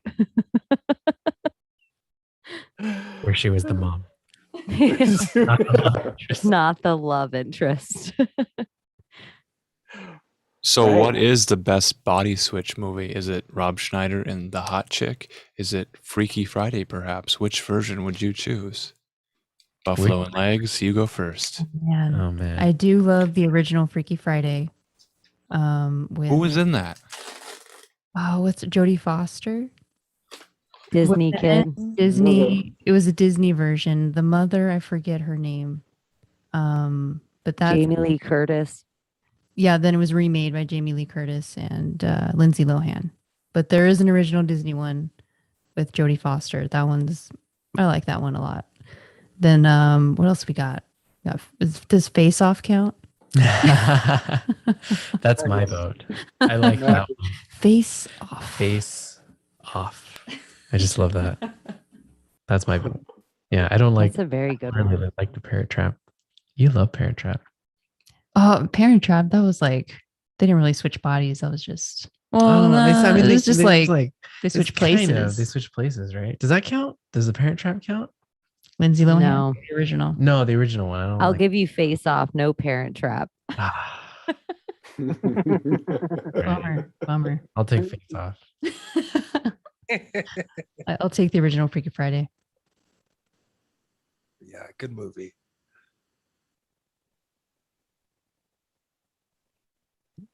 What's everybody else? What?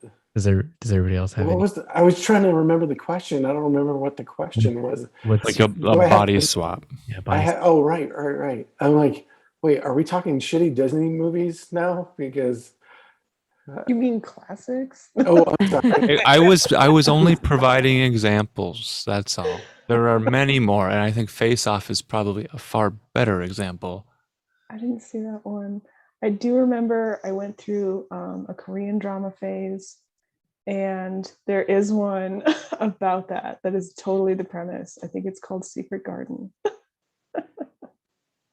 But it was pretty good. Though it's entirely too long. All of them are. Mhm. But it was good. It was quality. It was an interesting situation for love interest to be in. I know what my favorite body swap movie is. Young Frankenstein.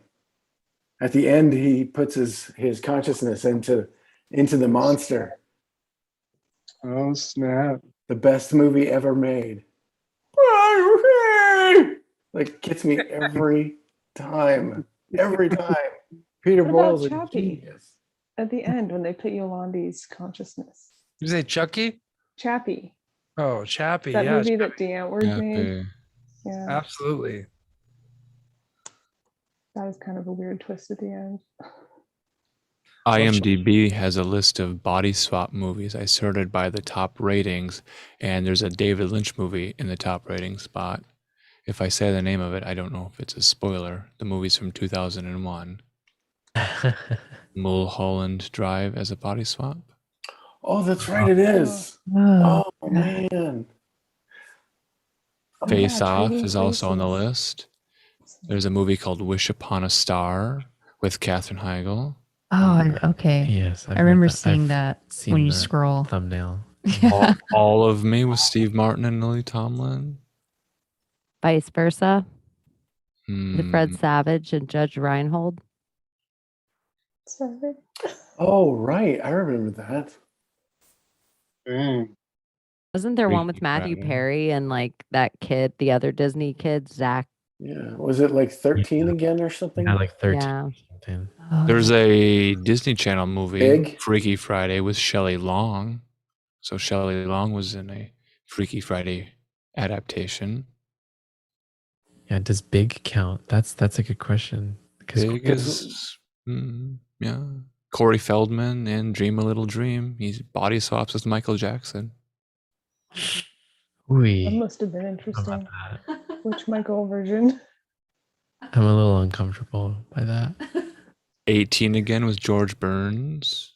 Oh, 18 again. That's the, yeah, George Burns. Hey, I've met George Burns. I was a little kid going through the Denver airport. And I'm like, oh my God, that's George Burns. I'm like, I don't know, 10, if that, like maybe 9. And I'm flying alone because it's the 70s. And You met God, the original God. yeah. And I'm like, oh my God, that's George Burns. I'm not intimidated to not, to talk to him. So I'm like, oh, hey, George Burns. He's like, hey, kid. Shakes my hand and like all these. And I looked up and there's all these bodyguards around me. I'm like, yeah, have a good night, kid. Be careful. Nobody cared. Nobody cared that I was a kid traveling alone. Like, but I met George Burns. Days before cameras, I'm the only one who will ever know that.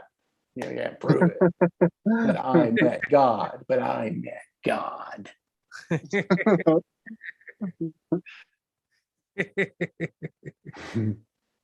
Yeah, I found a Kirk Cameron body swap movie from 1987, Like Father, Like Son. I remember that one. Oh, you know what's a great movie? Is what is it? Bring it back to Batman. Multiplicity? Yes. Whoa. I remember that one. Oh, yeah.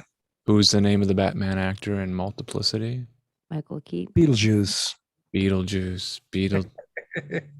Don't say it. Don't say it again. Don't say it out. Beetlegeist? The Bioexorcist? The bio. Beetlegeist. Oh, Exorcist. Beetle Orange? Beetle Meyer? Who starred Beetlejuice? Alec Baldwin?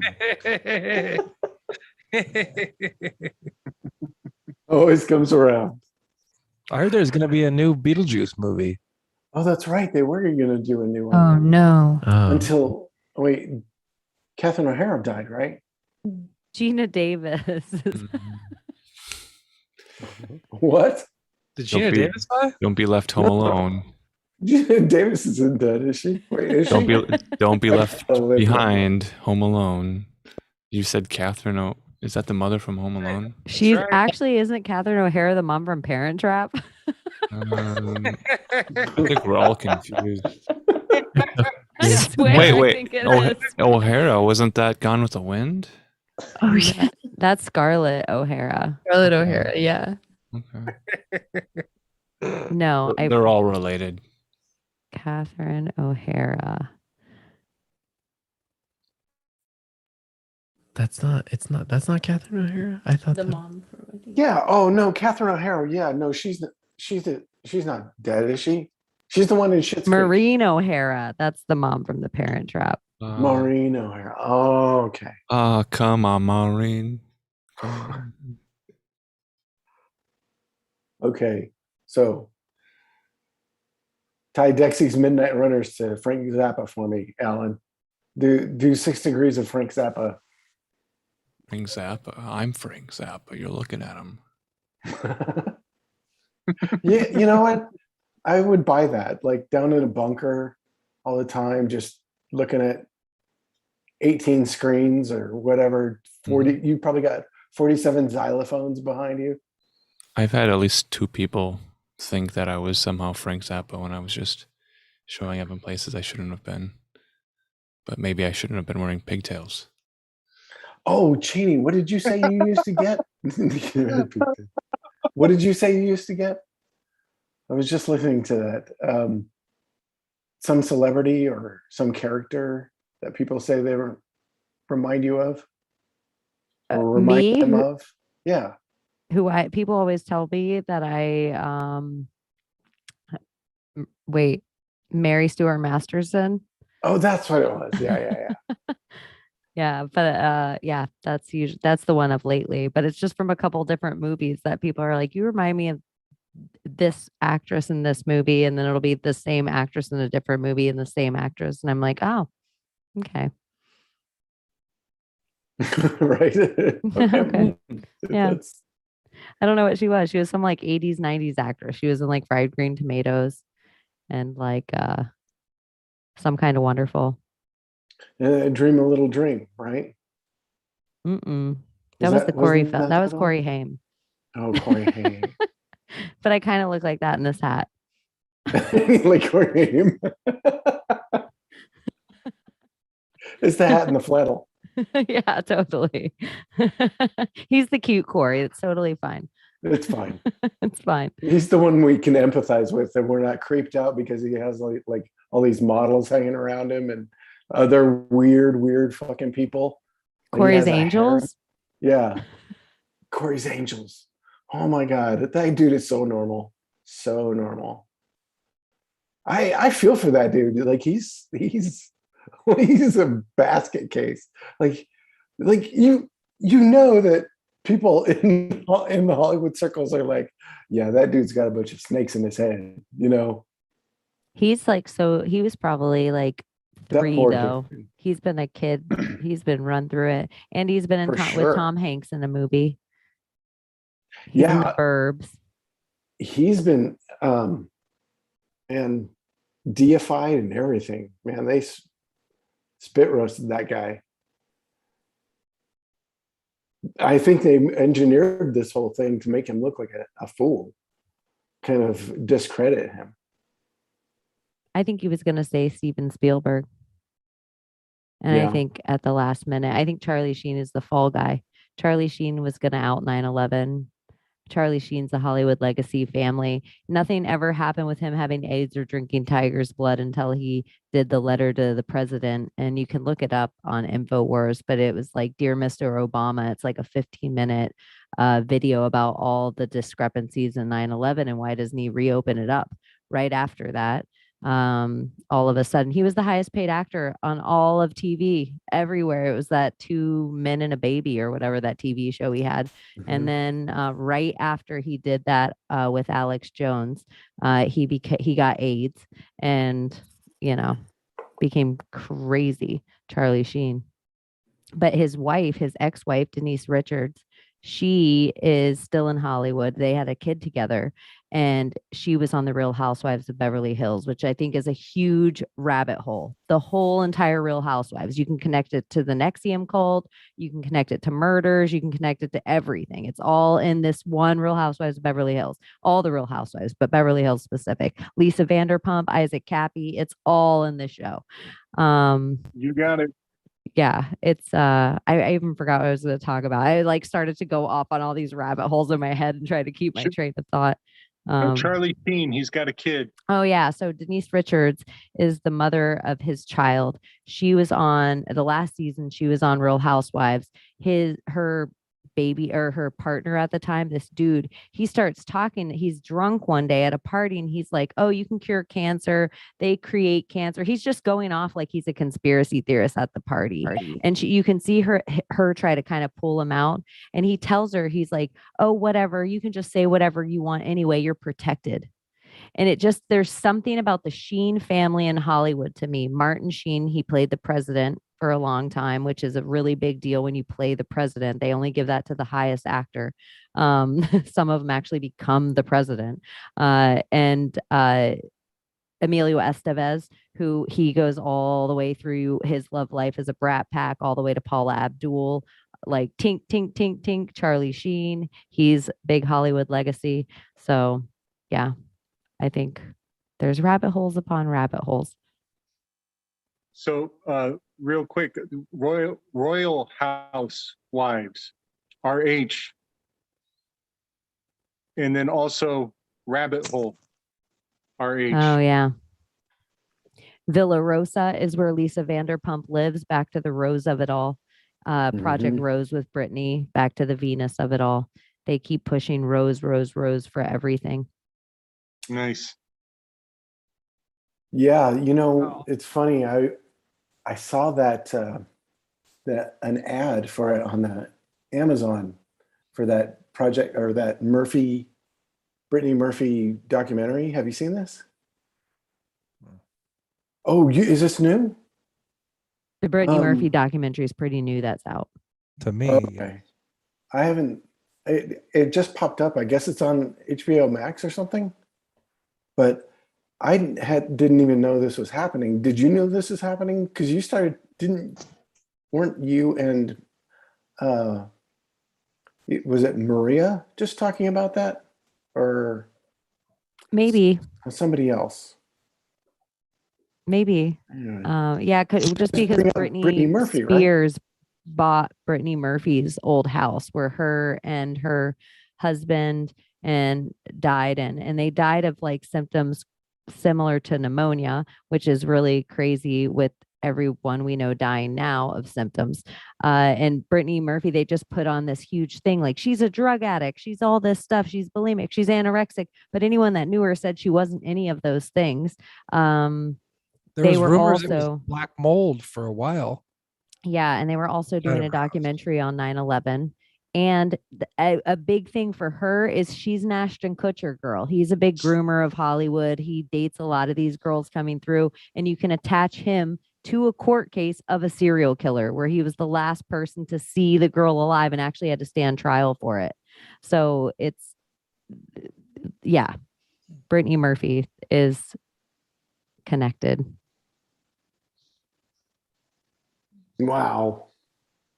That's so weird. Hollywood sucks. I'm telling you, dude, this freaking clown world. I don't know. It's way weirder than we were ever thought it was. Way weirder. That's why I want to know all this stuff about Hollywood and all its connections, but at the same time, there's such a huge distraction. Like all this same stuff is playing out with normal people too, like it happens in the way that our schools are run and how those kids end up. And to me, whenever I do look at all these stars, like I can think of people who have gone through this. They're not special. They're kind of used, as that puppet show, we're doing this same thing to you type of thing. And we're so caught up looking at the show that people aren't seeing that, yeah, this is happening to people I know, people I went to school with, people I interact with at work. A lot of the same type of programming, a lot of the same struggles. I'm looking at this Brittany Murphy thing, the whole thing about it, like her extreme weight loss. Like, have you observed weight loss in anybody? It's crazy to me, so it's like, yeah, we are living in this crazy clown world. And I don't know what to do about Hollywood. I don't know what to do about them. It's like, you have to look at it like a church, the same way you would dissect any other church. More people worship at the feet of Hollywood than any other church you guys can name. And more people are blindly giving their loosh to it without knowing the importance to what they're giving their loosh to. They're not knowing they're being brainwashed. So it's scary to me that not only are so many people that are really smart don't want to look at it, but all the people that aren't smart enough are sheeps to it. So it's like, it's the in-between that I think in the conspiracy world, we need to start looking at it like a church, because we are the ones with all the symbols that we can see it clear as day because of the religious studies, because of looking backward. You can see what they're shoving right in our face that you're like, nope, this is repeating itself. This is the same story that they told in the Bible and the same story that they tried to Shakespeare us with and the same story now here. And you can almost once you can see the pattern once for anything, it's like looking at 9/11 as a whole. You can take 9/11 and you can lay it over Vegas, or you can lay it over Sandy Hook, or you can lay it over, it's like once you see the pattern of the conspiracy. And so sometimes, because of how we were all brought up, whether you're if you're brought up American, you were brought up with the Church of Hollywood somewhere in your life, that it's almost the easiest way to unravel your own brainwashing. And once you can do it for yourself, then it's like so easy to see everywhere. But I think like you're saying, it's like so many people are watching it blindly, like, oh, I'm just going to tune out. And that's when they're really getting all the brainwashing without knowing it. But I do think people should study it more, study all these actors, study all these bloodlines, study all these, because illusion is the highest form of magic. LARPing is one of the highest forms of magic. So when these people take on a role and play this part, they become this thing for us. It's a real energy that's out there. So I think that people need to think of acting and actress. That is magic, high magic. And they're not just doing it because they tell us silver screen, back to silver, the 47 of it, back to silver screen. The dangerous part is when they're acting, we let it go. We're relaxed. But those politicians and those priests and those teachers and those firefighters and those whoever else were called heroes, they're all wearing masks right now. They're all playing parts. And so the better you get at your tools of discernment with what an actor or actress is, you can see Alec Baldwin now with his hands in his face that he just killed a lady. And it doesn't look any different than the part he's been playing for us for a very long time. And that's just how I think people need to like let the illusion fall for everything. But I agree. And then I think like people do need to pay attention to Hollywood, but just look at it differently. At least dare to go deeper, because there are so many people who are obsessed with Hollywood culture, but they only go so far. They won't, if they're going deeper, they're not talking about it. And that's, I think, part of the problem, is because you do need to talk about it, start really exposing these things and making it normal. But I think it's so comfortable that people don't want to do it. Like I remember one of the things that just blew my mind over the whole 2020 was all the people I knew who were absorbed in Disney Plus. That's what was getting them through. This nostalgia, these shows, these programs. I couldn't do it. I tried to watch some cartoons from my childhood and was like, this is not helping. No, sorry. I don't need this narrative right now. And it was really hard for me to understand how indulging in that was going to make everything okay. It's like, A, everyone forgot what, fairy tales were for, explaining hard truths. And B, we're using that as some sort of weird, comfort thing, which I guess I understand to a certain degree. But when all this stuff is happening, I just can't imagine putting blinders on to that extent. I just can't do it. So to me, it's like one of the biggest tragedies, and it's one of the biggest like mind-blowing things. Yeah. Isn't it? That's really hard. Like all of our stuff is getting ruined. Like, because we've talked about that a lot with movies and stuff, but like I can't enjoy hockey. I try.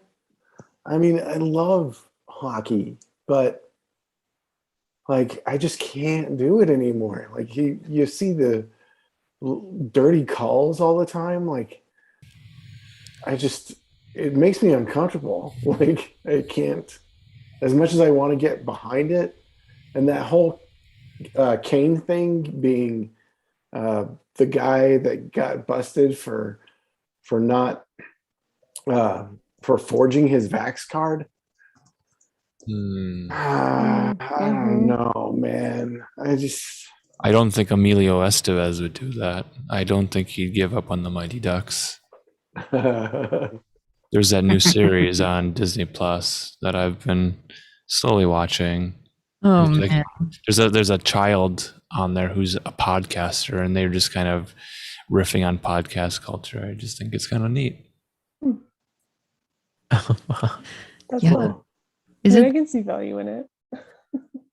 I saw the trailer for that and just thought, oh my gosh, another remake. And isn't the mom from Gilmore Girls in that? Like she Yeah. plays the mom or something. Yeah, she's dreamy.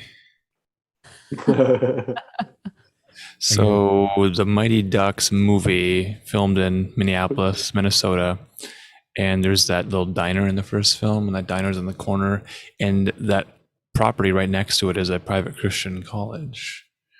So a lot of those students would go down to that diner and they'd revere the Mighty Ducks. That's fun. Pretty cool. It's also pretty powerful too. I mean, the amount of religious people that love sports. Sports is a religion. Yeah, it is. I hear my parents praying over all of our teams. Oh Are your my parents God. betting? Are your parents sports bettors? No, Cookies? No. no. But, they just pray nobody gets hurt and that our team wins. Yeah. I'm like, isn't everyone else praying the same thing?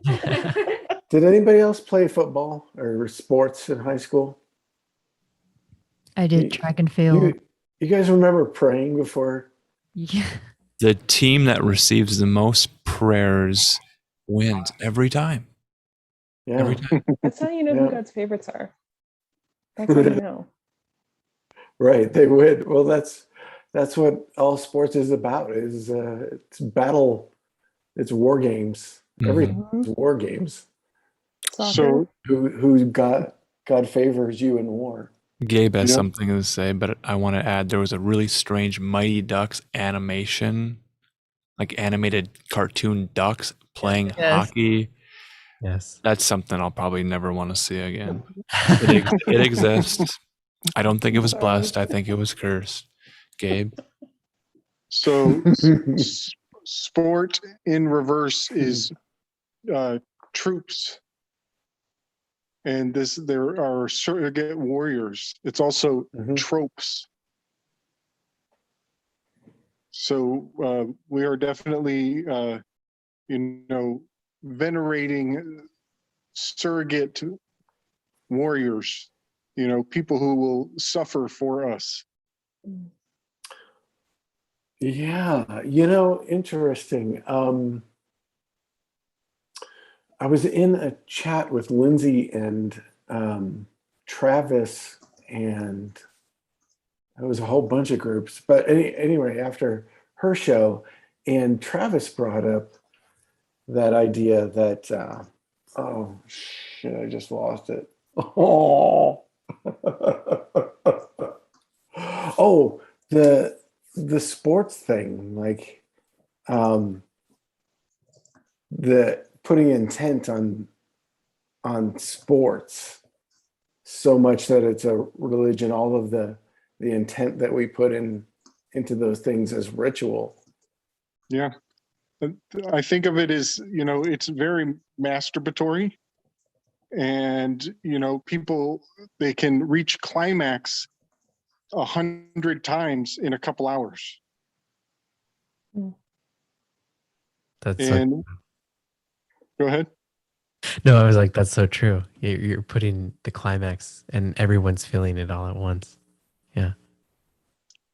So the word orgy in Greek is endeavors, and Hercules was charged with the task of fulfilling multiple endeavors. But the word for endeavors that Hercules had to undergo to accomplish the mission was orgies. He had to go through multiple orgiastic practices. And who did you say his name? Yeah, buddy, you got it. Orgy buddy. Gordy. The word Gordy is an anagram for orgy.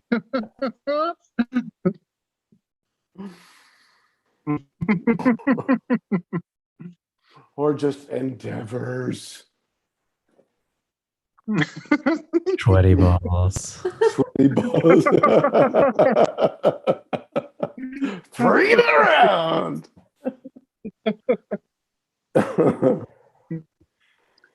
So I've got a a bit of a theory. I think we've kind of bounced this around before, but the idea that, you know, the Piscean age was, you know, it's the two fish. It's like the give and the take. It's communal, but the Aquarian age, it's, you know, it's the naked man. It's the one guy bearing the water jug. I have a sense that the day of communal sports is kind of fading, and you know, now that, you know, that MMA and that singular hero is kind of taking the stage. He is now the hero who wears the spandex in the age that is to come. Just a thought. I think you're right, because I've seen that a lot. It goes back to what I've said, like probably more times than you guys want to hear. Aquarius just being individuals, they're really empowered individuals. And that's what it goes back to. Yeah, I'm seeing that. I used to follow a bodybuilder, and that's what he encouraged people to do. He's like, get into a martial art, doesn't matter which one, but you need the discipline. And it's also just wise to be ready for whatever. Whoever comes knocking on your door, they're not going to mess with you. And it's just approaching it from that stance. It's not like you're going to go out and you're going to do all these weird things. It was from a place of like wisdom and like really treating yourself well, and seeing yourself in a good light. I think that's, yeah, coming out of Pisces being so focused on deifying others instead of the self. Same thing with the age of Leo. You know, that raw, that, you know, whoever they want you to worship, Saturn, you know, that type of thing. So just really redefining, you know, who you are and what your role is, and understanding what your power is, type of thing. Is it That's like really good? A be your own light situation? Bring yourself your own light. Be your own Prometheus. Yeah.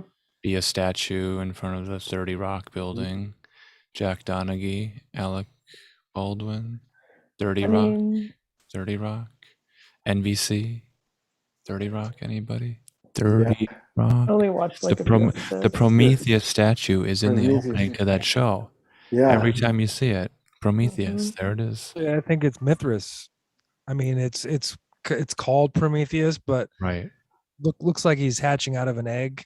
There's an egg symbolism there. I always thought it was Mithras secretly. Yeah, Krista brings up a good point that Pisces is also martyrdom.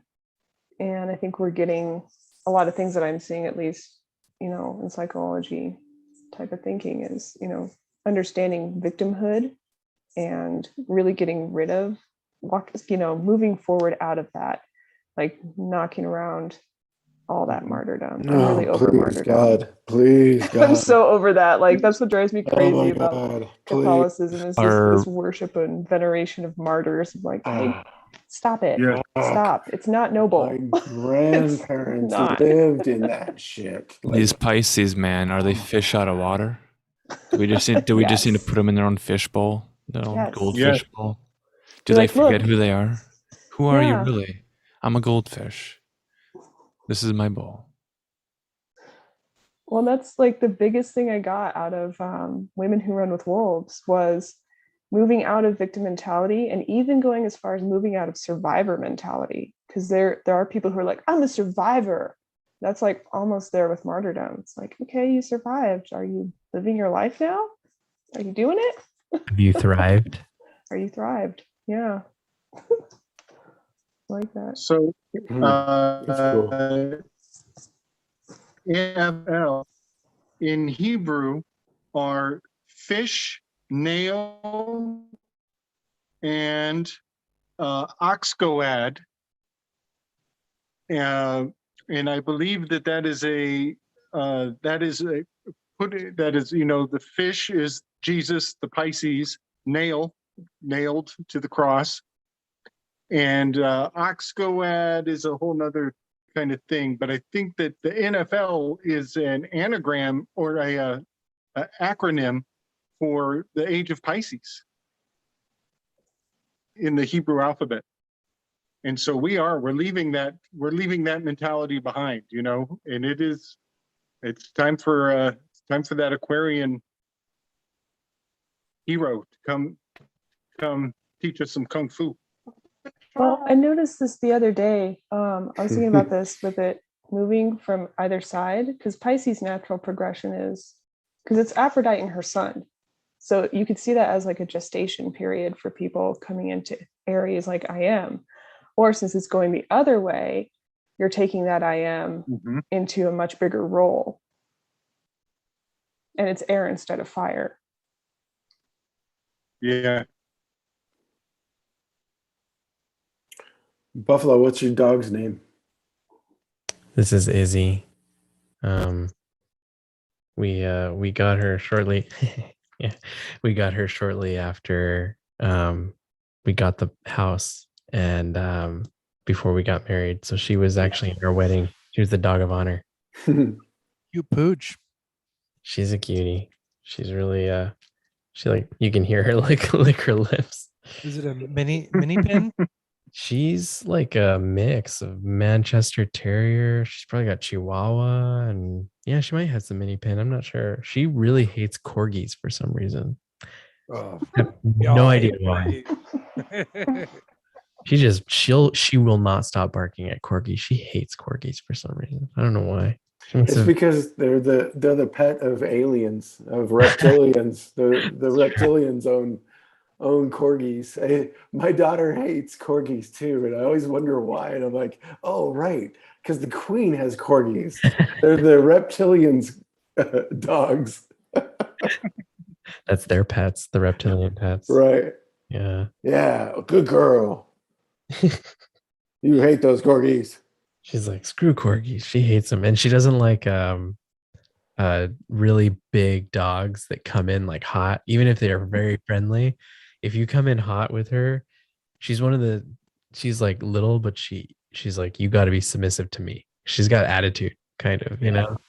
It's a good dog. What'd you say? It's a good guard dog. Oh yeah, she's a good guard dog. I don't know how well she'll protect us if the time comes, but that's why I'm here. I'm supposed to protect everybody in the house, so it's my job. Little dogs have the biggest bark. Yeah, and she can go off on. She hates Amazon drivers. Oh man, she doesn't care who you are. The second she sees that uniform, she's like, "Get out of here!" She's just, rah, rah. She starts barking like crazy. Go to hell, Bezos. Get in your dick rocket. Fly away. Dick rocket. Hey, Chaney, is that the dog you have the complicated relationship with? No, this one is my familiar. Okay. What's his name? This one's Teeny. Teeny. When is she? She is like a little rat. She's like a tiny little luck dragon. Oh, cute. I see it now. Look at her. She's like just like Falcor. Yeah, that is. She looks like a Falcor. That is absolutely Falcor. She's totally. She even has little weird scales on her back. Really? Just kidding. No, wouldn't that be so gross? That's what I always wondered. Pearlescent, I always thought that was the shimmering. grossest thing as a kid. I was like, oh, that seems gross. That's great. We were talking about Gummo in chat and some Harmony Korine films, kids and such. We mentioned Punky Brewster. Soleil Moon Frye had a documentary called Kid 90 with a bunch of child actors doing drugs and that sort of stuff. I saw Harmony Korine got kicked off of, got banned from The Tonight Show with Jay Leno, or not Jay Leno, the other guy, the beard. David Letterman. David Letterman, yeah. Got banned for life because David Letterman went into the green room and Meryl Streep was a guest that night, but she wasn't in the green room, but she left her purse in there. Mm-hmm. He caught Harmony Korine going through her purse and banned him for life from being a guest on his show.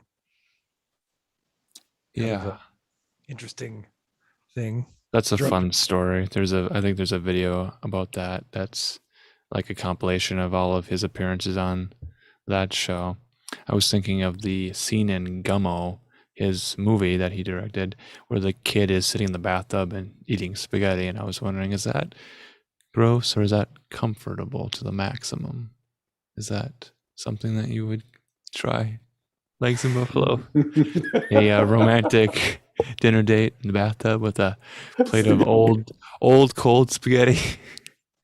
Cold be spaghetti? cold. No. It'd be cold. No. It'd be like that Gross. scene in what's that Disney dog movie where they're sharing a bowl of spaghetti and they Lady in the Tramp. they slurp the noodle together. We'll just meet in the middle. Soggy noodles in your bathtub. This does not sound. I don't like taking baths. It kind of Someone remixed that image, that GIF image of the famous scene, and the dog slurps the noodle and ends up in the behind of the other dog. Have you seen that one? Am I the only one? I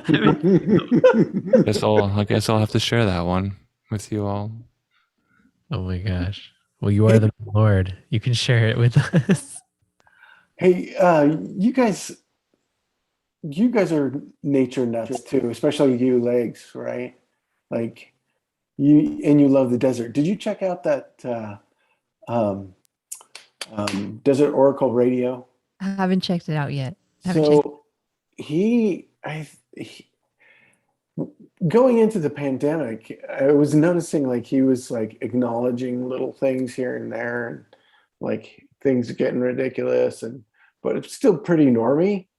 And just this last one, because he's been going off more on the UFO and Sasquatch thing a lot more lately.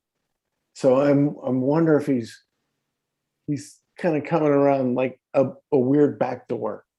Like I'm kind of hoping that all these coast to coast losers would come in through the back door where like the real shit is happening, where we're talking about this shit and tearing it apart because you're all a bunch of morons listening to advertisement because George Norrie has sold his soul to Clear Channel and now it's iHeartRadio.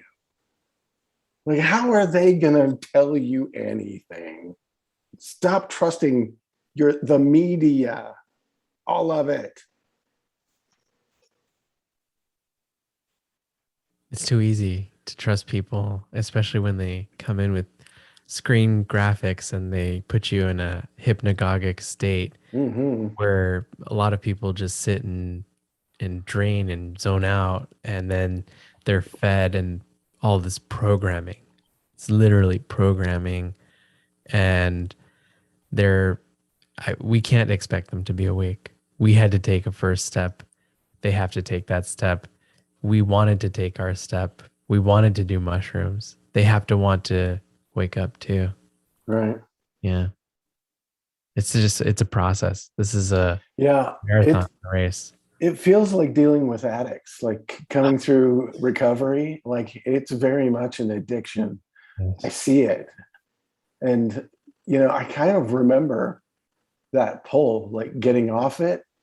Like, because what happened with me is, after when you go to rehab, like you get 30 days, you're not connected to anything. It was like a beautiful reset.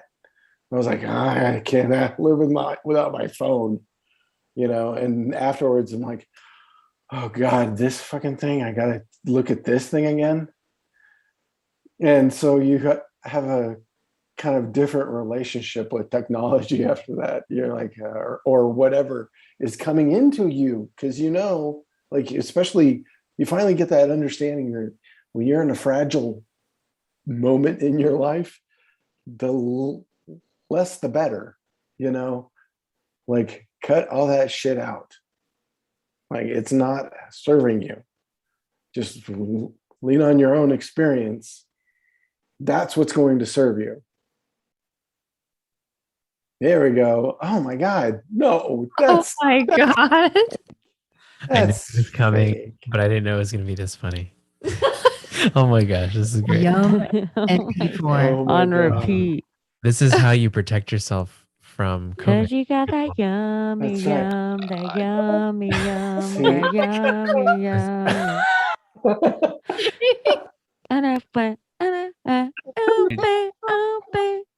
It exists. Here it is. Gosh, he's just You're protecting seeing you it. from COVID. You gotta eat the ass. That's what it is. Yeah. Oh my God. We've talked enough about cat butts. Tonight is dog butts. Or Cocker your Spaniels specifically. Catholic Church.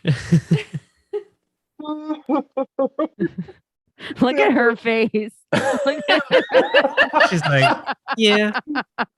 Yeah. She's like, yeah, almost, yeah. This is a brilliant clip. This is fantastic. Oh my God. Toss this my is- salad like his name's Romaine. Oh shit.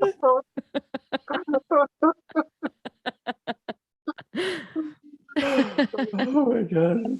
So eating ass gets you into hell, but it's not allowed in hell. That's how you get parasites. That's what the Catholic Church is about. Catholic Church. Catholic Church, Catholic Church. One meatball on the plate. Who wants it? Well, the other meatball, look at her eyes.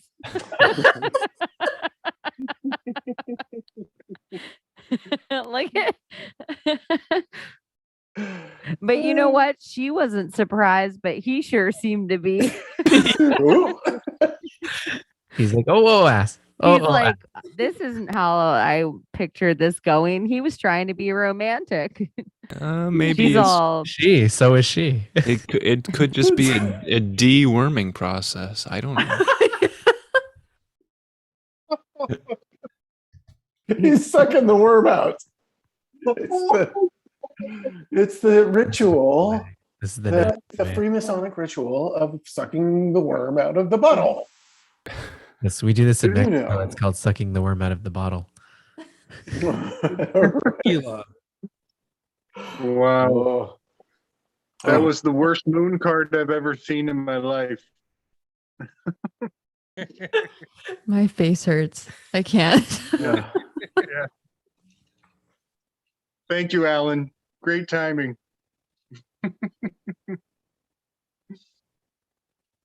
Oh my goodness. Oh, this has been great tonight. This was a fun show. Thank you guys for A lot of coming. fun. And I appreciate this. Oh my gosh, my face hurts now too.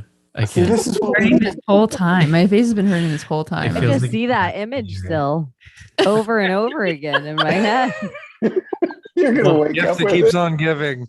It's a perfect loop. It's not strange at all. This is better than any Mobius film strip. How am I gonna wake up? Like Lady or like the Tramp? Why not both? Depending on the timeline, I guess. Lady with the tramp stamp. Infinity, it's meant to be. Oh, yeah. There you go. That's an Ouroboros. 5 and 3. See us again in 69. I don't know why the Ouroboros on that felt like I took it to the worst dirty level. It felt like it was like my own private human centipede. It's the self deworming process. How many ribs do you have to remove for that procedure? Let's ask Marilyn Manson. Let's Bring us ask back to Adam. share. If you Oh. keep removing, did you think Marilyn Manson made a girl out of his rib? I think he made girls do lots of things they didn't want to do. Yeah. I think some Marilyn Manson fans wanted to do all the things that they did to Marilyn Manson.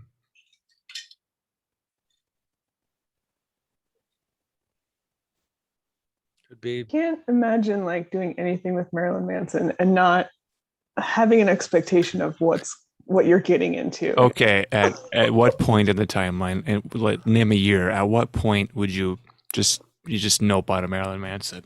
Okay, stop me when you're ready. 1995. 1996, What 97. did you ask us when we knew about Marilyn Manson? When you would nope out of Marilyn Manson, like he's like, hey, come backstage, or hey, we're going to the hotel. When he put on that skin suit. You know that skin suit that had like where you look like a The Barbie breasts. doll? The Yeah. breasts, yeah. The Yeah. George Washington That was- when he put on the George Washington outfit, I was That was when out. Final Fantasy VIII came out, right? Final Fantasy VIII, Marilyn Manson album cover. That was on the GameStop, the Funko-Land store. I remember the image. They had the poster for Final Fantasy VIII. They had that Marilyn Manson album Was cover. it and I beautiful think people? The Could have beautiful been. people. The Yeah. beautiful people. Good job, good. It wasn't my Final Fantasy. Oh. Put back on the Lady and the Tramp and let's sing the beautiful people now. No, I'm just kidding.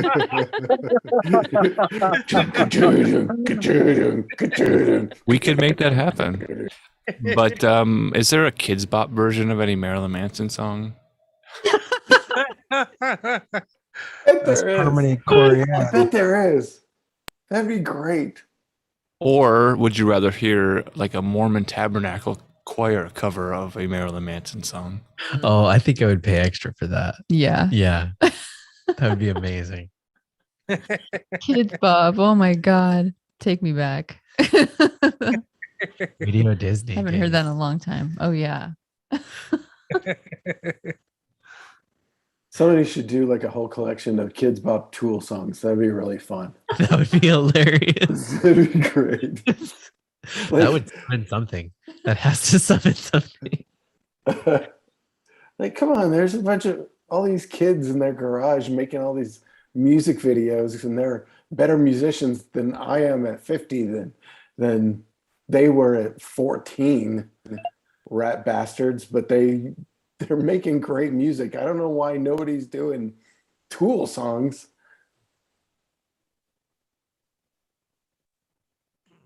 They should make a song out of My Pet Goat and then have the Kids Bop kids sing it. No? No. Idea? I'm the only one that thought that.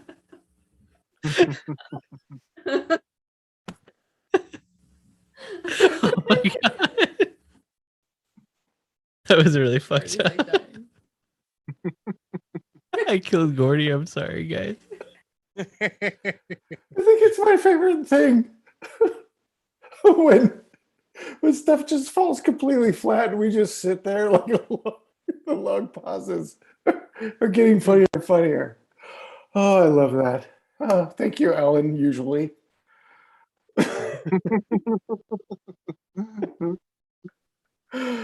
Oh, thank you guys for doing this tonight. Thank you so much for inviting us. Oh my God, my face hurts so Yeah. much. Thank you guys. It's a lot of fun. It's fun.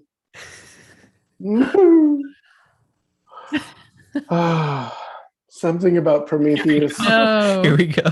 Here it goes. I knew he was cooking something. Okay. He's got all this Frankenstein imagery and stuff, always using the Dr. Frankenstein, which also takes you back to Prometheus, because the alternate name for the book,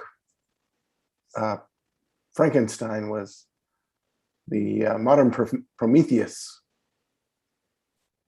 bringing the So, dead back to life. I've been Yeah, seeing it a and lot.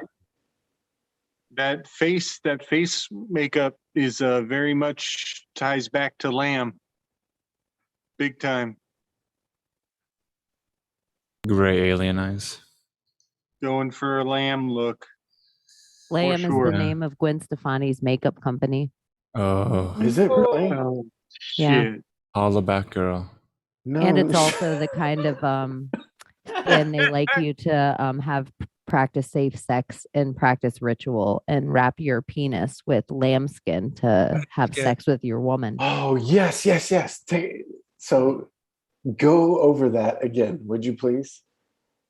Oh, I About just the think ritual of that. I just think It's awesome. I just think a lot of the rules that they put in religions, they just can't explain the darkness and depth of them.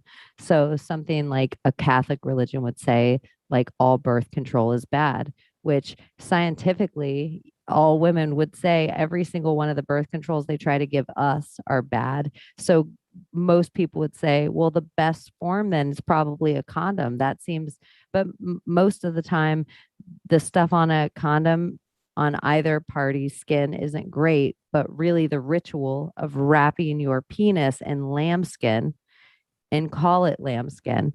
Now you've just taken a lamb's asshole and put it into your woman's vagina or your man's asshole, whatever, but you've just done the ritual of Baphometing every bit of safe sex that you're having. And then you're packaging up your seed into the condom and who knows what happens, but you're completing the ritual with it. And then orgasm is one of the most powerful magics, one of the most instant form of gratification so that you could manifest very quickly.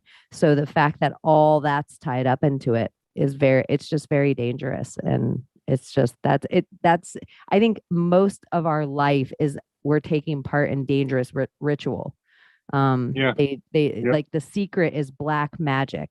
If you are teaching people how to manifest wealth for themselves, that is black magic. So when you do something like that without teaching them anything to give back, so we've pop cultured a lot of this really high magic without showing you can do that kind of high magic, but you have to give back. And so in hoodoo and voodoo and Santeria, they all practice this kind of stuff. Sometimes they have to do it forever, but you can never not give back. So sometimes these people might be getting their manifest, it might come to pass, but there's going to be a 7-fold on the other end or a 3-fold or something they don't know the ritual of. So I just think everything's a ritual like that, from the sex that you practice to the color car you drive to the name on your car. Oh yeah. Yeah. Yep. So yeah. So you just opened my imagination up to a whole nother level with that. That is wonderful. So imagine how many condoms you can make with one animal, with one, the whole many of them out of that length of intestinal whatever. But then the animal, back in the day, the skin of the animal was then used for making of books. And so now you take the other part, the correspondence, the remaining skin, the external, and you turn that into a book that your will is, whatever will you put on the skin is reinforced by what people are doing with the condom that was made from that animal. It's why they don't want us to write anymore. They don't want us to alchemically put our ink or our lead or our anything to any kind of tree, any kind of paper, any kind of skin, any kind of leather, any kind of hemp. They do not want us to do it anymore. They want us to tippy tap type. It's specifically, they do not want us to write cursive because the computer cannot read our cursive.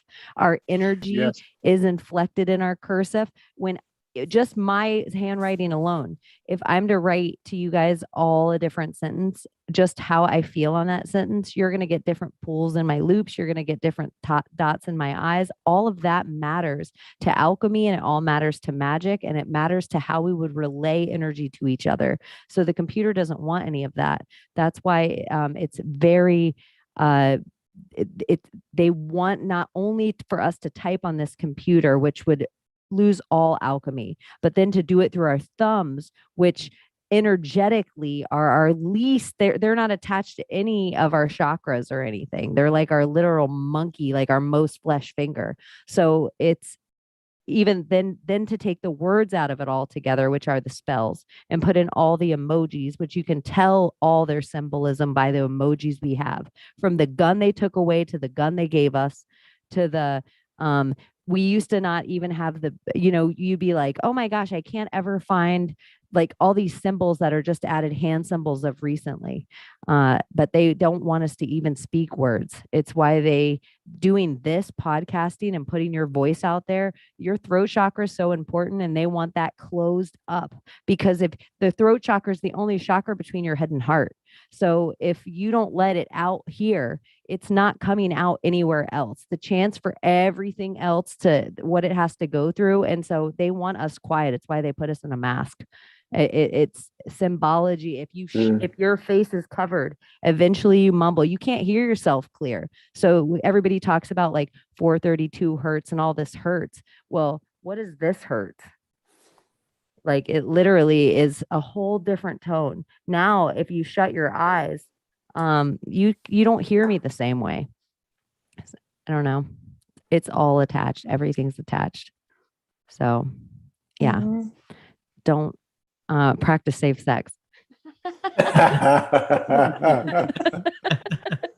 I totally Government prescribed.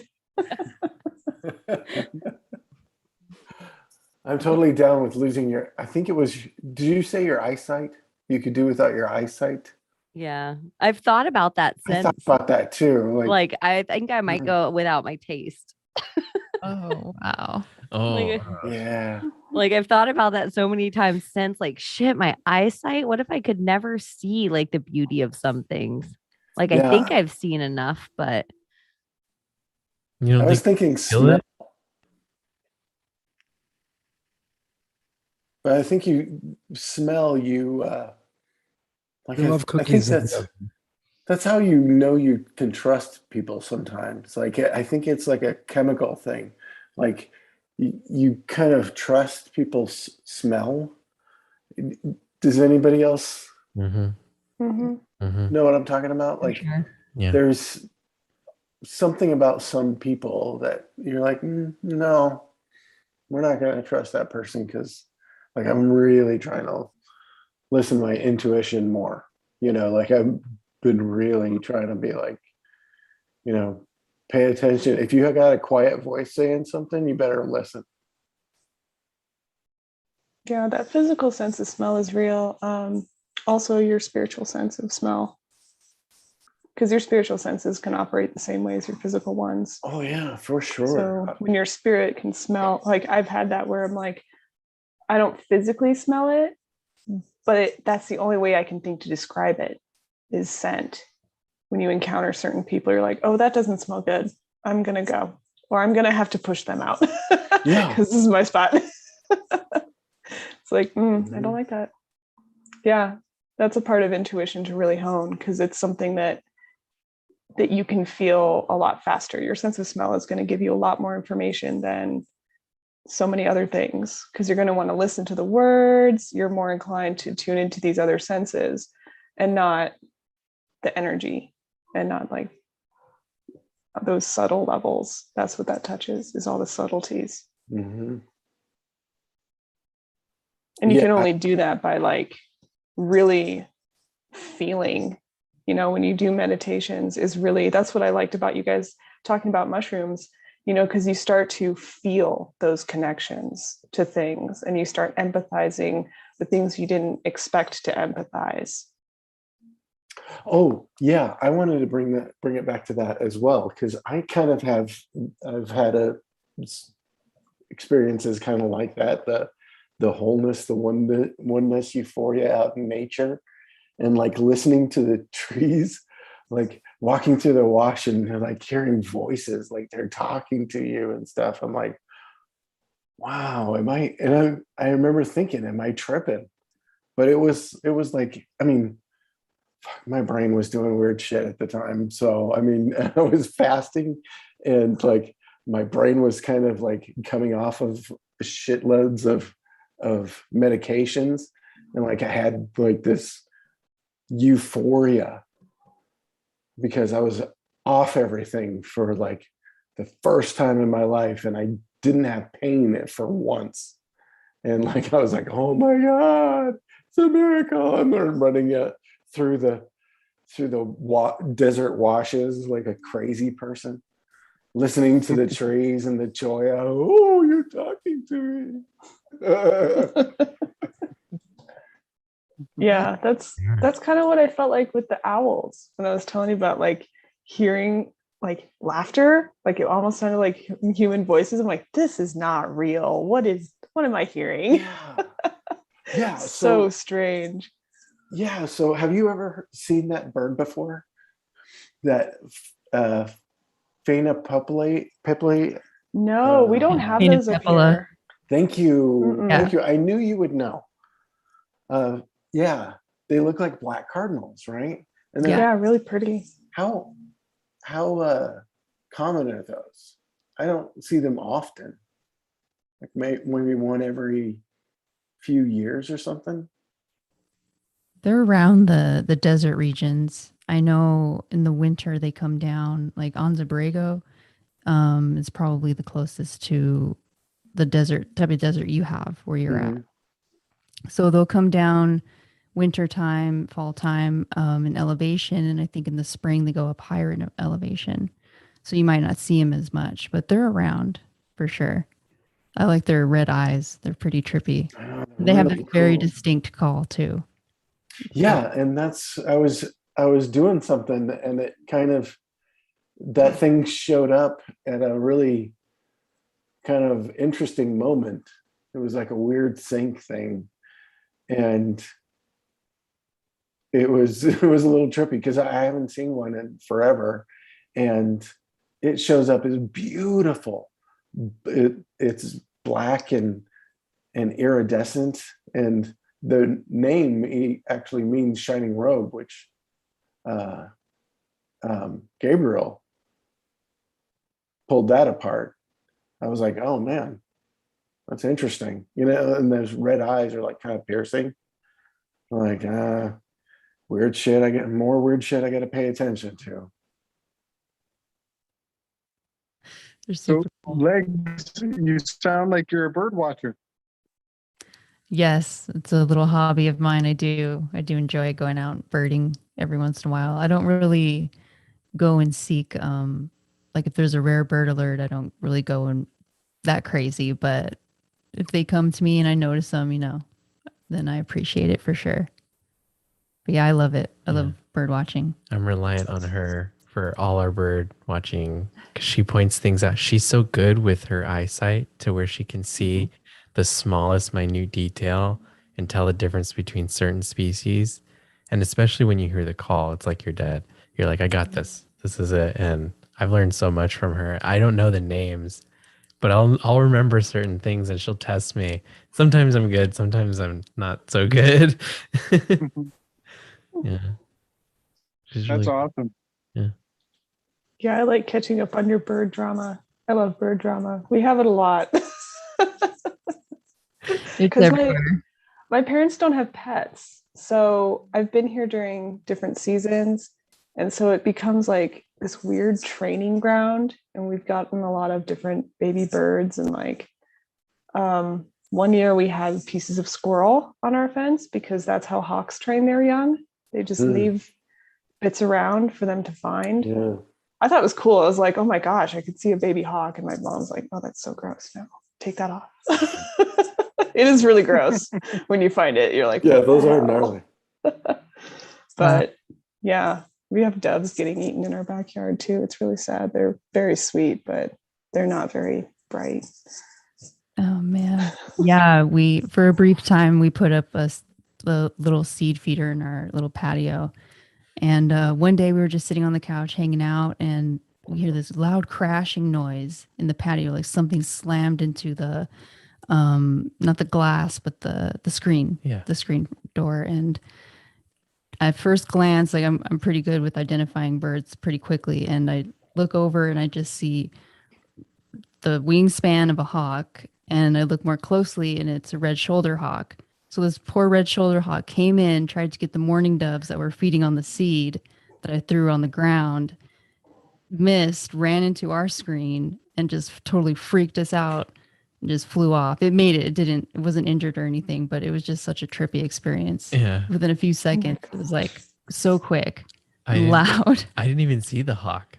It happened so quickly that I thought it was just the birds. Every once in a while they'd get scared and they'd flush. And I thought it was just a bunch of flushing. And she's like, you didn't just see that? I was like, yeah, they flew away, right? No, it was a big hawk. Yeah, a big hawk came in. So they're everywhere. My gosh. And they're so silent and stealthy. Like, yes, they are. You either know they're there because everyone else is freaking out. Like all the other birds are on high alert and they want them, to leave. So you either know about it or you don't. The only time I've ever known that there was, dinner had in the yard was because of the evidence. You're like, oh, there's feathers everywhere. And I don't know if those are entrails or what, but I'm gonna go on this side of the yard for a minute. Didn't hear that happening at all. Sure. It was so fast. Yeah, they are quick and stealthy. Yeah, northern harriers are pretty silent. I don't know if you've seen those before, but their wings are kind of like a V shape when they're foraging, and they'll just hover really low to the ground trying to find bull or whatever. Pretty stealthy. They're like a what is the little falcon here? Not the peregrine. It's just a little bit. Kestrel, the Native American kestrel. Yeah, the kestrels.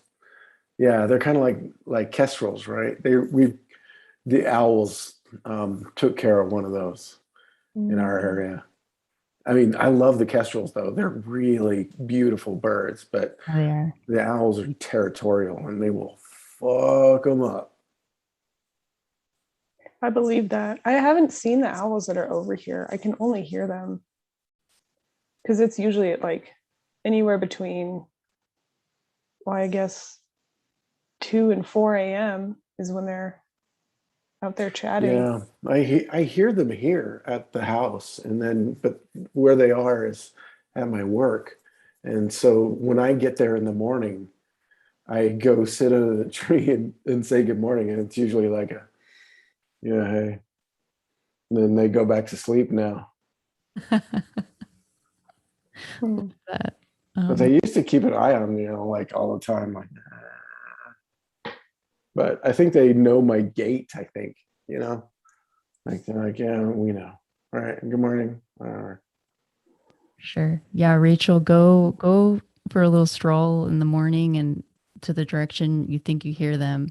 And usually they're in pretty dense trees. And look at the base of those trees and see if you see any owl pellets. And you'll know. If you see pellets, you'll know that's where they probably roost at night. I want to find that so bad. If they're, it's probably in like my neighbor's yard, and I'm going to be in there like, don't mind me. Good morning. I'm just looking for rodent bones. Excuse me. Yeah. If you find any, I'm right over here. I could send you a ton of them. Yeah, I'm about it. You guys saw you guys saw those pictures, right? That's just under the tree. It just looks like a graveyard of rodent bones. It's cool. It's really cool. We had that reminds me of the Secret of Nim. Yeah. Remember the cartoon? She goes to visit the owl, the great owl. And when that great owl steps on the scene, his talons crush a little mouse skeleton in his lair. And he's covered in cobwebs. I love that movie. That was my first book I ever read. I need to watch that again. I need to watch Kahuli too. That was a good movie. I liked it. I remember watching it in the original theater.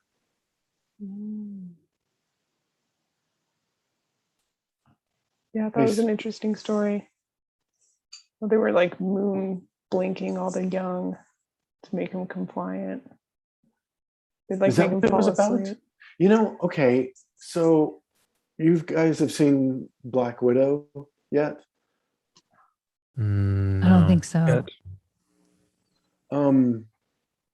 Chaney, this might be up your alley. Have you seen Black Widow yet? The whole mind control thing of it? Like, can you stand? Do you watch Marvel movies? Like, do you like them? I watch all the superhero movies, but I haven't seen Black Widow. Okay. But I think that all the conspiracies are wrapped up in the superhero movies. All of them. All of them. It's pretty great. This one's big time. This one's mind control. Kind of elite Amazons. Like, it's it's all sorts of imagery. Like, I need to watch it again, but it's about giving consent and then somebody else taking it completely to mind control, complete mind control, and giving over of your free will. And they've show that they've been studying this progression of giving up of your free will, of it's several things. It's not just one thing. And it's pretty interesting, but there's an antidote and blah, blah, blah. But David Harbour could have acted better. Yeah. Yeah. But they do. They put it all out on that one. You're right, Chaney. All the conspiracies are totally put into the Avengers movies. In that one, they put so much into it. It's like anybody who tries to assert that these conspiracies exist, they've clearly watched Black Widow too many times. We were talking about, of course, it always comes back to me with Jack Kirby, but we were talking about the writers in flow, like creating kind of the storyline that maybe somebody else is going off of, or are they predicting it because they're in flow, those kind of things. And I almost feel like those years were the Silver Age Marvel was like a whole big generation of prediction of stuff, and then Marvel selling it to Disney is the action of the stuff. It's almost like they put it into motion when Disney bought Marvel. I don't know, just an idea. I never thought of it that way, but that makes sense, Gordy. Magic. Yeah, it's the start and the finish. Could part of that be revelation of the method, where the first part being revelation of their method and the second part carrying it out? Or predictive programming to a zealot who is going to make those things happen. Oh yeah, that could be. So this is just our propaganda machine to make I think the whole entire comic books, from the write-up, from the Stan Lee, are all, it's like the Twin Towers being built to destroy them. Even how you guys, like, I didn't really know this Piscean thing of it now being time for like this leading into the Aquarian of the archetype of the hero. And so then if you take the MMA, it was the last thing standing. It wasn't because it was just the only sport that was allowed to exist because it was only mano a mano. We didn't need a whole team to be tested for COVID. So it was almost like it was perfectly placed here just for that, which is also the first like Olympic sport was Greco-Roman wrestling, I think. So you go back to that. And then if you want to go to the Aquarian of like, we're creating the hero, wouldn't we set up a whole bunch of Marvel and DC movies to make everybody think that the world's all full of heroes? And then everybody, look at what we called every nurse, every first responder. Oh, they're a hero. They're a hero. So the worst thing, maybe even worse than a mask, might be a cape, because a cape gives you this super high. You're doing what? Nothing. You're walking around being called a hero amongst what? A whole bunch of other heroes. So now we have a world full of heroes and no one's doing anything. I don't know. It might be like the perfect brainwashing from the beginning to make us walk into the Aquarian age thinking we're heroes for doing nothing. I've heard that with people. One of the more culty views is that we're all gods. And while there might be truth to being a mighty being, can you imagine how people are if they all think they're God? I mean, you've met some of those people, surely, who are like, oh yeah, I'm God. And you're like, oh, you're annoying. No, I think what not. if God was annoying?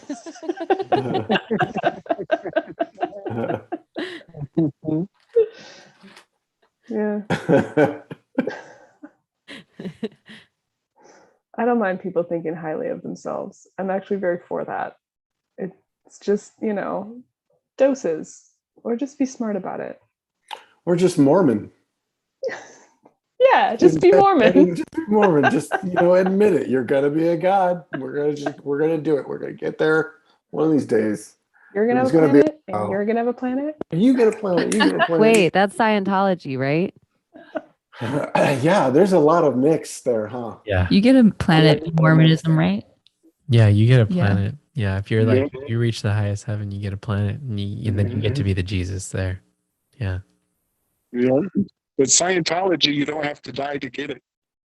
Yeah. You just have to pay. pay a lot of money. $99.99. That's it. And watch Dianetics. Yep. Read Dianetics, I guess. Watch Dianetics. Well, no, they make you watch some stupid. Remember, we talked to Kara Mosher, and she did the Chaney too. Yeah, and they talked about going in and learning the Dianetics thing, but it was a video, and she looked at the other person, and the other person looked at her, and she's like, "We need to get the fuck out of here." Yeah, Chaney's story is People are crazy. It's funny. Yeah, it's totally, that's the only difference between a cult and a religion is the person who created it is dead. Yes. I love that. I love that saying. I know, because in my lifetime, I watched Scientology become a religion. Like, it used to just be a book that, like, it used to just be a commercial during Days of Our Lives. And then it was like a full religion. Right. I remember all the advertisement for L. Ron Hubbard's Dianetics on Night Flight. You guys ever watch Night Flight on USA? Like, oh man, yeah. Like middle of the night. It was the only cool thing. Wow, I forgot about that. In rural Wyoming that I could possibly get there, because it was redneck hell. So I would watch Night Flight religiously. And it was all about Dianetics. Like over and over again. They had like showmercials. Oh man. With Joe versus the volcano was the commercial. Yeah, that's it. And that's the thing on the cover is the volcano of Dianetics. That's true. That is on the cover. I forgot. Oh my god. Maybe that's what Joe versus the volcano is. It's just an allegory for Scientology. Could be. I gotta watch it again. I could be making. I feel like we're smart enough that we could create that right now, that conspiracy. Like we could just figure out a way to tie it all in. Oh, we could totally could. Guys, there's a sequel to Battlefield Earth that came out in 2021. That's this year. Wait, what's it called? Alien: Battlefield Earth. Oh my god. Colon is a punctuation point. Alien: Battlefield Earth. Is it Alien colon? Alien Colin Powell? Battlefield Earth? I don't know. I'm gathering more intel right now as we speak. This is the sequel to the John Travolta vehicle. But this one has Nicolas Cage in it. I don't know. They've swapped faces. I think it has the guy. It might have the guy from that Zeitgeist movie. What's his name? That's great. What's the Zeitgeist guy? Nicolas Cage. There's a guy in Zeitgeist? Jesus Christ. No, the narrator of Zeitgeist. Is it Peter Joseph or something? Peter Joseph. Yeah, you guys know Peter Joseph? Peter Joseph, the narrator of the Zeitgeist movie. He's the most famous guy with two first names. Yeah. And I'm the second.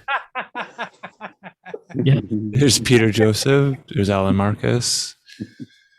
Who else is there? I don't know. Bobby. I don't ever want to know, Alan. I don't ever want to know your middle name, because then I'll know you're a serial killer.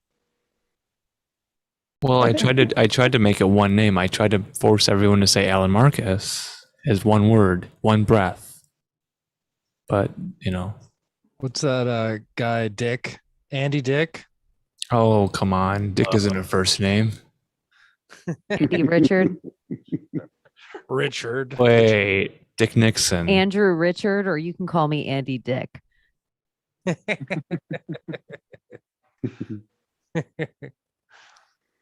That dude has always creeped me out, man. Even in like, I loved news radio. Like, let's bring it to Joe Rogan. I loved the news radio, and Andy Dick was actually funny on there and didn't creep me out yet. And Joe Rogan started there, and Bill Hartman, who probably was a sacrifice, was on there.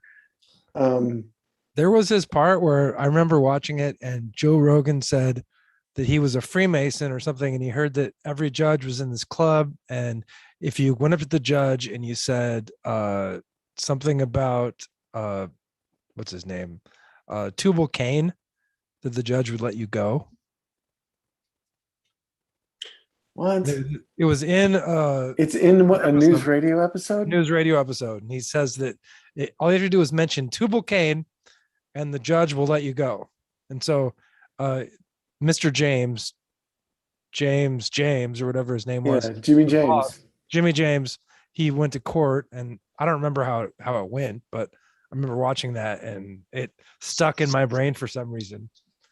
And then I learned about Tubal Cain as an actual guy. So, I always thought that maybe that was Joe Rogan's introduction to being a mouthpiece or something, It's interesting. Initiation was the proclamation, kind of like your baptism. You projected it to the world. I'll see if I can find it. The world. I'll put it on the you Telegram. have chosen this faith. That's what the baptism is. It's your proclamation to the world that you've said your serenity, your acceptance prayer.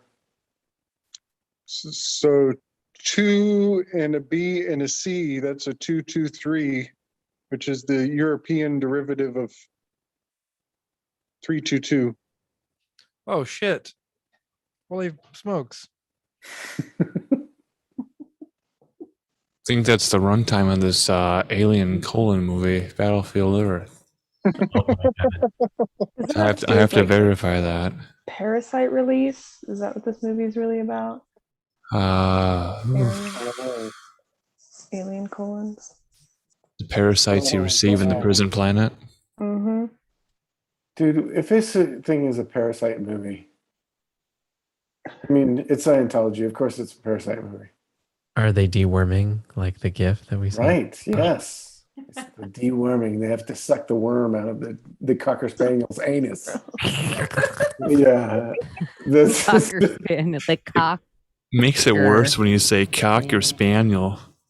Yeah, it did. It made it so much worse.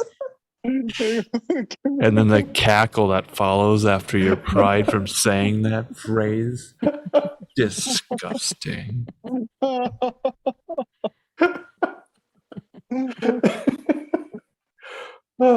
Is that the mouth you slurp spaghetti noodles with? One and the same. Oh my god. Butter those noodles. Butter those noodles. Oh, it's wonderful. Extra Only butter. grass-fed butter. Only grass-fed. Only grass-fed butter, people. Get the Amish grass butter and Amish grass-fed. start with lots of garlic. Start everything with onions and do it in cast iron, and make sure you get a really good cast iron. Start all those shit tons of butter. Use the Himalayan pink salt. Get good pepper, like real good pepper, and get a real grinder. Don't use that powdered shit that's not real pepper. But use shit tons of garlic in everything. It's great for you. And then put in tons of spinach, as much spinach as you can get. Like, we need that magnesium. That's why we have to have CNGs and fucking, I think you were saying it, Chaney, talking about Vitamin World or something all over the place now because we can't get anything from our food. No, I think vitamins are a psyop. Mm-hmm. I think all of it. I think all the vitamins are just the same as big pharma. I think they're the same as GNC. I think they're just ways that China smuggled different ingredients into the country and certain bodybuilders, and they would have human growth hormones in them, and they would know exactly what thing to go get off the shelves. I think that's what Kobe Bryant got all mixed up in with the Black Mamba. And when he had his lawyers and scientists go and research what the pill was that they were using to sell his name, I think he found fentanyl in it, and it was going to be a whole bigger issue because I think China was smuggling in a bunch of fentanyl, and that's how they were killing us from the inside out, because they already got us addicted to the opiates the 20 years before after Afghanistan. So it was just like tink, tink, tink, tink. So yeah. Vitamins, Joe Rogan, InfoWars. It doesn't matter what labels on it. It's probably bad. Your body probably doesn't need it. They're like dissecting all these little weird nutrients that you can 100% get from food. And most of the things that are wrong with your body that you think you need to go to the doctor for, most of the time 100% can be cured from food. So, and they don't teach doctors anything in school about food, and a doctor never tells you anything how to fix yourself with food. So I think a number one thing is probably don't order your ingredients and eat things from India and California and Maryland. If you live in Alabama, eat local food to where you're at. And there's 4 seasons, and each season the place you live produces different fruits and different vegetables. So if you're in the north, eat fruits that are in an orchard, and if you're in the south, maybe you eat citrus and pineapple because you have the sun closer to you. I just think we're all broken up, but part of our breakup is because we've been eating citrus as Floridians from India. You've been eating apples from China if you live in Washington. We build our houses now with wood that's not even grown in our place and wonder why the bugs tear it up. Like, it's not from here. So I just think everybody local, spend your money local, get your products local, your honey local, and you probably won't have as many ailments. So get your meat local. Like, I get mine from a rancher. A lot of these ranchers are doing subscription services on top of what they otherwise do, because they know that they're going to get that better clientele, and they're going to get the money. It's not getting lost in the logistics of the supply chain. So they're better off selling you a package, like a monthly package thing. If anybody's interested, hit me up. I'll set you up with a guy if you live in Arizona. But I think everybody should be doing Mail this. me some. I'd love that. Would you? Okay. Because a lot of times I have too much. I get a ton, like, because I'll forget that I ordered it and then I went vegan for a week or something. So that's cool. What was I going to say? But yeah, like they used to make flour out of pinon nuts here, out of the desert pods, and the Indians would sell fry bread. Like, I remember when I was a kid, they would make fry bread out of the pinon nuts, or from the Palo Verde trees, and it was great. And it's like they stopped doing it, and they started using regular flour because it was cheaper or something, and like a whole tradition is lost of eating locally, of eating where you're from. I think you can, what I would love to do, because I think this is something that is very doable, is incorporating that with rewilding techniques. Because I learned about that. I mean, if you donate to yourself a portion of your yard to rewilding, you could very easily, put things that are local, put plants and things that you can figure out how to eat. I don't know how many, I almost bought a First Nations cookbook just because I'm like, how do I even begin to cook what's local? I have no clue. Yeah, I was thinking the same thing. part of it's just learning, and it's not hard. I mean, just go get a couple books that you keep on your shelf and you can reference at any time. Learn herbalism. I mean, I'm still working on it. I don't know everything, but it's doable. And if you feel like you need something concentrated, you can do that for yourself. Making a tincture is not hard. Making a medicinal tea is not rocket science or anything like that. It's just about learning about what's around you and playing with it. When it comes to cooking, it's what you talk about. It's having fun and enjoying it, and like really just messing around with flavors. I watched somebody that's what I'm talking about. I do this all the time, and it makes a huge difference, man. Yeah. When you are cooking with intention and you're having fun and you're singing and you're dancing in the kitchen, it makes a big, huge difference in your dish. It doesn't matter what you're making. It'll actually, like, doing that, like kind of doing a practice of that, like it'll tell you if you need more. I feel like it'll tell you if it needs more garlic or something, like because your body, it's almost like a divining, like, because when you're doing it, you're trying to get into flow, right? So when you're cooking in flow, you can even come up with recipes like I make this like cast iron cowboy chili that's not chili, it's really meat and veggie tots or something, I don't know, but it has shit tons of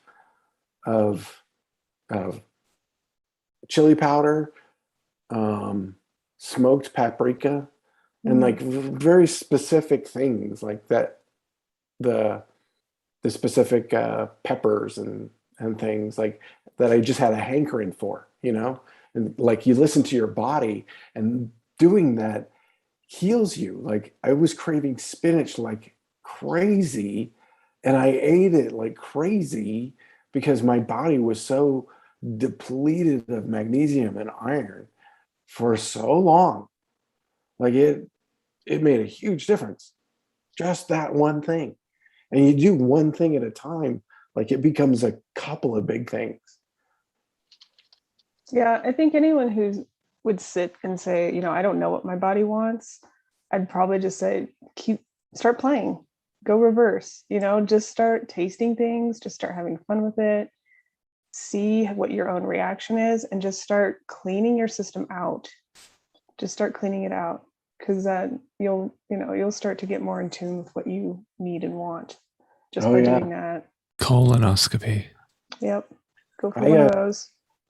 I went through a thing where I had to lay off of my evangelism of a 3-day fast, because I was like, you got to do it, man. Oh my God.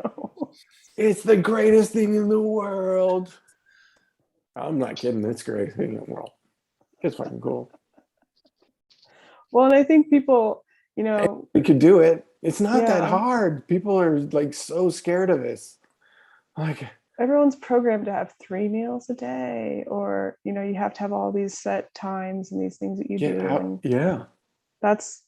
There's so much to rework, and that's one of them, is understanding what you actually eat.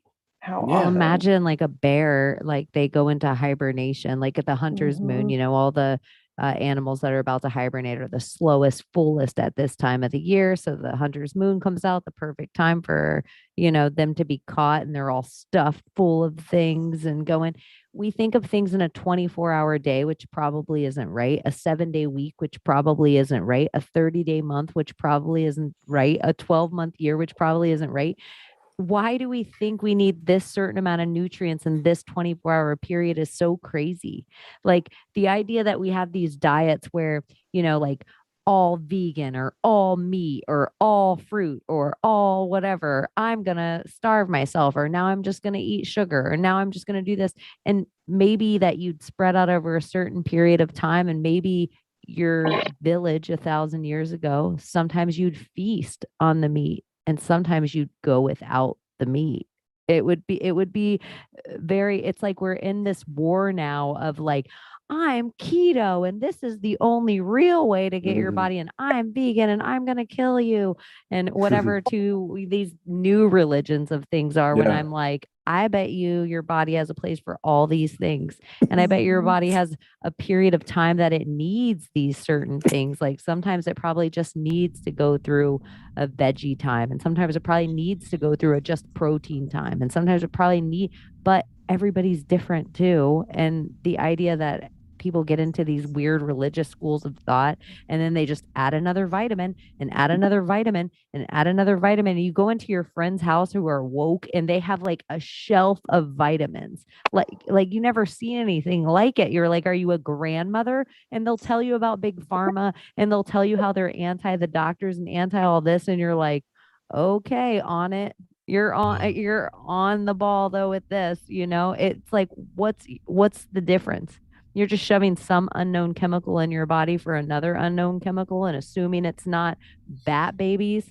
Like it's all the same thing to me.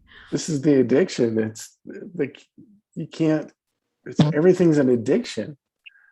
Like we have to keep filling one with something else. If one's good, 100 must be better. Yeah. Now I need 30,000 milligrams of vitamin C a day. How about, bitch, when was the last time you just ate an orange? How about just eat an orange? Like just have a piece of fruit. Everybody's so worried about, I need more iron. I need more iron. Like just eat some spinach. Like just, everybody's just always like with some pill. They're telling you an ingredient their body needs that you're like, tell me 10 fruits or 10 vegetables or 10 food items you could get that from. They don't even know. They're all shoving B's in themselves and D's in themselves and whatever. And I'm like, how about just go sit in the sun for 10 minutes? In Florida, you can legitimately get enough sun walking to your car. Vitamin D, whoop, you're just vitamin D'ing it up. Maybe not in every state in the winter time, but here you can. So why are you shoving all this stuff in you don't need that here. You probably need that somewhere else, but maybe not there either. Maybe you're not supposed to be as active during those time of the months because you're covered in snow. Maybe snow's not even real. Maybe it's all a psyop. Holy shit. Can confirm on snow though. If Antarctica's fake snow, why am I supposed to believe any of this? Polar bears and penguins, those are the two examples you give me of snow. Those things seem like the most robot Disney creatures you could ever create, and they don't even live on the same poles. Birds are cameras. Yeah, birds are drones. Wow. Hey, are echidnas real? Are echidnas and platypuses actual chimeras? I don't even know if Australia is real. Yeah, okay, there you go. Hey guys, do you remember the last time you masticated arugula? Arugula. Nope. No. Not my favorite. Is there a arugula shortage I should be paying attention to? Because I don't watch the news. I don't know. I just remember a good summer memory. I just was in the kitchen and I had a bag of arugula. That's all. It was good. What about zucchini? Do you ever do those noodles out of zucchini? Yeah. Yeah. Those are good. Zoodles. Not too bad. Yeah. It's not bad. I like Spaghetti spaghetti squash. Yeah. Now's the time for squash. Like zoodle, like Lady and the Tramp would zoodle. Yeah. Pretty short. That's probably what it's called. It's private. That's probably what the ritual is called. The zoodle. I thought it was a doodle. Sucking a zoodle out of a cocker spaniel. Zoodle, a cocker spaniel. Are you a cockatoo? A cockadoodle. A cockatoo. Yes. This is how we'd write a sitcom, by the way. We would just sit in a room and be like, here's the beginning, here's the end. Here's 3 stupid situations. Now let's all sit and try to make each other laugh with sentences that they'd all say. So we get Alec Baldwin to star in it. Best appearance. Well, maybe Stephen Baldwin. We can afford him. Stephen, yeah. David I, Lynch, correct. I would like Kirk Cameron to explain to us the miracle of the shape of the banana fitting perfectly into a human hand. How does a monkey hand? Perfect. If hand. we have Stephen Baldwin and Kurt Cameron in it, we're definitely going to need some Christian rock music. All Christian music rocks Dude, so great. Dude, hey, and rolls. I could Facebook Oz Fox and see if he can come on sometime. From Striper. That'd be really fun. That would be so good. That would be the That'd best. be great.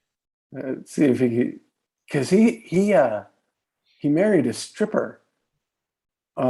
She runs this giant missionary, this mission of women, of ministering to women on the street, prostitutes, and trying to get them off the street.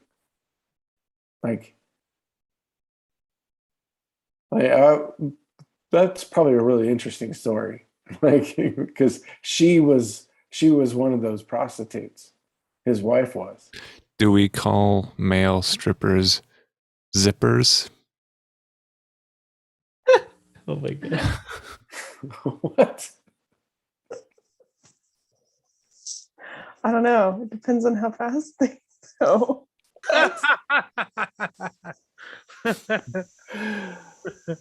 What are we talking about? They're paid by the minute.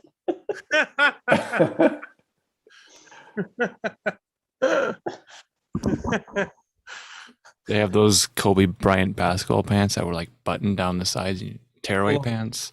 Well, just put zippers on the sides. Oh, dude. Take it real slow. I had some of those skater. The snaps. I had some of those skater pants in high school that had like the Velcro.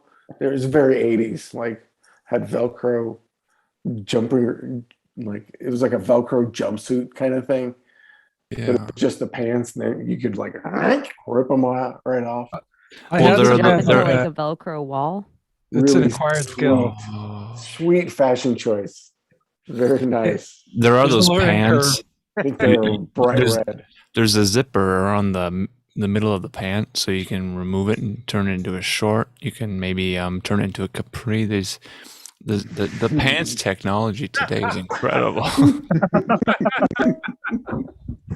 How far we've come. Man, I Thank wanted you, some of those so bad, and they were really a letdown. Like, these do not look great. So we have buttons running down the sides, zippers just above the knee line, zippers just above the ankle line. They're adjustable pants for any situation. Did anybody here wear button fly jeans? Is Yeah, that- Levi's. Yeah. Mhm. Yeah, the 501s. I still have a pair. I don't think I ever had a chance to wear button fly jeans. I remember I could have bought some and I thought it took so long. What if I had to really take a pee and I ended up peeing on myself because I was feeling 6 buttons and I could have just unzipped and been a zipper. A lot of buttons. You kind of get used to it. Like, you get better at it, I think. I don't know. It was weird. You could get them down fast. And Yeah. then getting them back up was just, you could rip them off quick. Yeah, that's what it is. They pull off quick.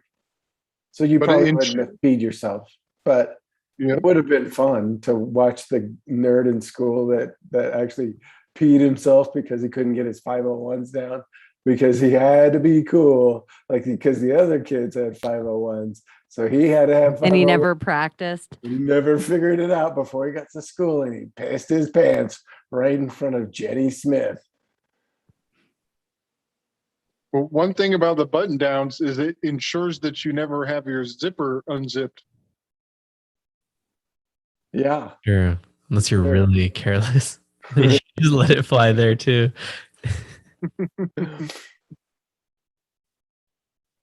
Now I want to know that weird character that was traumatized by.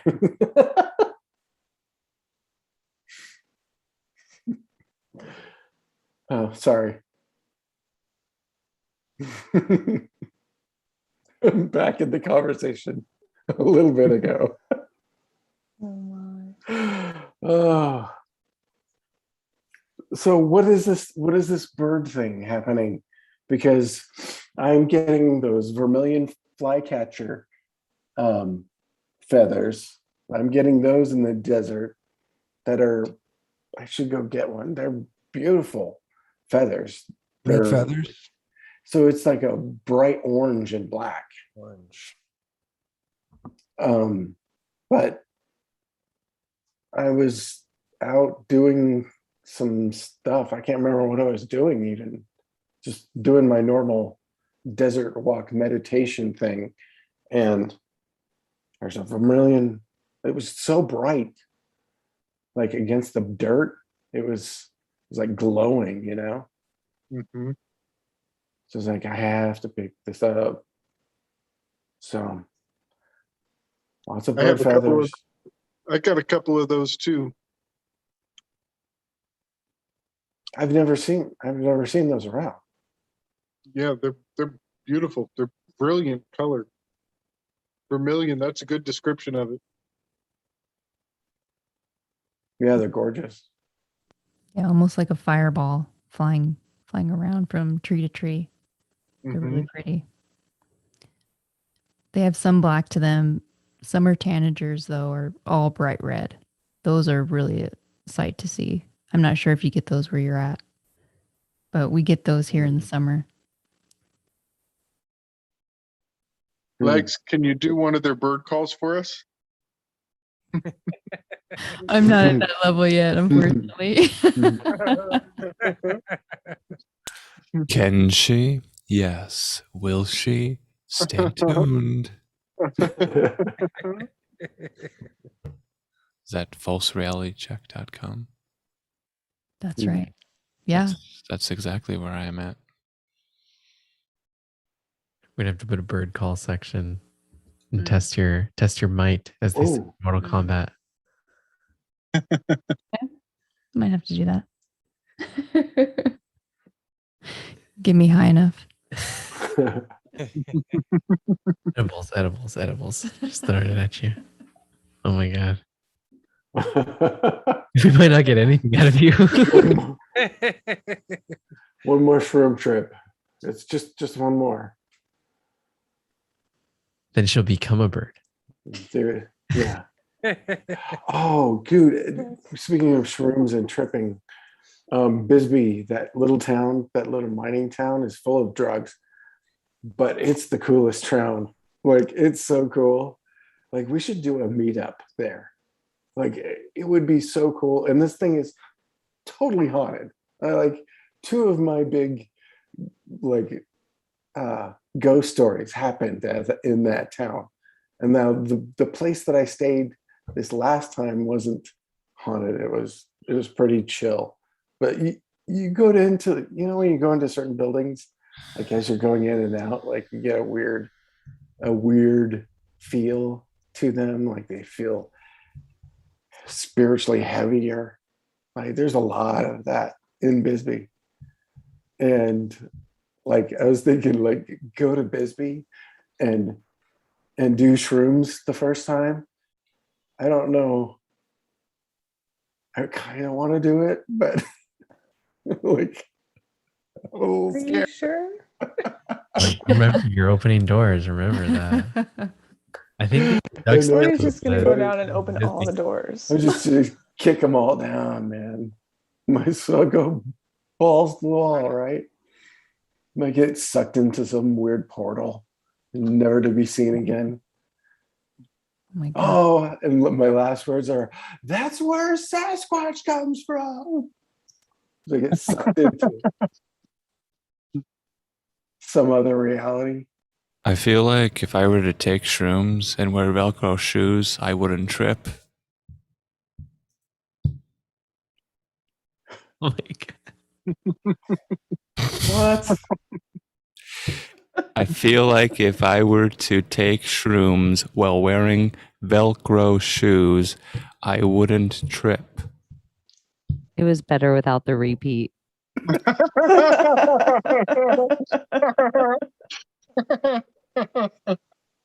I feel like if I were to wear Velcro shrooms,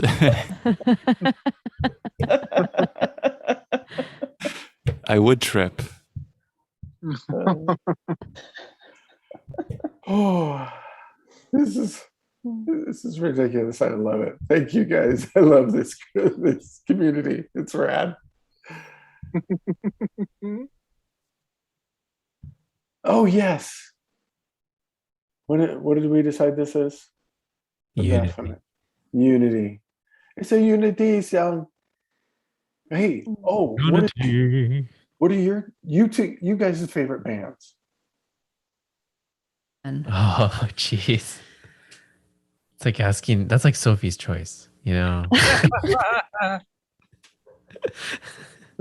We didn't ask you if you'd killed Bono, but we know the answer. Man, fuck you two.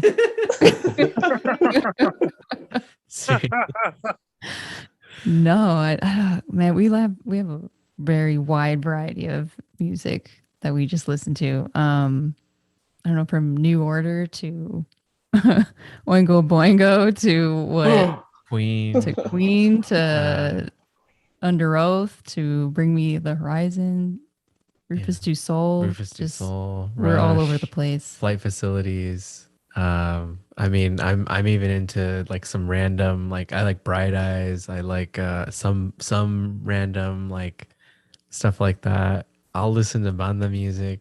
I mean, I'll connect with anything if the vibration's right, you know?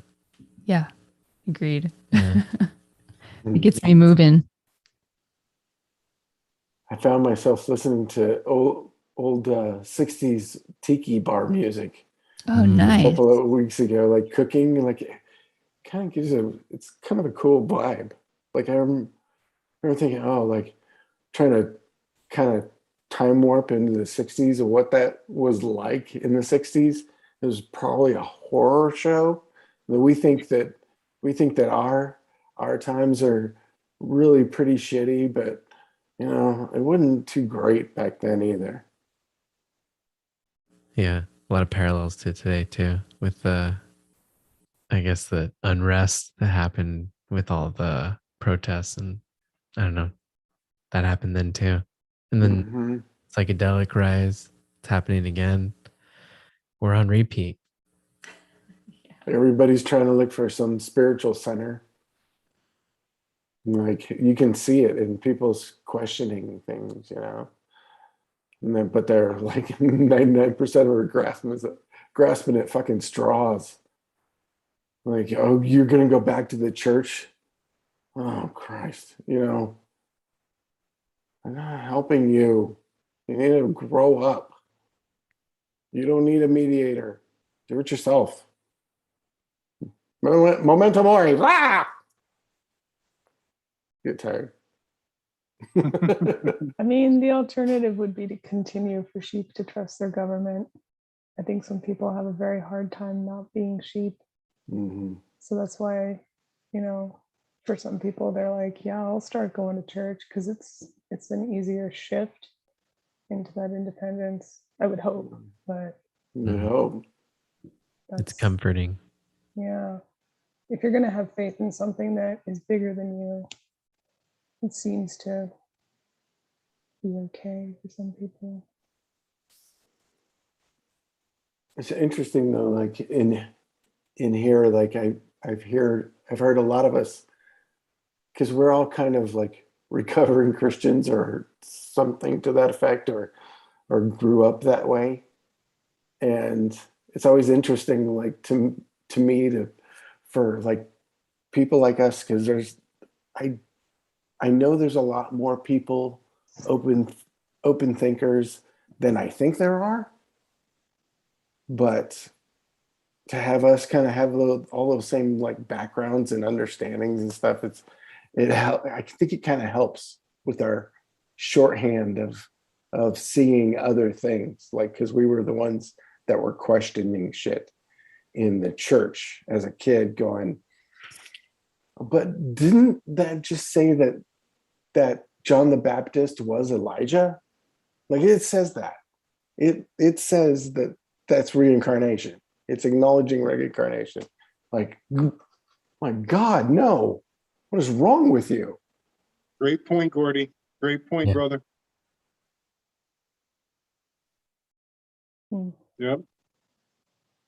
But I think a lot of us Reincarnation. have come here, gotten to this point, like with looking for some deeper spiritual understanding, like something authentic, genuine, you know? Mhm. Like a lot of us are, I am so sick of, like Jim and I say, polite society conversation, because it gets nowhere, because we're not asking any questions. So what are we doing?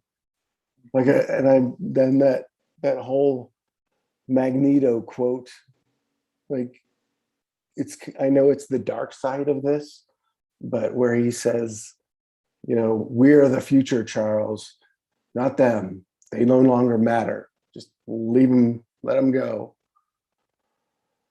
But like, and you have to, because you love them, you have to just, God, let people make terrible choices for themselves and watch it happen. Anyway. Yeah.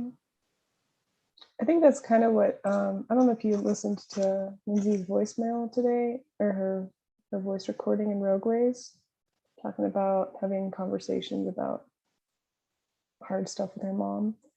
But Oh, it's yeah. like, when it comes to people you're close to and people that you interact with, it's a lot easier to try to have patience for things that are completely out of your control. Like, they're going to make their choices, and they might be really terrible choices.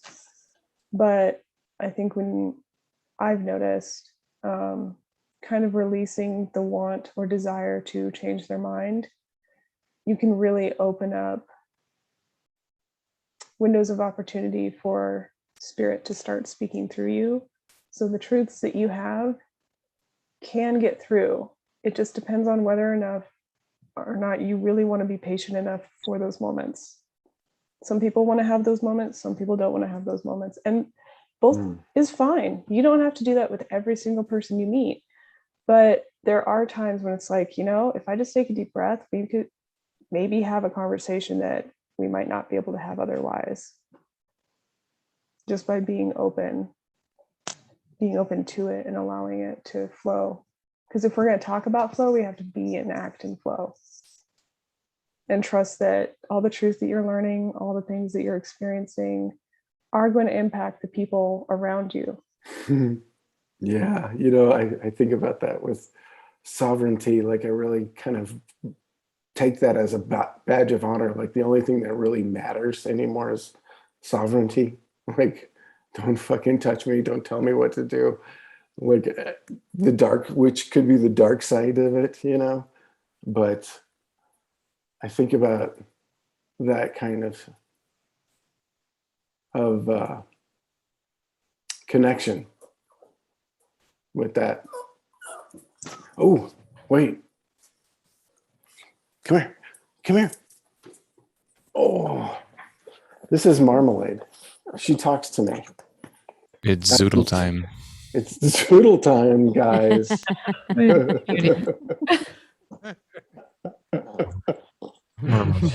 Oh, cutie. I love that. That makes me smile. So, oh man, She's like, dogs are a blessing. oh, please. She's really old. She's got bad teeth and bad eyes, but she's like, geez. And her breath smells like zoodle. Just smells like zoodles, yeah. I love the zoodle.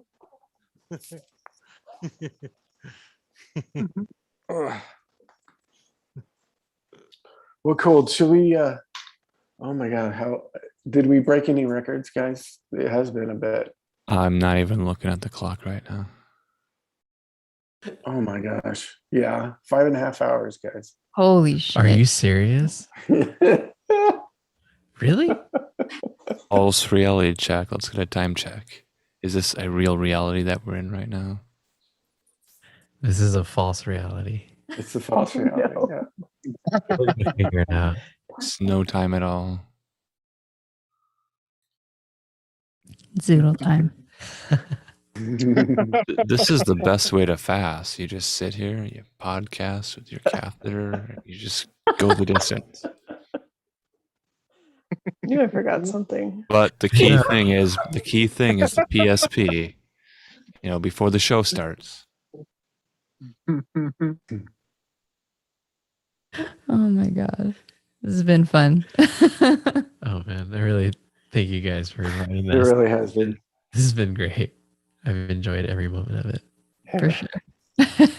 I'm gonna pull a quote then to close us. All right. Close our little commune tonight. From Lindsay's book, All Beginnings. Yeah, all endings are beginnings.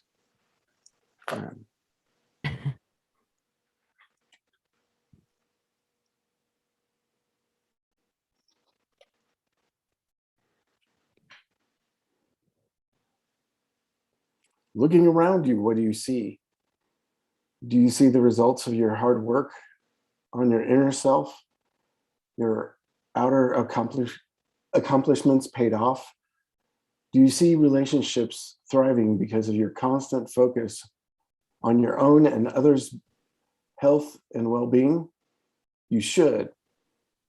If you don't, guess who's responsible for creating something new? You are. God is rad. This sounds like Lindsay. He's there rooting for you. He's got a hand stretched out to catch you and soften your fall. He's got some fingers to prod you in the best direction. He's even got some excellent words to share with you. God, my eyes are terrible.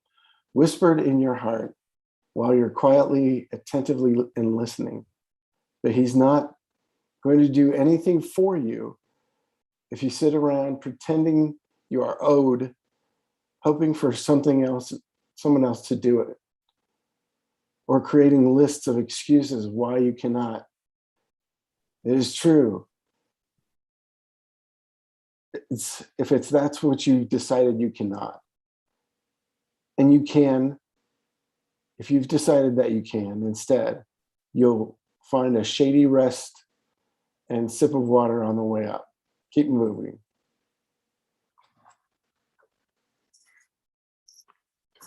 Victim culture. Ends It always- this year. It always has something to do with it, the conversation. That's crazy.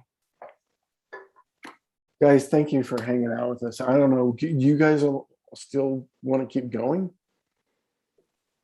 I mean, I'm good with cutting it here. I Yeah. think that was a good ending. That was a good beautiful- reading. That was a beautiful Okay. Yeah. ending. Yeah, I feel like you really brought us down for a smooth landing. You're a better pilot than Nicolas Cage himself. You left no one behind tonight. The bees.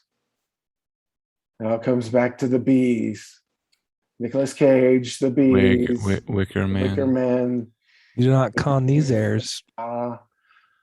It's the Mormons. It's all the Mormons. The Mormons are running the Illuminati. We've decided tonight. Yeah. Thank you and good night. All right. Thank you guys. I appreciate it. Thanks for hanging out. Thank you. I appreciate every Have single fun, one of you. everyone. Love Much you. love, All of you. Spiders. All of you. guys. You're awesome. Much Thanks. love. Fun. It's the Mormons. It's all the Mormons. I want to exchange Mormon recipes later. We'll create the Telegram Noodles. for that. As long Good, as I there's love that. noodles involved. Yeah, I don't think Grindr is a good place to exchange recipes. Unless it's So, a pepper grinder. Where's the best place to reach you guys? You can Buffalo and Lakes. You guys can find us at falserealitycheck.com or rockfin.com/falserealitycheck. We're everywhere podcasts can be found. Yeah. Or send us of course. send us an email, frcpodcast@protonmail.com. We love hearing from you guys. Yeah. And Chaney, Project Chaney. ProjectChaney.com or Chaney in Wonderland on Instagram or Project Chaney everywhere. And Slick Dissident on YouTube. On the YouTubes. You want to plug your channel, dude? Like you, this dude That's does it. crazy stuff. Like, It's awesome. I don't know where it's going ever, but you make these connections that I'm like, what? Oh, It's So- a continuing story that's Yeah. playing out very it's visually stimulating. I can see the thing unraveling, and it's our history. It's terrifying and beautiful. Appreciate Yeah. it. Thank you. I'm glad you guys are coming along for the ride with me. Yeah, but that's my channel, Slick Dissident. And, anything and everything is fair game. And I'm open to suggestion too. I love when people ask me to, look into something and put my crazy spin to it because I sure do have quite the Gabe. imagination. Yeah. Would you look into Dune with us? Would you be up for a Dune exploration sometime this week? I think. What you Yeah, doing? yeah. Yep. What you doing? Totally. Dude. Doing. Yeah, after everyone sees that new Dune movie, then we'll spoil it. We will spoil that movie so much. Yeah. We can dig right into that one. Once you pull out the crisp blade, you've got to use it. Oh, it's Oh, cool. all right. I have a website too, alanmarcus.com. Maybe I'll put Yes. some Dune spice on there for y'all. And Rachel, you've got Sunforge and the refinery, right? Mm-hmm. On Like- Telegram.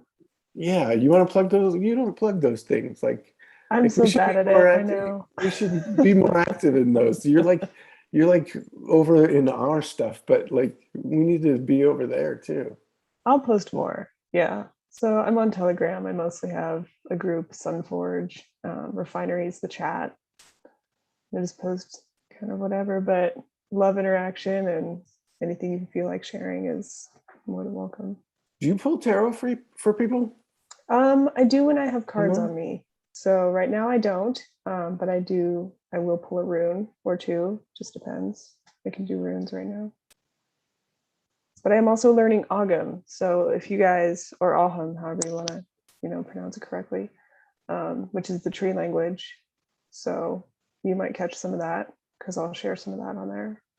Yeah, because you did that one with Chance, and I was kind of hoping Chance would be here, but I'm always hoping Chance is here. But you did that one about the runes, and I hadn't really understood how runes work, Mm-hmm. or really anything other than tarot. Like as far as divination goes, I never looked into that. And then that artist Chrisanne had the Pog thing, like making them. I'm like, you can make a divination system.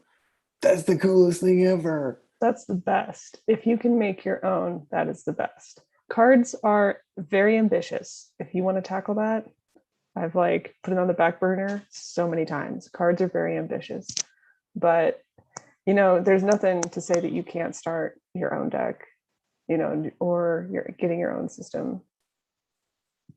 Oh, there's lots of witchy stuff in Bisbee too. There's a weirdo museum that has in Tombstone on the way to Bisbee. They have the Fiji mermaids and shrunken heads and things in this place, and I don't know why. It's the weirdest place for it because Believe it or not. Yeah, it's like believe it or not, but it's in Tombstone. It's weird. But these are all cool places. I'm going to get you people to come. I'm going to sucker everybody in. We're going to do some weekend or something in the spring and get as many people to hang out in this weirdo town. I think would be kind of cool. I I'll mean, come if- there. I'll go there when it happens. I'm there. Let's make it happen. I mean, I think it'd be a fun thing, right? Like a weekend thing. Absolutely. That would be a lot of fun. You got some camping spots around? Yeah, there's Just- tons of camping. There's tons of ghost towns and stuff. I'll post some pictures of the ghost town that's right near Risby as well. It's like there's all sorts of old petroglyphs and right down the road is the area where the rocks in the Roadrunner and Coyote, like where the inspiration of those rocks, it's kind of a castle rock kind of area, always seemed like a sacred spot to me, the Dragoons. And that's the one that I've been talking about, Gabriel. All right. That'd be a good place to bring the energy together. Good idea. I'm just Very thinking. central. Very centrally located spot. Hmm. Yeah, you want to do a bump to the Schumann residence? Everybody doing something in the middle of the desert all at the same time with the same intent. I think it'd be cool. Yeah, man. I'm being asked if you guys don't want to stick around, that's understandable. It's very late, but I'm being asked to pull a rune if you guys want to do that. Oh, do it. Do it. Okay, Do Let it. me grab Oh it. yeah. Yes. Yeah, I'll bring my goats to our meetup when we do that. Could you really? Like, Yeah, definitely. like on a road trip? Yeah, I bought a trailer, an old trailer from some landscapers. So I got to paint it and I put some lights on it so it's legal. And I'll put the goats in there. We can do some trail walking. Oh, cool. That'd be fun. I'd be happy. I don't think you take the goats into the national forest part, but that'd be really cool. Like, They're allowed in national forests if you do certain things. You can't like tie them to trees. I mean, as far as like, if you can take a horse in, you can take a goat in. But I mean, not all. I don't know if all national forests allow livestock. So All right. You guys want to know what Yes. cold? yes, please. I've got the Ingu's rune. I don't know how easy you can see it because it's like a diamond shape. Yes. Yeah. So it's a seed. It's a burst of energy. It's also kind of a portal. I see it as a portal. So we're planting seeds. We're being those seeds that have been planted, growing into our inheritance. Because the next couple runes have to do with daily process and kind of that old, all the things of your ancestors. My grandpa Yeah, the always said, diamond in Dune on the third eye. "Don't eat the Oh. seedweed." That's what my grandpa always said. Yeah, don't do that. But I like seaweed. The seedweed. Oh, eat the seedweed. Yeah, don't do that. seedweed. You need those seeds. Yeah. So it's good. All the things we talk about does plant seeds. It gets people thinking. Some seeds are easy to eat. Some seeds are not. We talked a lot about birds. Birds love seeds. They love Nice. them. Nice. So, that's awesome. Thank you. Really cool. Thank you for doing that. anytime. Thank you. Yeah, Right after we finish planting the seeds for our meetup. There you go. Mm-hmm. Oh, uh-huh. Uh-huh. Yeah, that might have just happened. That's But pretty solid. that was history. History. It'll be so huge. Huge. You have a clear sky tonight. You might be able to catch the Orionid meteor shower still. Mm, Oh, Oh, really? good call. Cool. I don't know. It's been cloudy, but it would be cool. Nice. Oh, Gordy was gonna give us more Alec Baldwin impersonations. Oh, was I? Yeah, you were going to read a Telegram script. I don't know if you still have that up. No, I don't have that. Oh, sweaty balls. Yeah, that one. Sweaty's balls. Sweaty balls. Sweaty salty balls. Yeah, that's the one. That's the good stuff. Don't shoot us in the face, though, please. Whip them out. Whip them out. Where am I looking, Alan?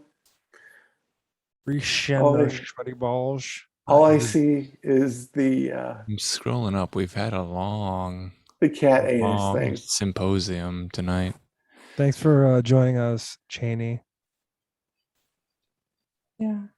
Did we lose her? Oh, Mysteriously, as she appeared, she left. she left us alone in the desert looking for a script. Like she's like, no, Those sweaty balls. right? They're gonna do freaking Some people reading a just play. can't deal with I'm these not sweaty gonna listen to balls. this. I have been here for 5.5 hours. We have I have Pete not Schwetty, we have Terry Rialto, and we I'm have not- Margaret Jo McCullen. I'm not gonna So sit for gaslight so- theater.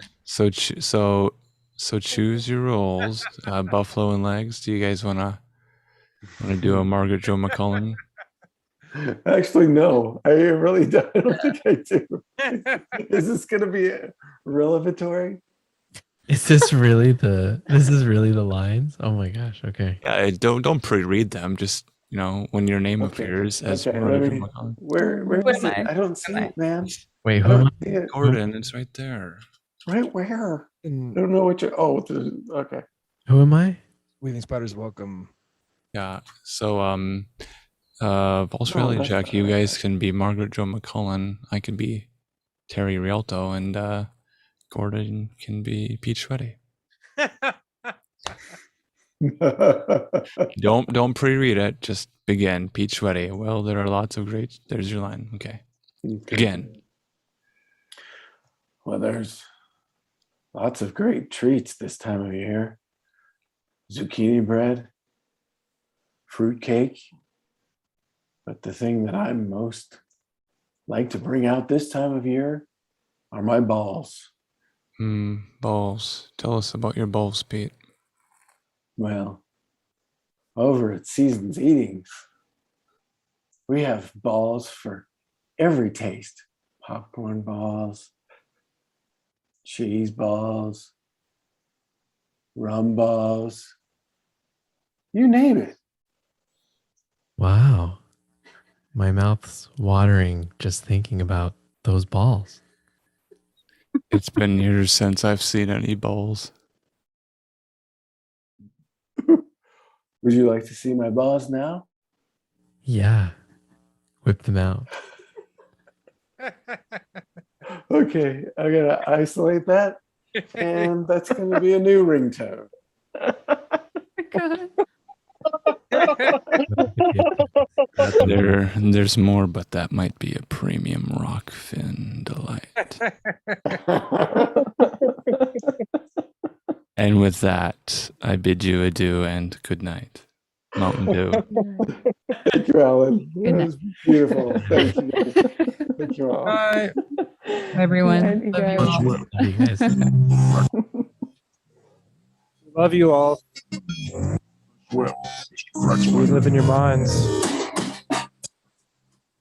Mr. Crack Spider. Thanks, Buffalo and Legs. You guys rock. Well, Love you guys. Love you all. Please come back anytime.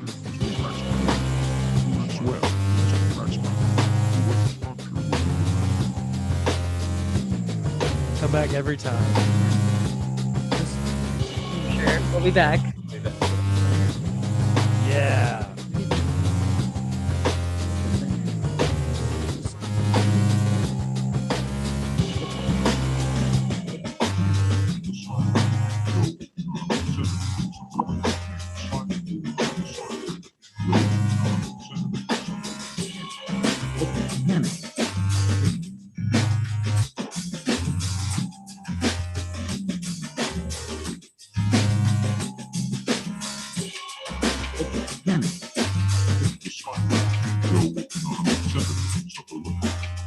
Raised over 100 young. The maiden daughter was Chaney. Now the spider can't go within 100 centimeters. Web was the web.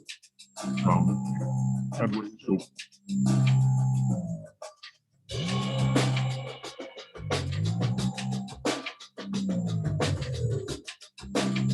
The threat protein spider figured building fence was more socket.